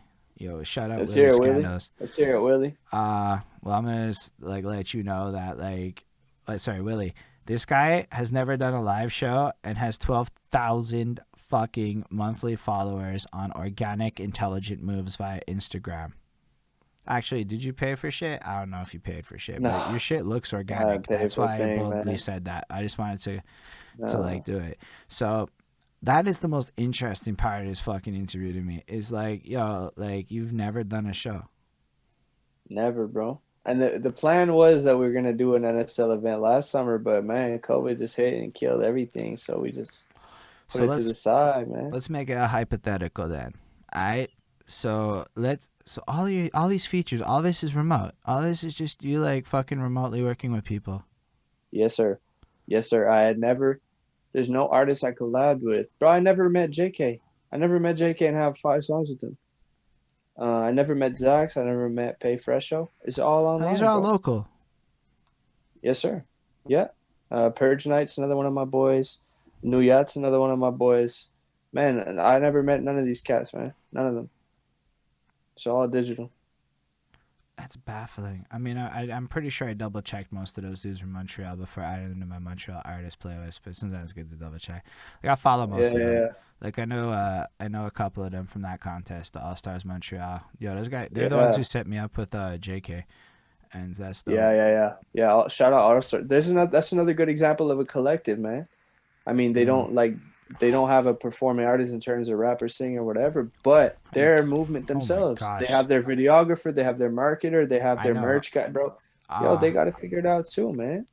those guys are power. They're They're really people cool that with their I absolutely made sure to stay on good terms with the second that yes, contest was done. trust me, man. Their vision lines up so perfectly with you and I's. Absolutely. I worked with them a few times now. And man, like, yeah, they're real people for real. And they really love the creativity, the art and everything. They respect the game. So That's big shout outs. And again, they're on the Instagram side. So what's interesting is there's yes. two ecosystems. So I need your help to figure out how to make my life go to Instagram. And you're missing out on thousands of people on Facebook that would participate in your shit. Okay, then you help me on Facebook. I'll help you on Instagram. And Boom, we got a team. that's really true because you know where my shit's at. I have 146 people in a contest group for Bridge the Gap of Bars Volume 2. Oh fuck, I have to update the shit. I have to update the shit. I Just threw the beat reminding in. yourself. Yeah, no, I'm fucking. Whatever. You pay out the money on time. That's all they really care about, and that's important. Boom, That's all you gotta boom. do. So my Yes, Facebook sir. group I've been building, and I've been doing too much at once, so it's just kind of more of a back burner thing. What was really important to me was to give up money on Christmas, or to actually I did. I paid it all out within 24 hours. So I gave up my Christmas money to those people, and then I started the next contest, and that group is at 148 people in a focused area. It's a promotional tool that you're missing out on. That is a powerful organic grind in line with your current marketing that cross promotes back to your Instagram because you throw a follow my Instagram to participate to an entirely different market and start migrating them into a separate ecosystem. Yes, sir. Yes, sir. Okay, okay, okay. Yeah, I'm trying to explain that. Y'all are missing out on the old folks as much as we're missing out on you on Instagram. That's crazy, man. Because to be real, like to me, it's like Facebook is literally only used for like group chat for school. That's the Yo, only reason I use my Facebook is like Messenger, bro. currently I'm streaming this live to my Facebook and it serves as an acquisition to get people to notice I'm still live and they kind of slowly trickle on to it because I have 1,800 friends. Now, what's interesting about Facebook is we treat friends like followers because friends is the only way to get reach. So these people aren't fucking, they're all networks too, right? So it's like they're not fans, they're Yeah. just like rappers and shit. So it's just like this network of like people I've Okay. never met. The thing is there are age thresholds on average. So obviously we're all on there, but let's be real. I was 20 on Facebook, macking on girls back then, so I'm on Facebook to this day. Instagram, Snapchat, that might be more of the style of different eras. You know, it moves, it Yeah. changes, and I find people stick wherever their dating pool is. That's just a You're little. absolutely right. I agree with you on that. Because it's like me, man. Like I grew up, I guess, with Instagram and Snapchat, so those are my top two for sure, Mm, and for like sure. Because that's what I grew up with. super visual formats, temporary stuff. But Facebook is very different. It's very text driven. You gotta write Yeah. on Facebook. It's the worst. But like, no, I love it. I Yeah. love fucking writing. Like I said, I write essays. But the thing is, people read them if they're interesting. I don't Yeah, think they're man. interesting. Sometimes I think my shit's really boring, but people hit like and you'll pull like 35 fucking likes, get like 57 comments. Wow, it's the same shit. It's just a Yeah. different manifestation of it. Yeah. It's a different market of the same thing, I guess. But I noticed this problem in Montreal a little bit where there's a bunch of older cats on one platform pretending that there's a bunch of youth that don't care and a bunch of youth that want to connect with people that are not hanging out where the older guys are. Bro, I think that's way beyond just Montreal, though. I think that's just the game, no I think matter that where you're you're at. absolutely right. But I'm worried about fixing Montreal's communication issues between Yeah, I'm with generations in that. this I'm with that. moment. So I don't actually think you should fuck with Facebook in a legitimate way. I think you should leverage Facebook's group technology to your advantage to collect interesting people. Got it. Make a page that's likable.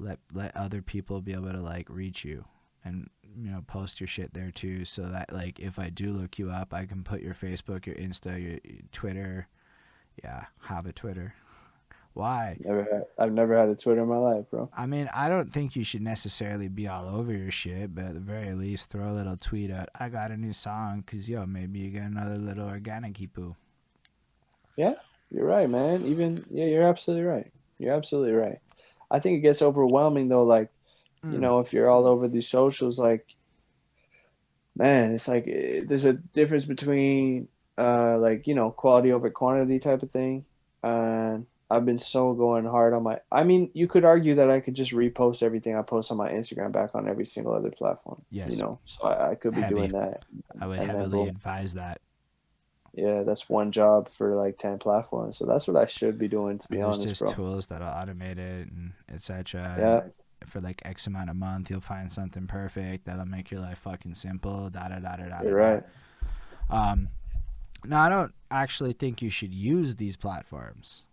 As in, I like don't really use Twitter. I check the trending here and there because honestly, it's kind of entertaining. Sometimes you find a fun rabbit hole. Why is furries trending this much? Like shit like that. It's entertaining.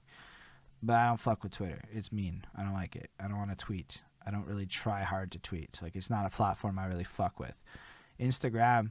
I mean, let's be real. You got a picture, post it to Insta. Why the fuck not? I use it to post all my books. You want to see what I Yeah, read? Go through my Insta. It's gonna be a lot of books and then random shits. Then I found out I can post music videos, and I'm like, oh, I like Insta. IGTV is lit, so I'm posting it. So my behind yeah, that suit Instagram is a very different experience than my personal Instagram. yeah. I've I noticed that. It's actually like a lot more on point. And I know it's not Yeah, graphically on point, but that's because I don't have great graphics, not because I don't know what. I'm tagging celebrities. I'm creating an arsenal. It's the best way to portfolio all this other shit. Also, Facebook has events, so if you leverage something like this had a Facebook event. So yeah, for about like a month, it's been sitting there, and I like shared it, but nobody knew who you were because it is what it is. It's Facebook in my world. And then, I'm just trying to kind of cross correlate and pollinate. Plus, Instagram and Facebook are the same company. So it's like, eh, exactly. messengers linked together. Anyway, let's go back to your story a bit.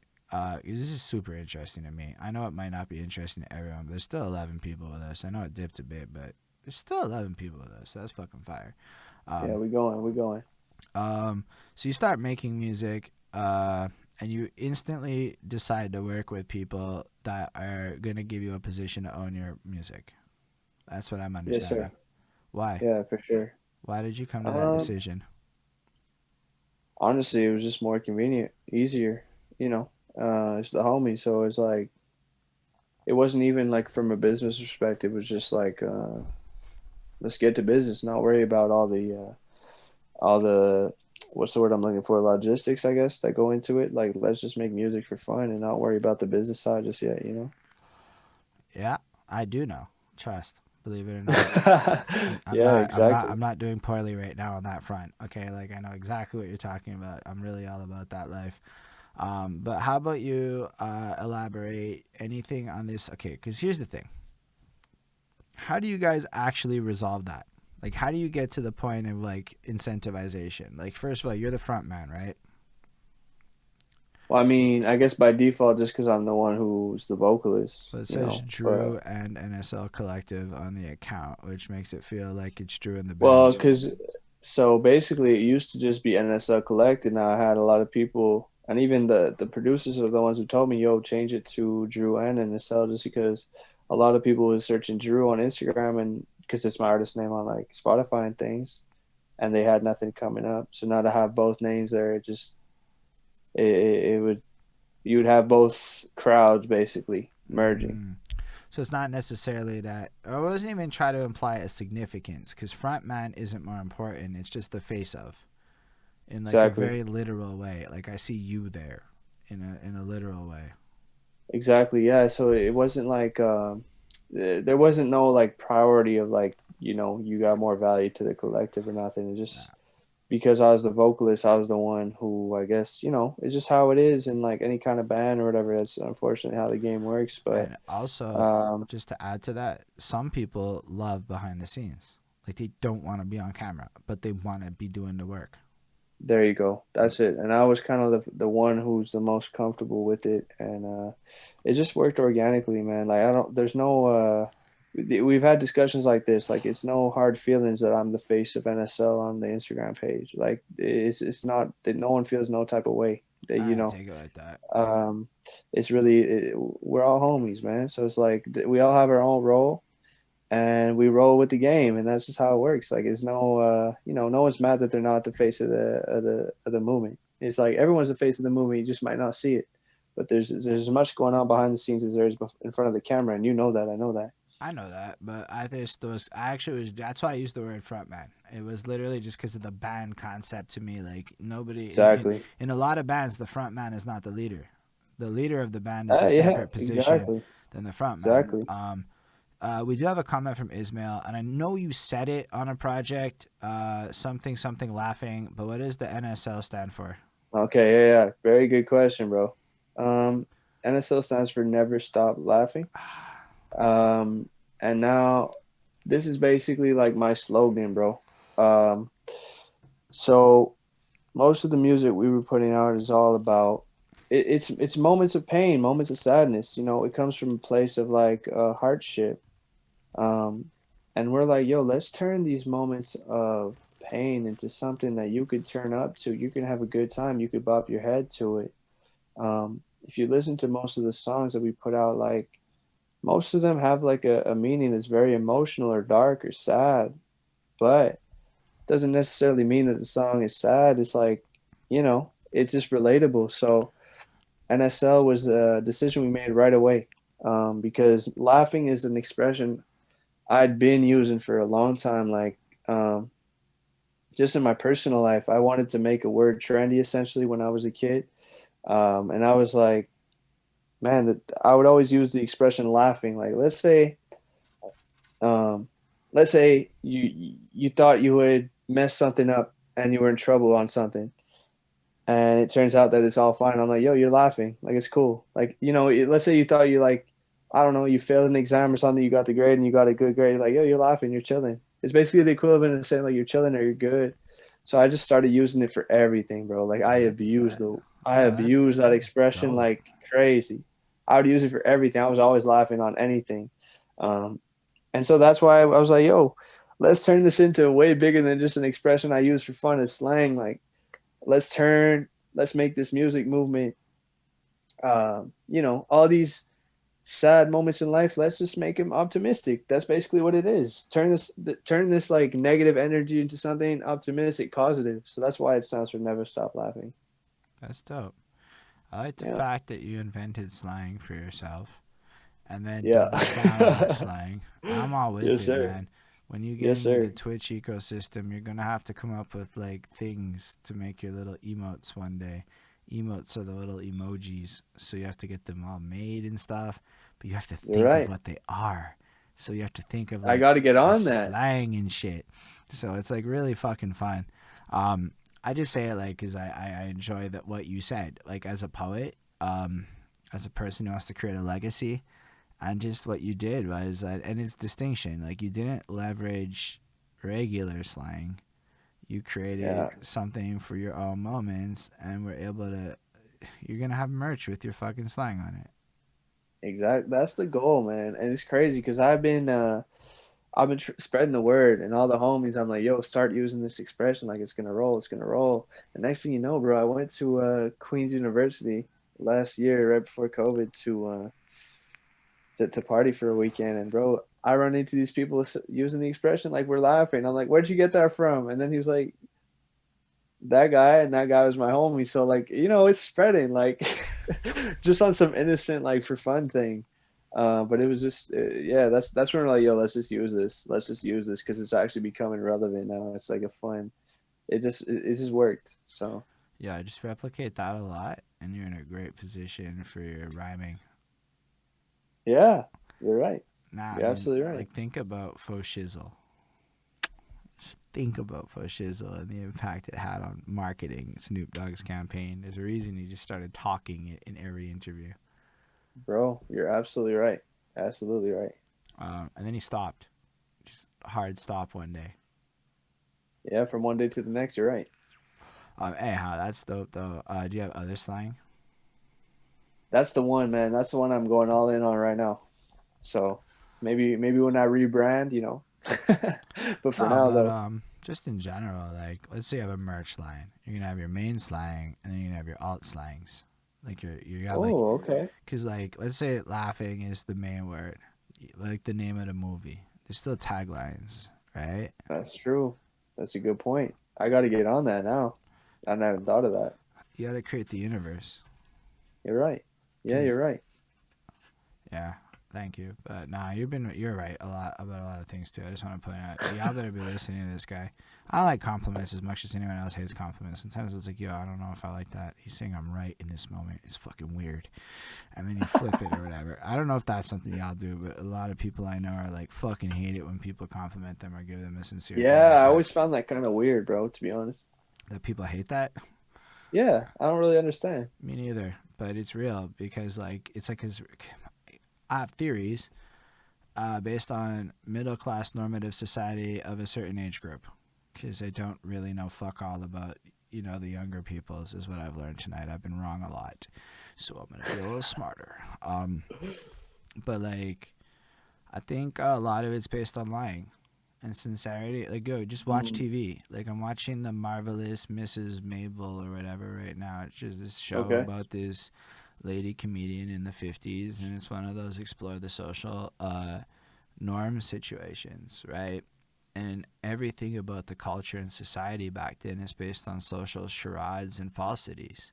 So Mm, a sick compliment almost was never sincere. It's all political in the social world as much as in the business world. And there's all these weird rules, like all that common sense stuff. If you really, really, really think about it, it's usually illogical and weird.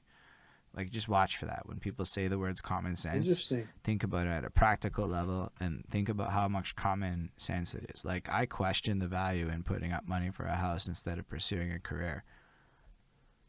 Question the value of it. Is it like the best investment? Or maybe No, is building that's a very valid point. I think it's residuals like as an artist? society tells you to do that, basically. It's one of those social norms things, I think. Big facts. And I question things a lot. And I'm like, yo, but what if I took that same money for a down payment and invested in my career? Boom. Imagine that, bro. You're right. You're absolutely right.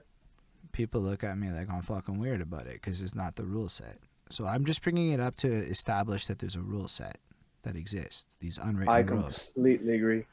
And I call Unwritten it rules, but that are like subconsciously repeated every day, bro. like, and these little truisms that people say and reinforce via polite society, often at work, because work is a political playground of negotiations. Yes. And that's just what it is. Even in the smallest scale work to the biggest scale work, there's like a hierarchy that's structured off of autocratic societies that Yeah. force dynamics and power structures, and your only obligation is to play ball to get that money. Yeah. You're absolutely right. So then you come across a sincere compliment in the middle of all of that. And you're like, what? Yeah, that's just the end of my theory. Yeah. It's a curveball. You're right. That's a good point. I never thought of it this way, but you're absolutely right. I don't think I don't. Okay, look, might be right. I don't want to take like full rights on these things. I love the fact that you're fucking with my brain right now, and it's super cool. And I hope everyone else Well, I fucks can with the see how ideas. it could potentially be right. Let me put it that way Yeah, then. I like that I can better see the potential potentially right. because I know that all of my theories could be wrong. I There you just go. actually know Yeah, you that, never right? know. Yeah, for sure. Um, I mean, I say that just because like some people I know, maybe some of your peeps have never seen me before or whatever, and people this might be the only video they ever watch of me or whatever. So you gotta always like think about that, but Yeah. Little I disclaimer. also think that if you can really like work it out, it's totally okay to be a little grandiose with your ideas. Thought experiments are fire, but I feel like you and yours do a lot of thought experiment shits. Yeah, we try. For sure. What are For some of the sure. stuff that you think is going to be like super impactful over the next couple of years in terms of just Oh, growing as an damn. artist? Like personally or just in general in life? You and me are going to see things differently here So for a like few ways. when you ask that question, what do you mean All exactly? right, my answer Like would be VR takes over everything. repeat that? Virtual reality takes over everything. Okay. Dominates. Or a VR AR hybrid system, but I think people stay home more. I think marijuana beats alcohol. I think I like that take. I tech, think okay. Let just me shit see like this that. way. We You don't. know how, and goes exactly in the same lane you're going. But you know how like social media, digital marketing is key right now. It's dominant in the marketing Yes, world. yes, I I do. think I think AI marketing will be the next digital marketing. So your Amazon Home or whatever they call them, your Google Home, um, that's going to be the new digital marketing wave. This digital marketing wave is dying out right now. We just don't know yet. Things like Ads Manager on Facebook, it's dying out, bro. I think in 5 years from now, it's going to be your Alexa advertising you the shit that they've been selling you on Facebook for the last 8 years. Yo, I follow this guy named Scott Galloway. He's a big time marketer. He says fuck a lot, so I got into him. Big time marketer. Like I have Okay. his book in my to read pile that I got. It's like on a real front, everything you just said is in line with his predictions Wow. Okay. because of a lot of things. But I want to hear more of your ideas like that. Damn. Well, that's my number one. I think that's the next wave of marketing. How, but people don't see it yet. They think digital marketing is going to stay like Google No, ads, Facebook my friend. ads. I am so 100% with you. I almost want to shut the fuck up and let you just keep spitting ideas. Oh, now you put him on the spot. Man, I guess time will tell, but I truly believe that's going to be a No, dominant you're game right. You're changer. so fucking right. In voice chat, go check your YouTube app. A little voice chat thing appeared right now.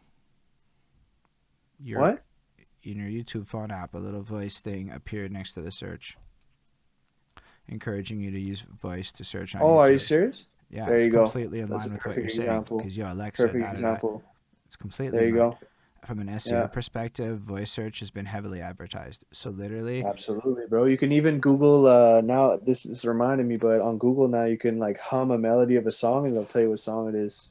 to be, yeah, you can. I remember having that conversation on Facebook. I was like, "That's so exciting," and people were like, "Other people did it first," but I'm like, "You're right. It's fucking dope." And then I tried to hum my shit and it didn't work. I was Well, like, maybe you're fair enough. missing your notes then. Nah, that's possible. Nah, I also don't know like to what degree it works, right? Like to what Yeah, database neither it's do I. coming. I don't really think it's hitting everything on fucking DistroKid to be real with you. I think it's like got a database of other music or Yeah. whatever supplied by the labels and this, that, the I next would thing. assume it's supplied by the labels like anything else, bro. Like Yeah. there's almost like dollars to be made not identifying me and promoting their people. But it was like Bonnie pointed it out to me yesterday, as in like brand new feature this voice thing. Like I'm up to date with like I try to stay up to date with like social media as a science because of my day job. So like I look for these trends, and the truth Right. is um, voice search is more important because none of y'all want to write. Yeah. Well, You but okay, this loops back to what you said 2.5 hours ago. You were saying that you're not into the, well, actually, this is before we were even on you air, can you and I. say it's fine. You said that you weren't into the loop of sending voice memos on Instagram. I fucking hate it. Remember you said that? What I said But was that's exactly it older ties people exactly in and what to younger what you're saying people are now. fucking with it heavy, and millennials hate it because we like to write. We Yeah, got all but these us, big old writing man, lessons. we'll just be sending voice memos like Yo, that you know what the all the problem time. is, my guy? I'll tell you what the problem is. I don't mind your 1-2 voice message of concise shit, and half the time it was praising me, so fuck it. I'll listen to that all fucking day. Don't get me wrong. But I've had people who go too far with this shit, and they don't understand etiquette with it. And like, you wake up in the morning and you look, and there are literally 14 minutes worth of messages waiting for you. I'm Okay, I like, can see how that's a little abusive. Yeah. or like I wake up and then it's just that when a lot of people are sending you voice, like I can read your paragraph in about 6 seconds or whatever, and it's done, and I know what to respond, and the whole conversation takes no time at all on a keyboard and shit. It's an efficiency thing. All of a sudden, these voices appear, and so I know I'm kind of wasting your time a little bit. Is literally something people say in these messages, and I'm like, thank you for wasting 6 seconds of my fucking time with that. And I don't mean it like pretentiously, but I'm not gonna lie, like my fucking DMs got lit up a little more, like 20 to 40 a day type shit. And so when a voice message person who I need to talk to comes through with like 8 minutes of messages that all sound like that, and then at first I was on my Yeah. phone and my phone would lock and I'd have to re-listen to shit. I found out I have to do this on my computer because at least I can fast forward or whatever.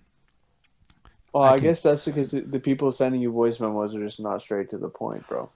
and that's not like, okay, here's the thing. That's the problem with it, is most of the people who send me, not all, and sometimes they're very entertaining, and I've told certain people you can feel free to do this, so don't get me wrong, it's not an everybody thing, but like, I don't know that, like, yo, and even like on a multitasking front, like, what if I'm in the middle of doing a 3 thing? I have to stop everything, Yeah, I can listen to your understand that shit argument. now, and it's like, Yeah.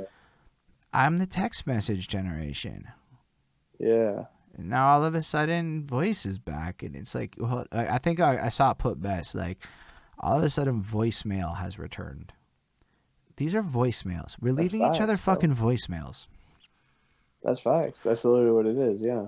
That's actually what it is. And it's like Gen X and Gen Z said fuck millennials and decided voice messages are cool. And I'm just Yeah. in the middle here going, fuck my life. Whatever, I'll adapt to like voice messages. I don't have a choice, right? But if you look at the future of VR spaces, I don't know if you've seen the spaces metaverse that is arriving. In terms of, Social media evolution. So no, not much. Not much. there's currently a thing called AltSpace VR. It is owned by Okay. Microsoft, and it is an event slash boardroom meeting app that will give you an avatar.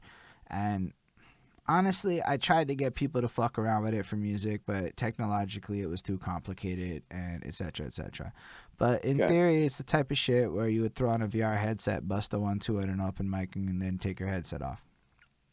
Okay. I've actually been to VR clubs and this shit where there's like an actual DJ up at the That's thing crazy. That spinning, I've heard of. That I've heard and of. then The I'm different just mixes going like on over there. there, and my little avatar's got its 2 little fucking hands bopping along with me, and it's fucking That's goofy as all crazy. fucking hell. Now I know that it's too corny for like most people, but I also want to It make a lot sounds of money corny on that though. shit one day, so I'm gonna like follow this, right? Because like it's There you not go. really like, yo, this is like YouTube 2006 shit going on right here. But it's not like there's no volume. Like it's really like hard to pursue as an entertainer. It's more like if you're a gamer maybe, but like it's kind of a weird place. It's like as the neck. So here's what you're watching for: the release of Facebook Horizon. Okay. So Altspace VR creates spaces. You can have private spaces, public spaces. So obviously, if Microsoft has it, Facebook has to have it too. So Facebook's making a better one that you'll use facial recognition Mm. technology to scan you and create the perfect fucking avatar, make it super fucking easy. They're gonna make it mad easy for you to make a room look real cool, and then you're gonna be able to charge motherfuckers to get in your events, and then you're gonna pay money on new VR ads, and like it's gonna be like literally like venues is going to be the new ad space in walls. Dope. Think about microtransaction merch. You think anybody wants to deal with cotton shirts and all that shit when you could put up a logo and for $2 a motherfucker can be bopping your shirt? That's a good point. Yo, microtransactions is the future of this shit. You know how you know? Fortnite.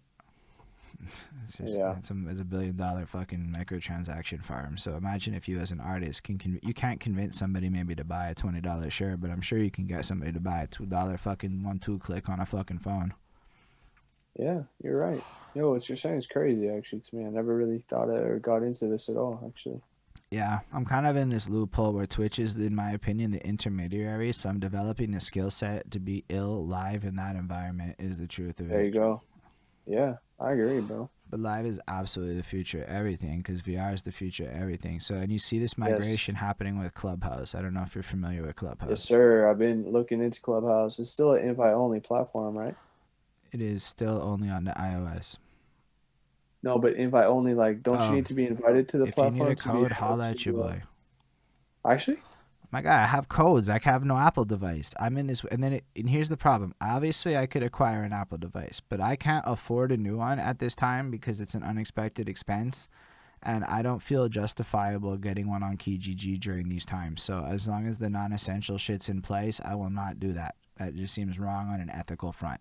So it's an iOS only thing, but it is invite only, and in theory, I can find you a code.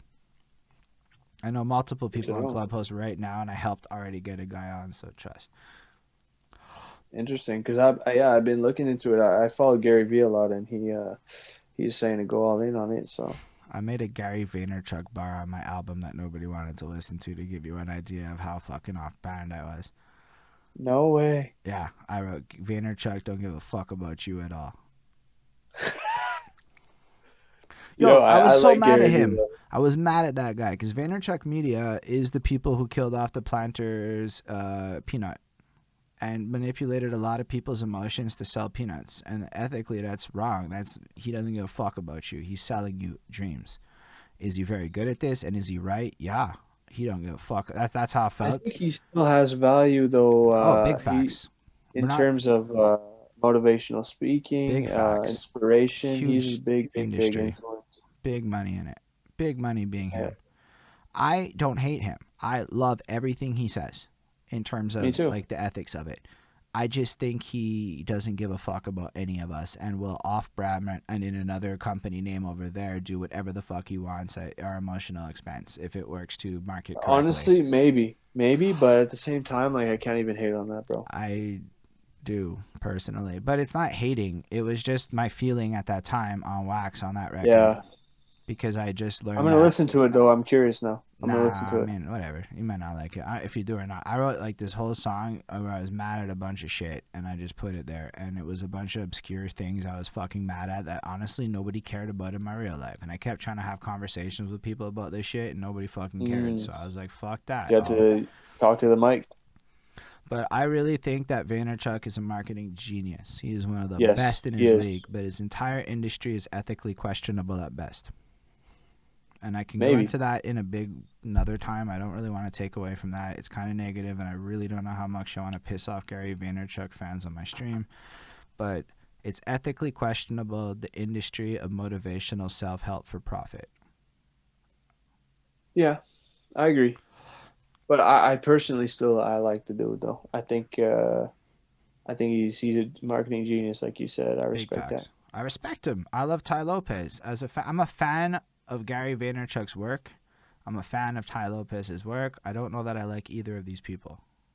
Okay, I see the argument you're making though. I can understand that. And that's because I'm on some moral I like the dichotomy of my soul, fuck the system mixed with I am the system. Yeah. And that's just kind of what it is. But so again, it's no disrespect to Vaynerchuk, but like you're the same people that killed the fucking peanut and then rebirthed the peanut at the Super Bowl, and that was all a marketing thing put off by Vaynerchuk Media. Yeah, that's a weird marketing campaign. Yeah, I see your argument though. Your argument on a subtle predatory level, like attacking negative emotions at a very deep psychological level. Like it's fucking weird to me when you really break down at a super analytical thing what emotions he's targeting, what you're actually doing. This is literally death to sell peanuts. Yeah, you're kind of right to a certain extent. I'm also wrong about, well, maybe not wrong. I also acknowledge what you're saying. You don't have to care about it. And I never even said anybody else has to. I was just explaining why I attacked it in a bar, because you'll hear I'm like killing a peanut over whatever. It's literally in the track. And like I was just okay. I'm gonna listen to it though.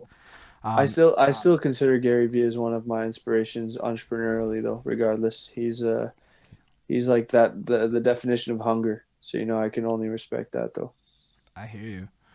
I would totally pursue this conversation off camera at another time, because I think it would be good to go back into a new direction. But unless y'all want to fucking throw in or whatever, but I mean, there's only so long you can talk. Yo, would you kill me if I went to piss for 30 seconds? Nah, my guy. I'm gonna actually take that opportunity. We are back, everyone. Appreciate you.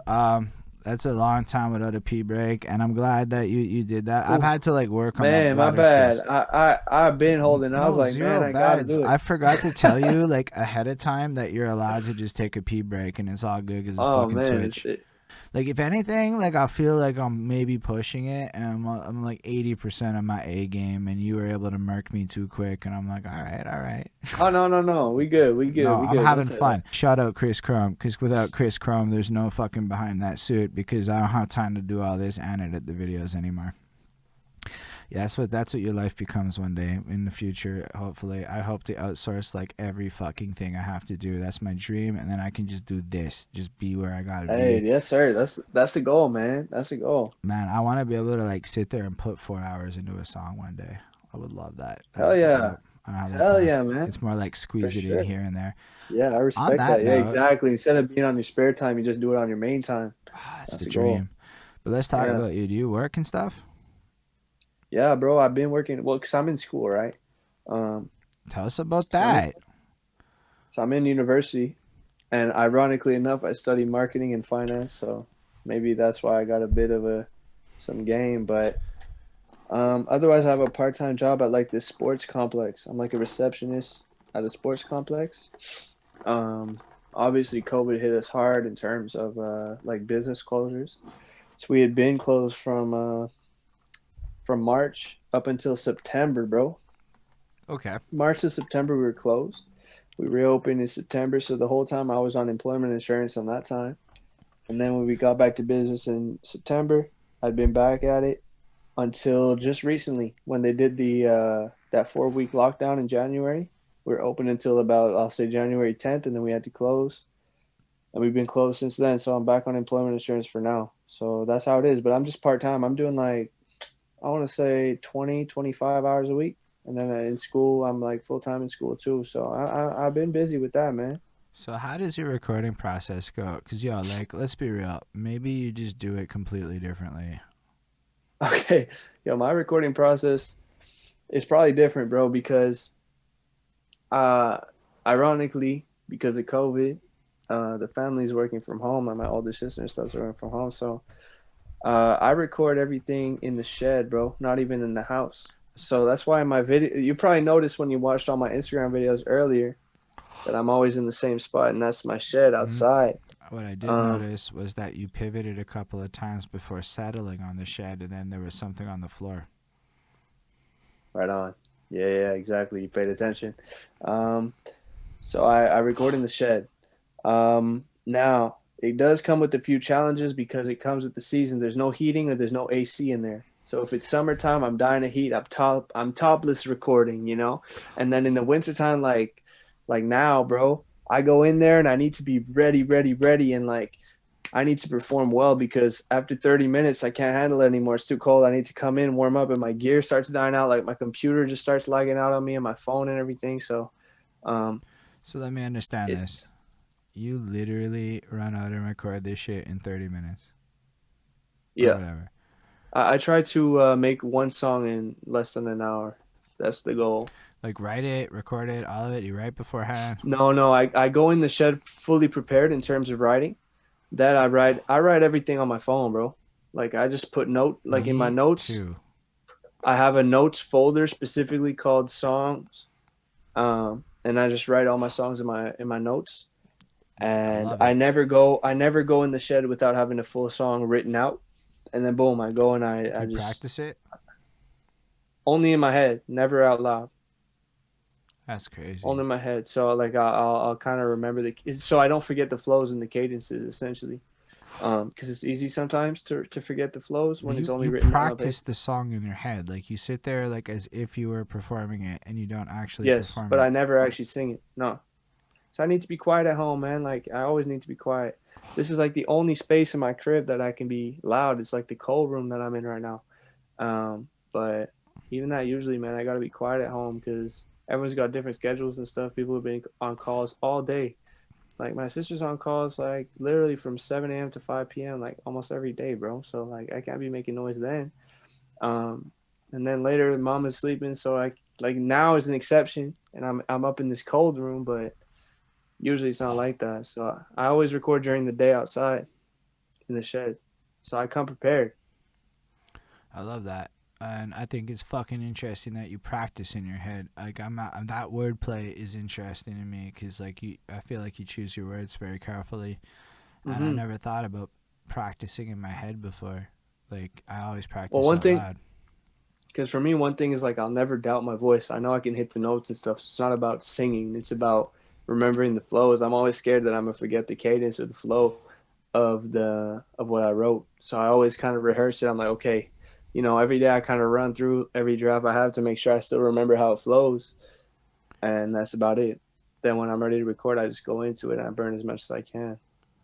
That's that's really dope. I like the efficiency. But so you practice it daily to ensure that your memory is fresh, or that you trust your talent Yeah. set because you got all that singing and dancing from your youth and all that practice going on. So you're on lock on that point, and then you just walk in and you're ready to go. And I say that because I wonder if like that's what Biggie did. That's what I was thinking the whole time. And I'm not trying to like put you on a pedestal or anything, but I'm wondering if Oh, that's literally what Biggie did. He would sit there and practice it in his head till he was ready, and then he would get up and spit it because he would like write and compose you shit know in what? his I head. never I never thought that it was weird to only practice in my head. Until you just said it now, I never Well, it's ever just considered that as weird. I don't know that it's weird. I'm not calling it weird. I'm saying it's interesting because I don't do that. My process is nothing like that. So for So okay, let's say in your perspective, when you practice, you actually spit the bars before you go into the boot. well, I That's what don't you're know how to saying? sing. So as far as I don't have the same singing background. I basically decided I'm gonna start fucking rapping one day because I could, because I was able to always keep up. I was always fast. I was always able to do the fastest shit back before other people could. So I'm like, okay, this is cool, and I was always able to memorize and spit the Eminem tracks. So it was a lot of karaoke at first for me, and then like, Is Eminem your favorite rapper of all time? no, Who's your favorite rapper of all time? I don't know. I don't know. That is, it's hard. Currently, I think my favorite music act is Run the Jewels. Nice pick. I Killer like that Mike pick. No, is I'm a out of guy it. and I really look up to. Um, Nice. but I have a lot of ethical issues with Eminem that go different than music. I think he's a great artist. I think his flows are very intricate. I think I'm a music to be murdered by side A guy. I'm definitely not a side B guy. And Okay. Yeah, yeah, that's yeah. actually now a thing we can do thanks Eminem. But like, and I look. Here's the thing. He's 48 and he's worth nine figures, and he's only punching down. He is the Yeah. gatekeeper. So like, comedians are funny when they punch up. Is my rule of thumb. If you're punching up, your joke's gonna land. Never punch down. I like that. I like that expression or that metaphor. I guess. Yeah, I like that. You're right. That's I feel like my ethics, though. Eminem is like a legend that's kind of like looking for that magic he had when he was like 28, kind But of thing. he did it with, in my opinion, music to be murdered by side A. Yo, Drew is fire. Shut up, Matty Moores. I really Hey, like Drew. Matty I fucks Moore, with Drew much so love, heavy now. man. Matty Moore, thank you. God bless you, man, for real. Um, but like, His life. Thank you. cause we do album reviews, right? So I have reviewed every studio album Eminem has dropped with a really Mm. shitty job of side B. I did a really shitty job there. But I can give you an intellectual argument as to how Relapse is a great art piece that nobody wants to listen to, and I made it all on YouTube. It's hours of me breaking down his theory, using bars to whatever, and it's fucking great. He tells his life story through songs. It's like Eminem creates album stories at a level that very few people can do, and they're really well done. The thing is like, and even I like side A a lot because it had some interesting new concepts brought in, and he brought in new sounds and flavors. But from a content perspective, like, there's a few songs that I still fucks with. I like that like really upbeat one that he did. I don't remember the name of it actually. At the Farewell, I like Farewell a lot, and I think Oh Dark, yeah, yeah, yeah, yeah. that's a Yeah, fire I know tune that to song. me. I think the Yeah. juxtaposition of how Godzilla flows into darkness is wonderful, and like Mm-hmm. whatever, like that's cool because those two songs are like, um, it's not gonna go that long, but I'm gonna get Drew back for like a part seven down the line. That's how many times I want Drew back. Part seven. Okay, we skipping through two to six. We go straight No, it's seven. more like we going mad ambitious in the future because I think you're Yes, on to sir. great things in your life, and I'm gonna fucks with you for heavy now. You be fucking cool, my guy. That's what it is, man. I don't talk to like I talk to people for whatever, but I don't stretch an interview. If I'm not fucking with it after 3 hours, you're this is tummy time. You're competing with hunger now, and I'm choosing Drew. That's where I'm at right Hey, now. thank you, man. Nah, this Hey, is much love to amazing. you. So I would Much love to love to have you you, man. back. I know that I have a goofy presence personality, but I don't know how to interview 22-year-olds yet properly, and I will learn that over Hey, you got time. it. You got it, bro. You got it. It's going smooth. Nah, it's cool. Nobody else is gonna school me as bad as you did in the future. I'm gonna be very different in my approach for the next ones. You're gonna That's what get it's like all a about, rare man. fucking moment here where I got caught off guard for a quick minute early on. That was fun though. That's impressive. Like you're so smart, and I just want everyone to know that I think that. And I just think it's important for people to recognize that kind of thing sometimes because I know a lot of people don't put no love on the youth's intelligence and their Yeah, thank you, smartness man. and their skills and their Much love, abilities. bro. So for you, it might Thank you. sound goofy or whatever, but for me, it's a politics move to say this to you Thank you, so man. like adamantly because nobody that knows me is gonna think I'm lying. Thank you, bro. Um, but yeah, we're not done. I just wanted to like state that 4 to 5 hours is not likely for today. Hey, you said in the chat your favorite song of Drew was All In. That's what you Yeah, said, right? I did. I lied when I came off because I had forgotten, and then I was like, "All in," because yo, it's hit my playlist. There's like two of your tracks that I put on my playlist. I have them. If you What check what your, was the what was the initial one you put first and you changed it to All In? I didn't see the one before.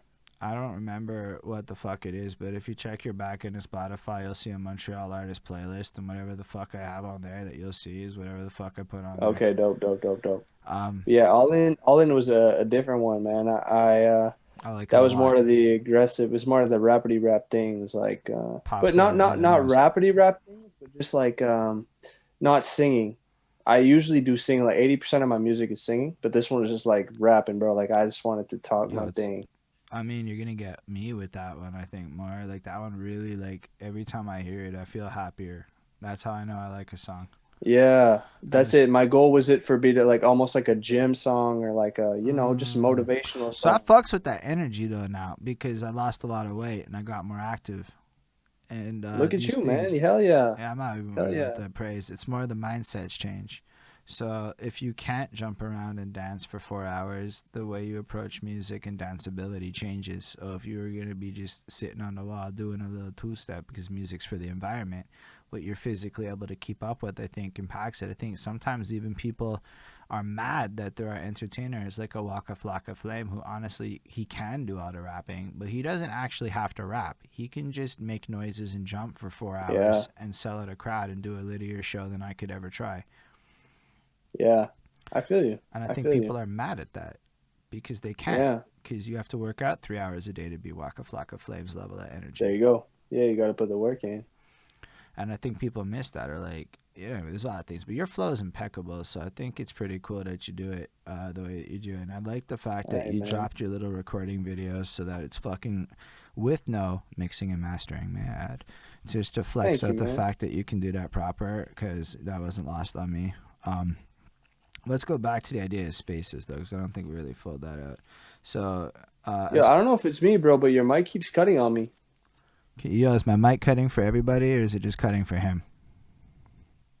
Am I cutting still?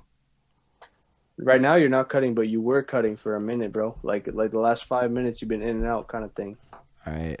Was I cutting for all of you out there? I don't know if it was like bad. Okay, so maybe it was just on this side. I don't really know what happened. Okay, I'm tripping. I'm. It sounds good now, so maybe it was my internet bugging. I'm back though. We good No, now. sometimes shit happens, and it's just kind of what it is. I don't know. It's the whole technology world. It's kind of fucked up these days. We all kind of roll in with it on the Yeah. fly. The live Now you're audience, smooth though. I think we're good now. It's yeah, good it's now. cool. So let's go back to the idea of spaces. Why? Because I totally don't think we fully like flushed out the idea, and I'm very curious to know. Because again, you probably have a different perspective and how you would play this game, and I want to see what your imagination kind of does with the topic more than anything else. I would say. So you have Okay. spaces where basically how it would work is you would get a room. Do you know what a Habbo Hotel or a Second Life is? What do you mean? These are apps. Do you know what a Second Life app is? I don't know if that means anything to you.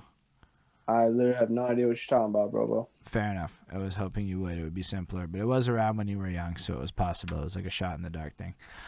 Basically, these Okay. these little rooms and universes and places get created. So imagine you have an open template, which is a box, a room like this, and you can design it however you want. put whatever Okay. furniture you want in it, whatever branding you want in it, whatever you want in it, right? And then imagine you can throw a party in there. Imagine you can make it the club. Imagine you can make it the office So it's place. like a fantasy room type of thing. Is that what you're saying? Yeah, and then all you have to do is put on a little helmet and you and the boys are in the room.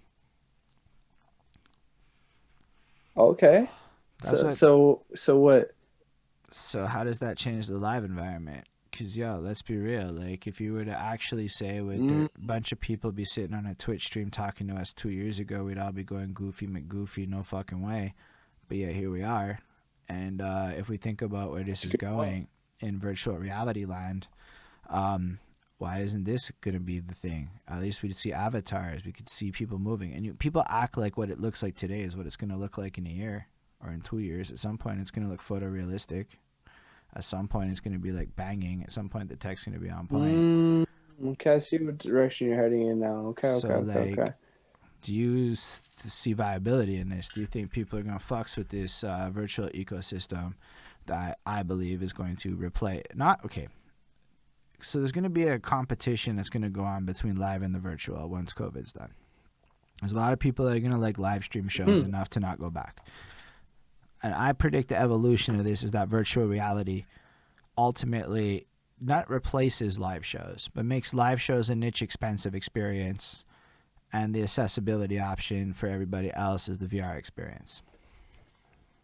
But bro, I don't think you're using the word replacing properly. I don't think it's straight up replacing. I think it's more like Not, out of not, convenience. It could be like uh, what's the word I'm looking for? Like a second option, basically.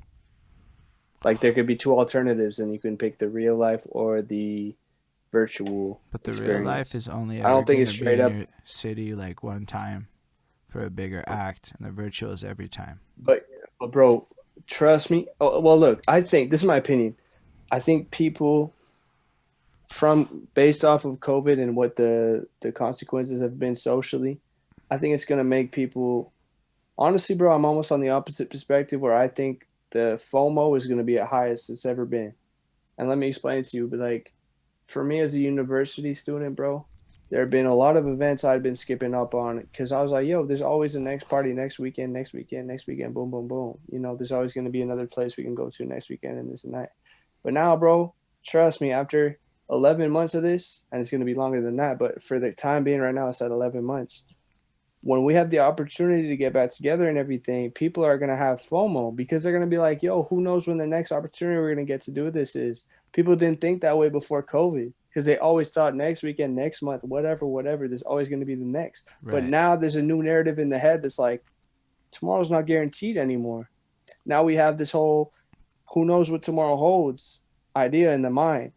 Now, if you apply that mentality to things like concerts, to things like raves, to things like any kind of events, I think people will actually make the extra effort to get their ass there instead. All right. Obviously, there are some restrictions, but like Let's I think let me I think flip. it's a temporary solution. People that are hopping on these virtual chillings, and if they had the option to be there in real, I think they would pick that first. Let me flip some That's shit mine. on you with this theory, just because I love what you're Go saying. ahead, please, But please, go that's ahead. gonna. There's two sides to it. One, I think for the history of history, people your age are gonna want to go out and party. That Okay. will never change. I would, in my Mm-hmm. mind, it will never be a time. However, whether you go to shut up, Matty Morris for the follow. Whether you go to also if you do a Twitch, always shut them out with the follow. Always shut them out for that shit. It's just the rules. Um, Yes, sir. but like when you're looking at this situation of 11 months that has transpired, a lot of new habits have shifted, and so this isn't a permanent thing. And I do believe that in a university age group where like let's be real, y'all party. You know how often I party a year in a normal year? 4 times, 7. I maybe go to like 5 shows outside of networking.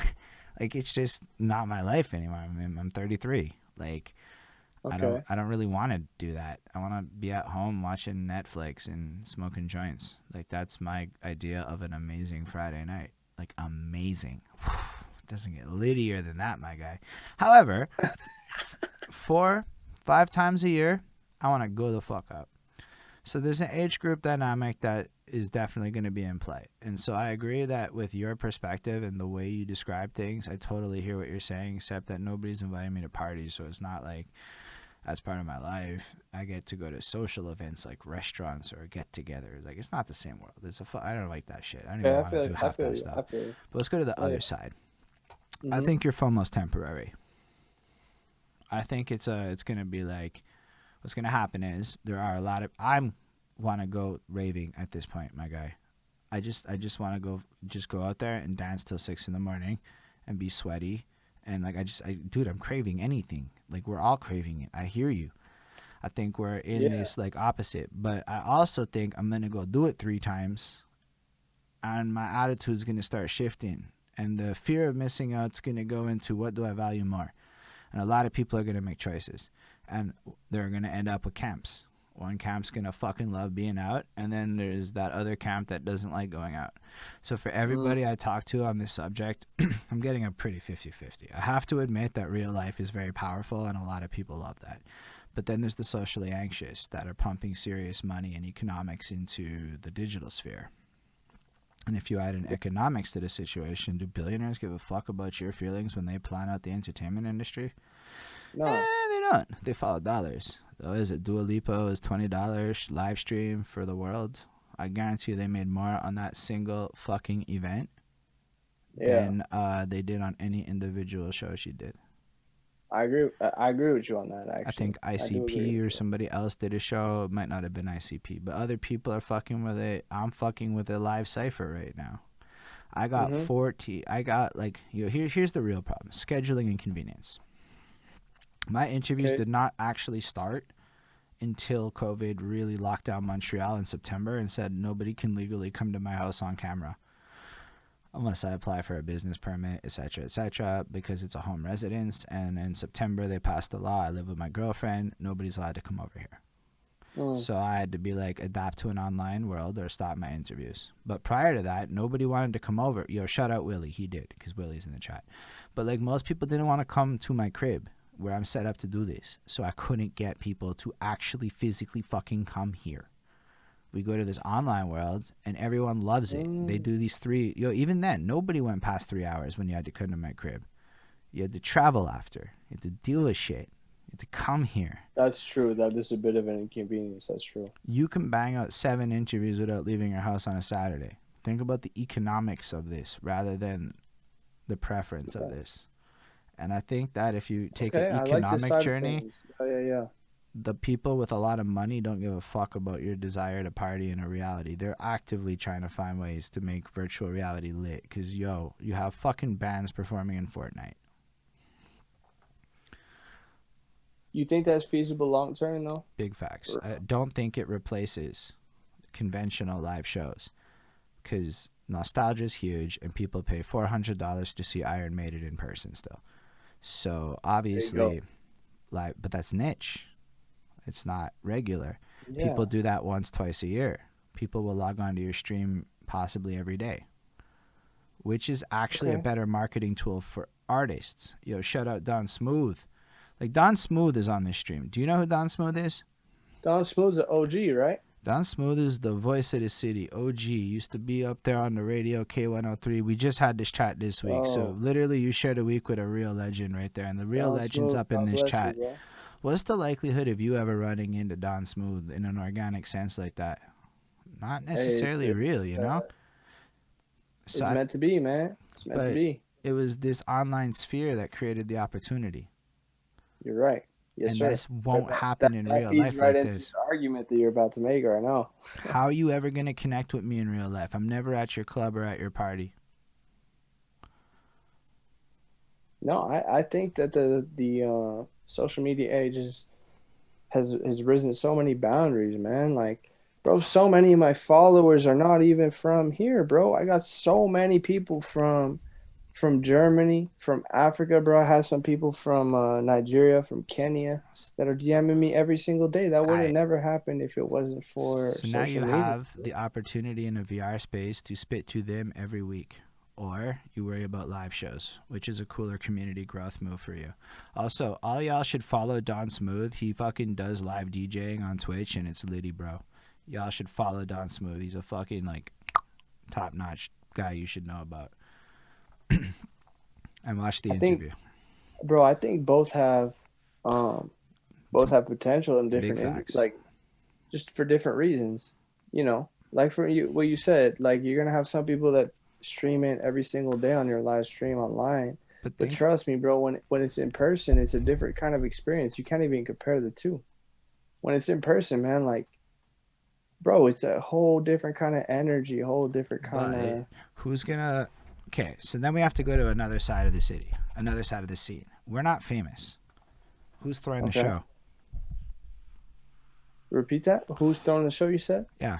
Who's throwing these shows? Who's paying for it all? Who's bankrolling it? Who's getting the fans in? Now we're getting into really bigger conversations that I'm not trying to be negative with. I'm No, just no, trying no. to I'm say with these are you. real questions that idealistically a lot of people we didn't have the answers to prior to COVID is where I believe the scene was at. We weren't Okay. necessarily doing the best with it in the English side of the city. The French side is lit. They're fucking popping. They got grant money. They got all this shit going on is dope. A huge reason why Behind That Suit even exists and is on this mission and bridging gaps. Like I love this conversation because we get to show people that you, a young guy, is so fucking lit with your approach. Is because we need this. We need this so bad that if it costs me money, etc., I don't care. This is really like we're growing as a community, I think, because of these efforts.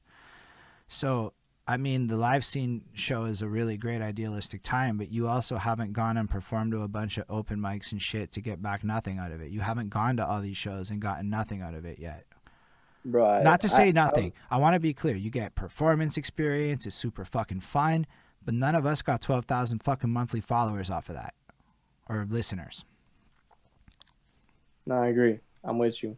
Um, So I think I'm we got the conversation a bit twisted because I was thinking that more of like an established artist has more value probably performing live than he does on live. so I wanted to bring it In back terms of to you and I but because let's it's say it's way more relevant somebody to you and me in my opinion there because you go. Okay, rich so in people that will case, always have the big tours. you probably have more reach in terms of economics, especially like you're spending no dollars to be on Twitch, right? So if your Twitch is booming, then bro, like it makes way more sense to be at home because you can reach literally internationally. You can reach any single country in the world.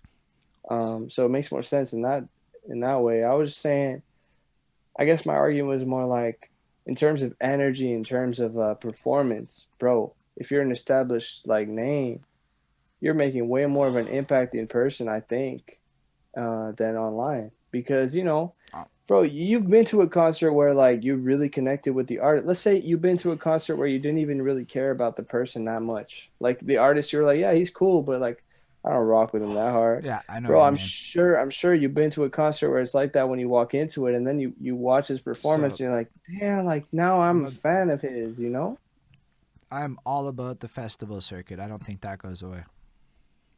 I think the Boom. festival Okay, so service we is agree huge. then. I think We there's a agree huge then. market for live. I think that everybody should be fucking with online and live right now because this space is where the money's gonna. A new huge rev stream is about to open up that a lot of people are gonna ignore on some I wanna feel the energy shit.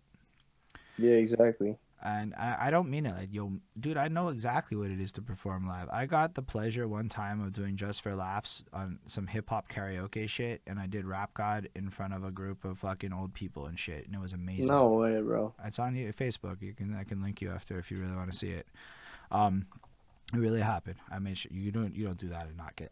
We streamed it fucking live just to like make triply fucking sure that there was never. We streamed the whole fucking thing live to YouTube. I remember that now. But yeah, so we did that, and so I know exactly what you mean.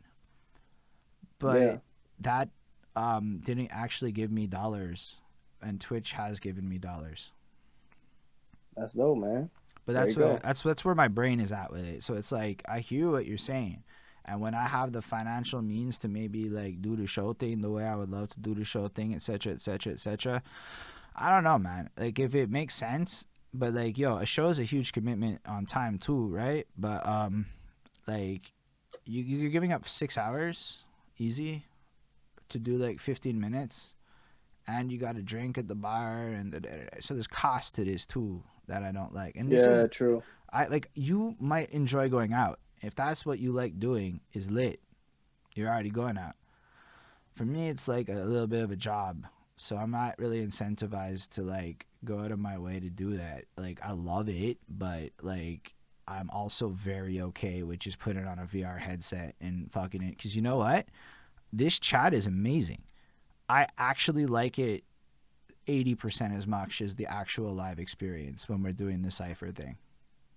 I think there's a misbelief of people thinking that in the music industry, and honestly, that's how it was before, I guess, but that they could only make money on the road doing shows and everything. Now, as things have changed in terms of like the game and everything, you see people like Russ, bro. Russ is making literally millions of dollars without doing shows. Russ is one He's, of the he's got most it figured out. impressive minds in music. In terms and look, in terms of music, to be honest, I don't even listen to Russ that much.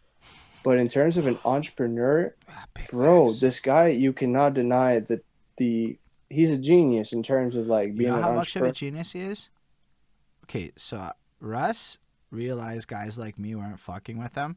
So he dropped a 5-track EP with what I'm Yeah, gonna call it's the called equivalent the Wamper. Gonk or something Yeah, like yeah, yeah. that. What, Chomp, Chomp, Wamperga. Chomp. Chomp, that's it. It's called Chomp. Did you see the feature list? It's Yeah, Black it's Dot. got It's Benny. Absol, it's got It's like, Crooked Eye, Benny the Butcher. Yeah, it's uh, got everybody. and you're like, I'm like, And and not only that, but he's actually going in on them, bro. He's not just like relying on features. it Like was he's all fucking business facts. He wrote an album for guys like me who were on the fence about him. And he baited me. He forced me trust to me, review it. And I reviewed it. And it was amazing. And I'm a Russ fan now. Not even boom, going to lie. there you go. To be fair, And I now also and like now Zoo. Russ is Zoo is a good album. yeah, Zoo's good too. But Russ is a marketing genius, Big and facts. like this guy was the hard head of hip hop for a long time. He was seen as arrogant and seen as like that guy, but he just so hard headed on staying independent for so long. This guy is literally making millions of dollars straight off of streams. He doesn't have to. He doesn't have to tour and everything. Like I've been watching some of his interviews, and that's what he's saying. Like the game has changed. Before, you had to plea a deal basically with a record label to give, your part of the pie to them, and boom, boom, boom. But nowadays, if you build your own fan base, you're set, man. It doesn't even matter about that. So So that's where I go back to the VR thing. I think it's the most efficient way we're going to have to build that initial fan base that is the tool that brings us to the point where we can do the big touring thing. I think it's going to be a stepping stone that will create yeah, I can accessibility. agree with that. I So can agree like, with that. because I know some people think I think live shows are done. Like everything I'm doing is to make $1 million to go on tour, right? You know, like I don't. I just want to do it nice. You know, I want to be able to afford that plane and all of the shit that comes with going on tour because it's fucking expensive. You know, like it's all like Yeah. there's so much money in this situation that doesn't get talked about. Like nothing is fucking free, man. Whether it's the food, whether and yeah, you can. Yo, shout out DJ Crystal Clear. He just showed up in the chat. He's from Alabama. What's See, up?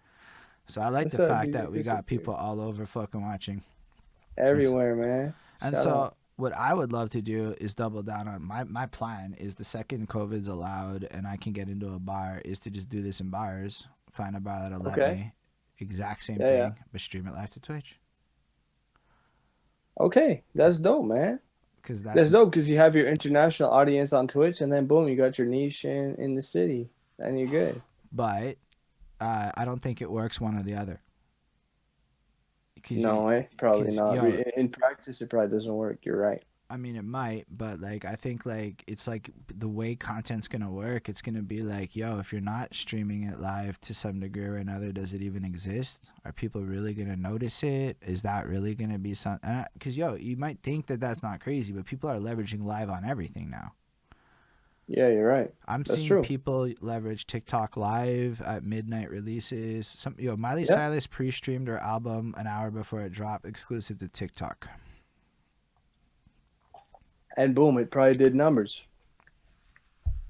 Yeah, So but it's they got the like, game figured out. so that's why I'm going. Like, I know that live, and don't get me wrong. I think parties are gonna be fucking lit. Like the party side, because like think about the bar economics. Bars open up. How much your drink's gonna cost? Probably high. You know, like a lot of More things like more that. than they used to. Now you're gonna go, yo, I'm gonna hit that SAQ. Let's get that fucking loft and throw a real party and do a show bootleg style. And then I'm not gonna be invited to Okay. that party personally. Why? Well, maybe. Maybe I'll make enough friends with you. But how would I ever even know that party's existing as a, in my 30s guy? Like that's kind of like where I see the scene going is to these little private events Yeah. that are effectively VR spaces in real life. Spaces are the Oh, future. okay. Where you gonna Okay. smoke weed at an event? It has to be a private event. It's gated and it's a show, but logistically, it has to be a private venue. It can't be public. You can't have a weed friendly situation going on.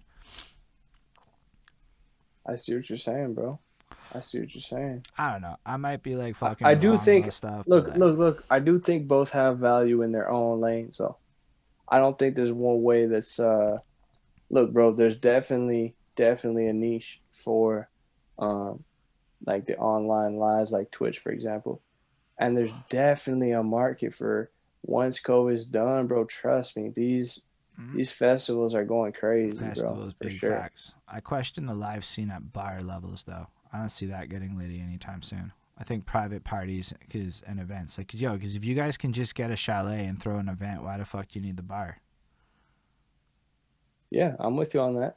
And I'm I with you think on that. that y'all are gonna go do that before bars reopen quick enough. I'm not gonna lie. I think you guys will just rebuild some weird ecosystem.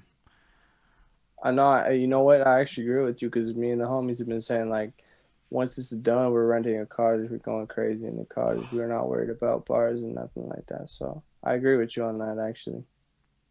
25, 50 person VIP events will be there, but inevitably you guys will recreate the loft scenes and really do some crazy shit with it. Find some good illegal buildings to party in and hope the cops don't shut you down type shit. Go real big scale, get some fucking clout, legitimize.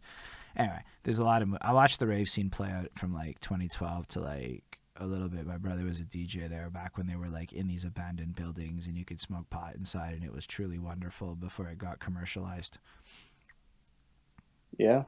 So like there's potential. Okay, like from actually getting people to go to your party perspective, there's a lot in the darker side of it. I think in terms of the bar side of it, mostly because Yeah. of marijuana.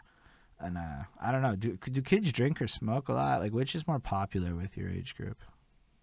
I'd say right down the middle, bro. It's like I don't know for you growing up if there was like a rebellious side to smoking because it wasn't really a thing, It's like more legally speaking. complicated. It's more complicated. Yeah, but for us, man, it's not like that because it's been legal now for a minute, and like even before it was legal, like it was still pretty much legal for us. So it's been a 50-50 split since I'm like youngin for real. I have no idea what the split was. Some of you older cats or people in the audience, what would you say the split of like weed to alcohol used to be? Because I feel like alcohol's mad normalized and associated with like work culture and like people like drink as part of corporate events. Like it's like you watch Mad Men and Yeah, it's just yeah, like yeah, straight yeah. But alcoholics and shit. So I don't that's know. not necessarily what I mean, though. I'm just saying, like, in terms of who's doing what, I'm pretty confident it's a 50-50 split still. No, it's cool. I was just I think wondering. corporate America is still white enough that it's like, it's still drinking, Nah, dude, but it this doesn't mean that, the like, big bosses in our like they started smoking weed publicly once it got legal, and they were like, "Wait, we can just smoke weed with y'all now." okay, there you go then. Then So that's it's a change of, transitioning. yeah, exactly. It's a 2017 segue. office party was the weirdest or whatever it legalized. I don't remember. Maybe it was in 2017. Whenever the fuck it legalized, I think it was 18. yeah, that year the office party was the weirdest experience because we didn't have to go around the Oh, yeah, corner. it must have We been. Yeah, just okay, could okay, stand in okay. front, and some guy smoked weed with me for the first time, and I'm like, "You sure?" And he got real high. And he started telling everyone, "Oh, they got me high for the first." I'm like, "Shut the fuck," like, because I'm still used to this is criminal, my guy. Like, Yeah, yeah, yeah. like it was never really enforced, but it did get your ass fired a little bit. I always smoked, but like it was always under. You could smoke, but you had to go around the corner. That was always like the rules with it. Um, Mm-hmm. I was just curious about that because, like, I don't know a lot, but I definitely think, thank you. I appreciate the beard comments. I don't know. I didn't know it was that effective, honestly. I just love letting. Your beer's been popular tonight, bro. I know, but it's never been popular before. It's never come up. I it just it hit that prime spot right now. Uh, but yeah. Honestly, I really appreciate this chat. I think we should move into the, if y'all have questions now, would be a great time to ask part of the conversation as we like Yeah, move let's towards do it. wrapping up.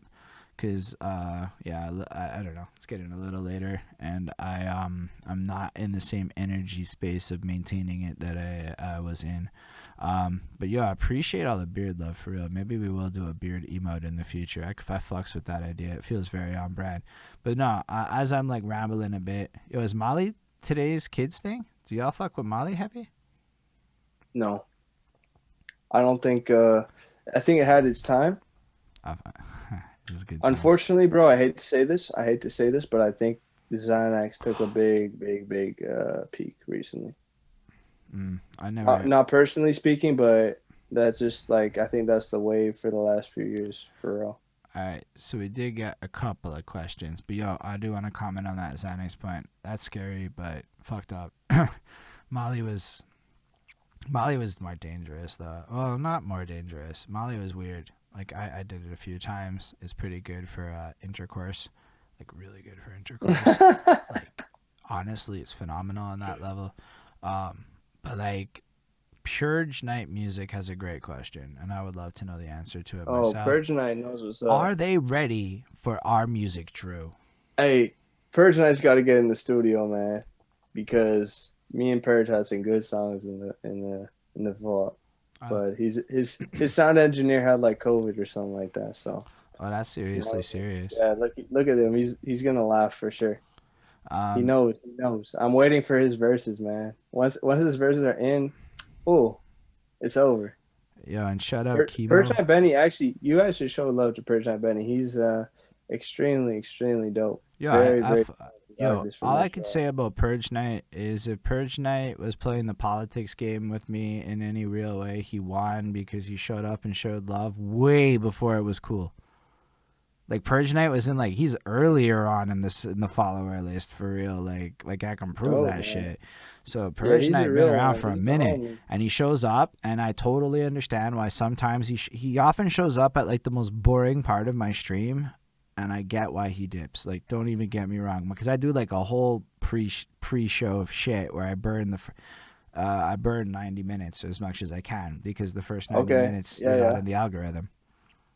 So I Yeah. want the No, whole but interview to be in the algorithm.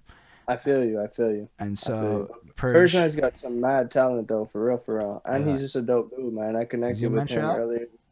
Yeah, he's a Montreal artist. Yo, Purge, how come you haven't hit me up yet to book some I think shit? he's That's what I'm from saying. I think he's from Montreal North or something like that. But he's cool, man. Me and him have some good. He's a very talented dude, man. I'm with him, big time, Yo, big Purge, time. your man's with Chemo? Yo, Chemo's my guy. Chemo's I fuck around with Chemo. Boom, bro. You already know. I think Purge has been real to me forever. So Yo, I Purge, if think you're a ghostwriter, I especially want to talk to you on Wax. Not because I want you boom. to There you go. snitch, but I think I would love to talk to a ghostwriter on Wax and like have a good interview with Yeah, that. Yo, Purge is a good writer. He showed me some bars that are crazy for sure.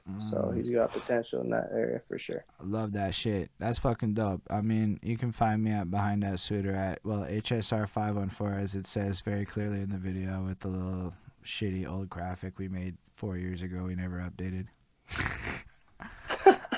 It's really Rolling with it trash. though. Well, You it's, rolling with it though. I don't even know if that's still my SoundCloud. I might have rebranded my SoundCloud since I fucking made this icon to It don't like even my. matter. It doesn't really. Um, yeah, I appreciate y'all. So yeah, Ismail had two collective related questions, and I got distracted. And shout out Let's get to Ismail. it. That's dope. I appreciate that quickness on your end, Purge Night. But question one from Ismail was: would you accept new people into your collective? Okay, so we have been um approached by this question like so many times, bro. And like no hard feelings to nobody, but the way we're seeing it now is that we're really building the foundation, you know. Um to us it feels wrong to have new people on board before we even hit 1 year of NSL. So we're trying to build a foundation before we expand. Now look, in long terms, like we've been thinking, like me and Purge have been talking for a while that like there would be potential for him to hop on. JK too. JK is another one that I could feel like could hop on. And even a few producers I'm with, like Faith and Bees from Germany and stuff like that. Like they have mad potential to be part of NSL, but it's been like, man, to me the foundation of a collective is so important. So I don't want to be, just like adding too much too soon because it becomes overwhelming to me because I'm the one who handles it all. So Mm. look, I'm all for supporting anybody who I rock with. For example, Purge is a perfect example. But look, it's not like I'm rejecting you from the squad type of thing. I'm definitely open to look. I've be- Well, in this I've case, been not, we were just like asking it as like a general question. We're not the ones trying to get in the squad. Yeah, I know, I understand that. But I think I'm down to collab with anyone, man. No, I appreciate you. It doesn't mean that you hop in the squad just for shits, but like I'm definitely down to collab with anybody at any time. Uh, And yeah, Purge knows what's up. Like we had this discussion. That's why he's laughing in the chat. Like he knows. mm. No, I appreciate that, But man. I just love I your think answer because it's a long term vision, man. We're definitely down to expand, but right now it's like we're very niched out, so we're not trying to like expand too much too soon. nah, I mean, I completely hear you. I'm asking because Ismail was curious, and I thought it was a good question. And evidently, you've been asked this question many, many times by many, many people. Yeah, exactly. Oh my gosh, that's a great. I would follow anyway.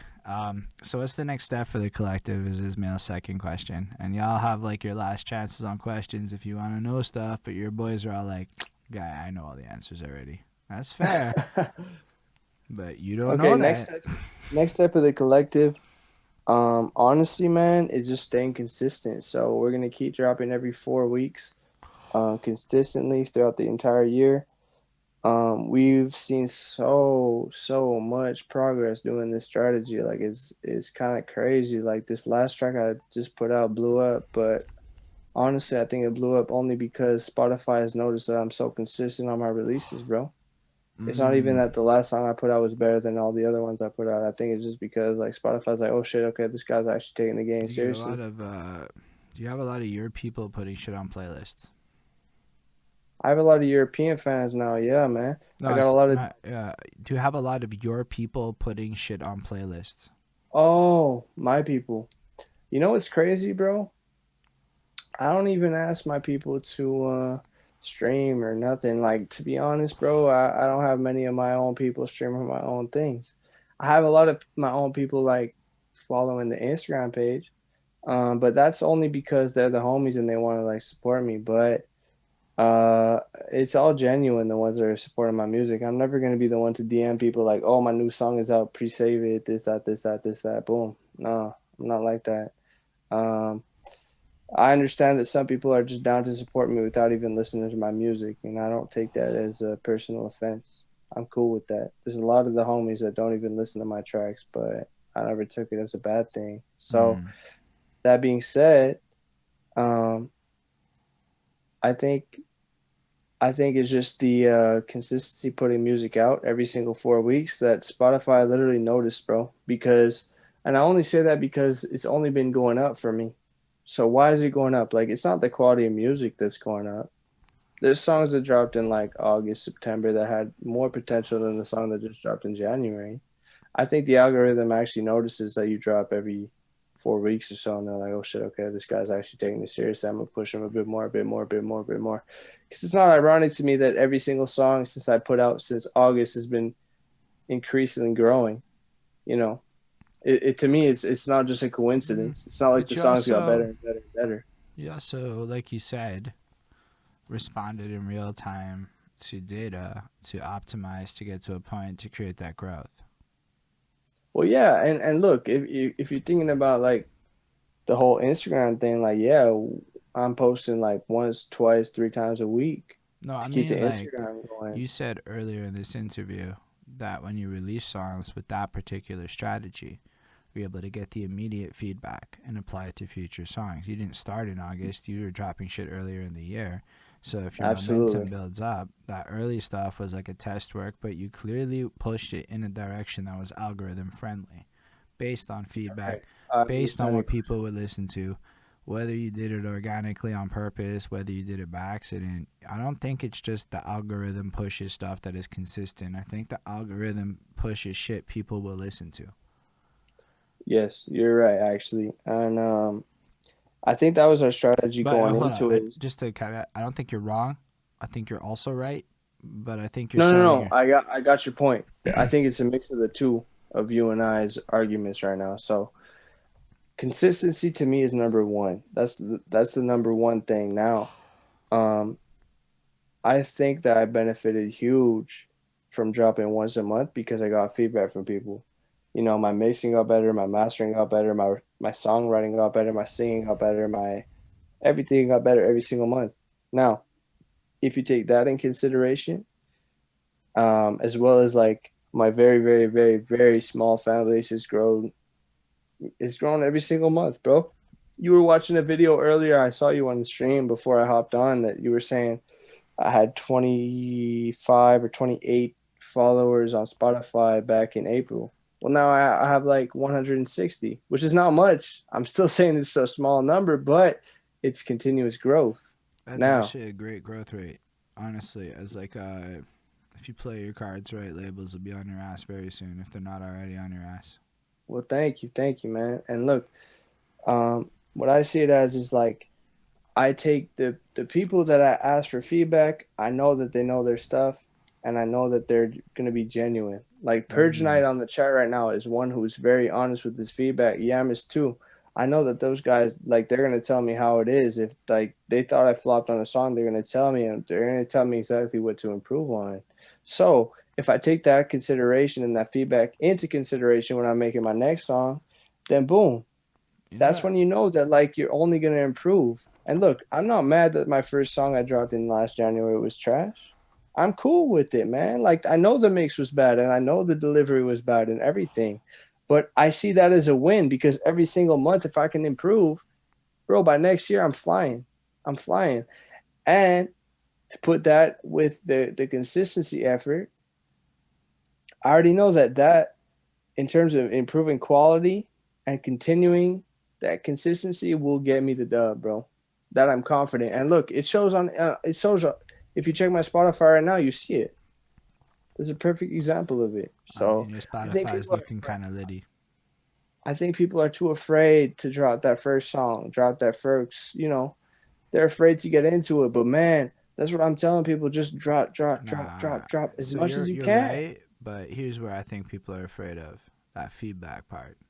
So what I really like about what you said is something that I don't think a lot of people do well. You identified people that you felt had really good expertise and applied productive and actionable feedback. A lot of feedback I receive is bad, and I don't mean it is bad. I mean it's bad in the sense that it doesn't help me in any way. Like if somebody goes, "You're trash," I know exactly what they mean at this point because I've like been in the game for a very long time. But it wasn't helpful to just like tell me it's trash. That's your opinion, and I accept that. But like, what feedback is there in that like vapid statement? To me, that is feedback. I just kind of gloss off because there's nothing I can do with it. When people go, "You're too complicated. You're putting too many words in the pocket." That was my big one, and I was like, okay, I can at least think about that. I can at least ponder on it. I can at least try out new things. I can learn how to rap slow, which was for me a huge thing. I had to learn how to rap slow, a lot of things like that. And like, okay, you can work on Yeah. that feedback. But for you, you identified experts in your field that you respect and you rely on their feedback. But bro, for me, it's not even like I'll never be insulted by feedback. And a good example is that is Purge. Me and Purge have had some conversations where we're going like heated back and forth at each other, but it's not on some hater thing. It's No, like personal growth, and it's like, bro, just but it's that improve on respect this. part. Whereas what I'm saying is, Exactly. So it's like, and look, maybe it's because I'm overconfident to begin with, so I'll never take it as like something that's like I'll never take it as I'm trash on this and that and that. Like I never question my credibility in this game as a singer, as a rapper, or whatever you are. But I think that that input and that feedback, bro, it's only pushed me deeper in terms of pushing new Mm. boundaries, developing new sounds, pushing into new pockets. Yo, shout out I'm Golden not even. Jenny for the bits. Sorry, bits. Oh, okay. Yes, sir. I heard that ding in my ear. You already know. Oh yeah, I forgot I'm sharing my computer audio. So that ding is Yeah. exactly what you think that ding is. It is Jenny threw pennies like we at the strip club. Yeah, she throwing pennies. Let's go. That's another But part of Twitch. They throw pennies. hell yeah, throw You them don't get pennies. that on IG Live, Like, is but all I'm saying. like I'm saying, bro. I genuinely think people that lose in this game is because they're too afraid to take criticism. Yep. I am so open to criticism, man. Like, I will never take it in a bad way. I'll never take it personally. So, I I, just take it as a grain of salt, but like in a good way, though. so I'll grow on it. I think like you have a confident sense of your vision and your plan. So you Hell understand yeah. how to take criticism and implement it into your brand. Yes. Yeah. And I can tell you that I didn't have a strong brand identity for a long time. So criticism was complicated. I kind of knew what I wanted, but like I knew that I had principles and values, but like I didn't really know how to take criticism. I just wanted to succeed by any means. It wasn't like, cause your brand awareness, man. That's cause you grew up on Instagram.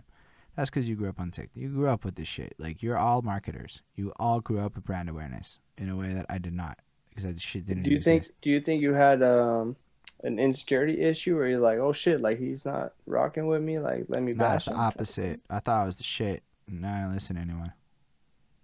Oh, you were just blocking your ears. Yeah, most of us did that.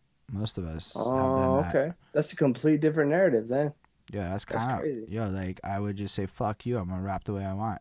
I'm going to do what I think is Wow, best. okay. Now, over time, I learned how to identify that that's stupid, because it's not the Well, no, smartest. it's not No, stupid. I understand the ego side of it, but but bro, like the in way terms of growth, like it's a bad it's news. it's key. It's key to listen to your peers, basically, is what I'm Yeah, saying. but peers. So the problem that a lot of us, I think, face is the lack of peers. So we are forced to listen to whoever gives us feedback. So I can tell you that person in the accounting department who never listens to hip hop's feedback about my music is not the same as your feedback. But like, if all you're doing is hitting up DMs to anybody you know, and you're asking them what they think, who do you listen to? And I think it takes a long time to learn how to learn who to listen to for feedback and That's a how good to point. interpret that. And while Hmm. this is where I think you've already been getting comments on your shit for your whole fucking life. You're Like, right. You're right. I know for a fact that like when we look at like younger people and how they approach social media, we can see that you've been trained as a social media influencer pretty much your whole high school experience, and that is a very relevant marketing skill in the today's landscape. So You're right. You're right. I guess in a lot of ways I didn't know how to take feedback because I was into that argue with motherfuckers on Facebook to prove I'm right life. Mm. Like that was the world for me. I'm not saying it's right or wrong. I had to, because today No, I understand. That like, was your reality growing up. I understand that. and even up until adulthood, like a lot of this shit to me is like the tone shift in the last few years, and I just decided to ride this wave and see where it went, and it turned out it was a good wave. And it seems like a lot of this stuff is just inherent in second nature to you, which is fucking cool because it is what I thought, that the youth were more in touch with this shit. So I'm glad, actually. This makes me happy. It makes me happy that you're like so fucking in tune and in touch with so much of this shit, just like inherent natural. Like we try so hard to come up with what you're just thinking up naturally. That's amazing for the future of humanity. Yeah, but it's also trippy because I never thought of it like for me. You're saying it's like second nature essentially, right? But to me, bro, it's like I never thought of it that way. I just thought of it like that's the way to I don't know, bro. That's just the way to move in my own generation, I guess. So it's crazy to me that like Yo, shout out Don someone, Smooth with the big bits. He threw $1 this time. yo, Don Smooth, God bless you, bro. Yo, Don Smooth is a guy like honestly the whole world needs to know. Well, at least Montreal. Maybe the whole world. Like when we tell the Montreal story one day, he gets a whole chunk. He's got a whole chapter of his name. Big facts. Um, But yeah, that's it, bro. Like, um, I don't know.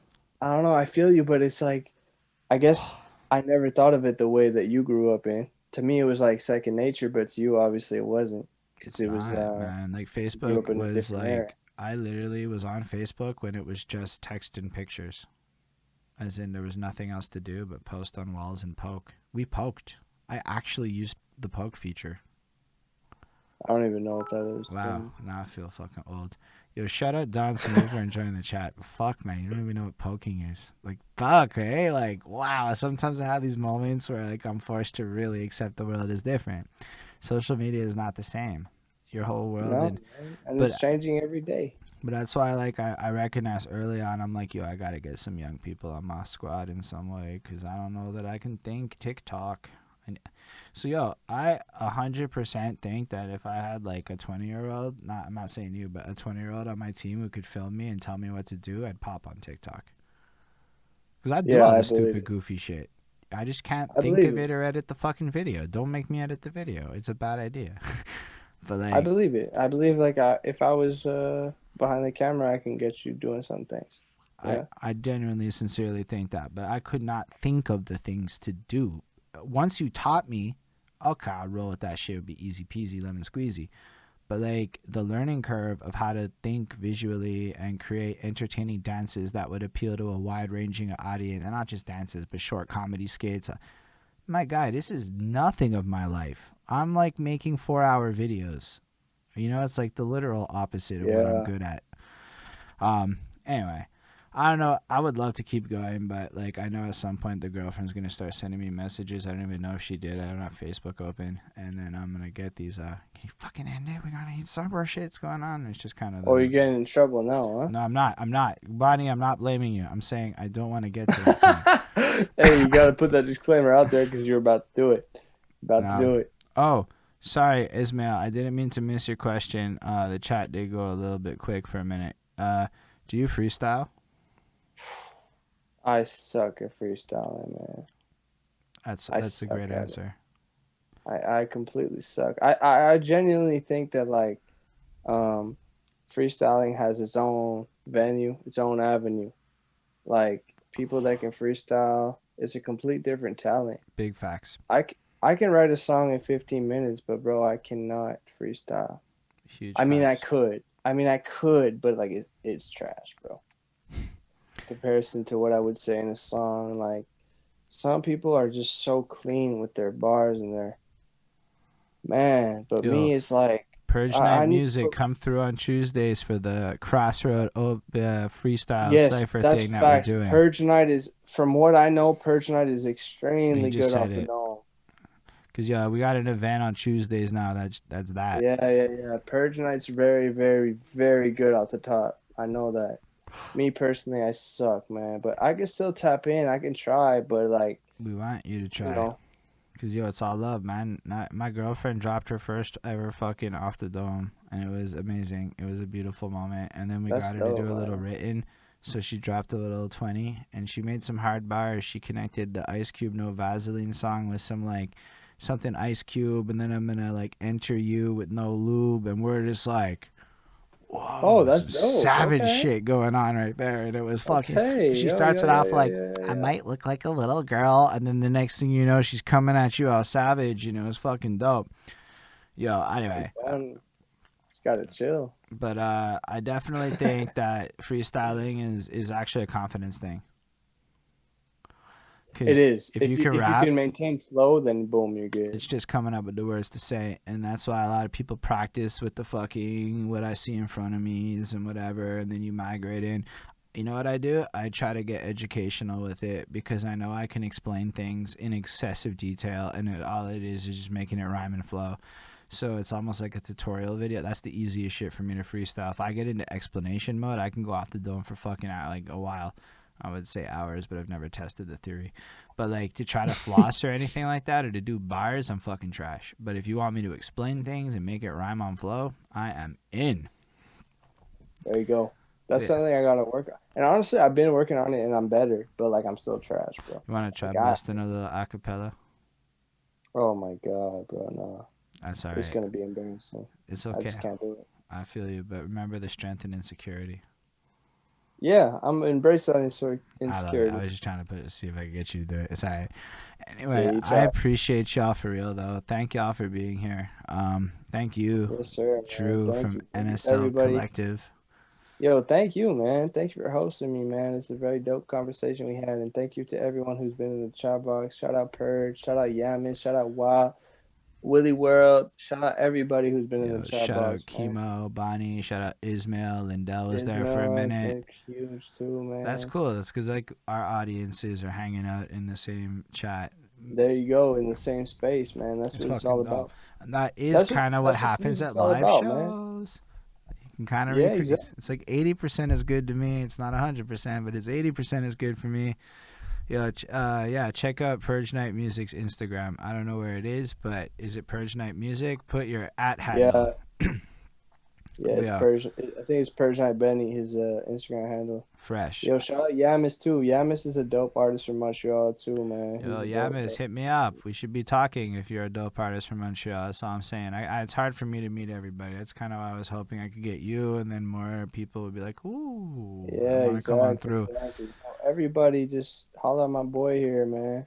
But Gotta yo, have a conversation, so yeah, again, thank you for coming, my guy. It was a great chat. I enjoyed it. I bro. thought it was stimulating. I think anybody watching this is gonna learn some shit. That's what we try to do here. We try to bridge gaps. And that's kind of Listen, bro. I'm already down for round two.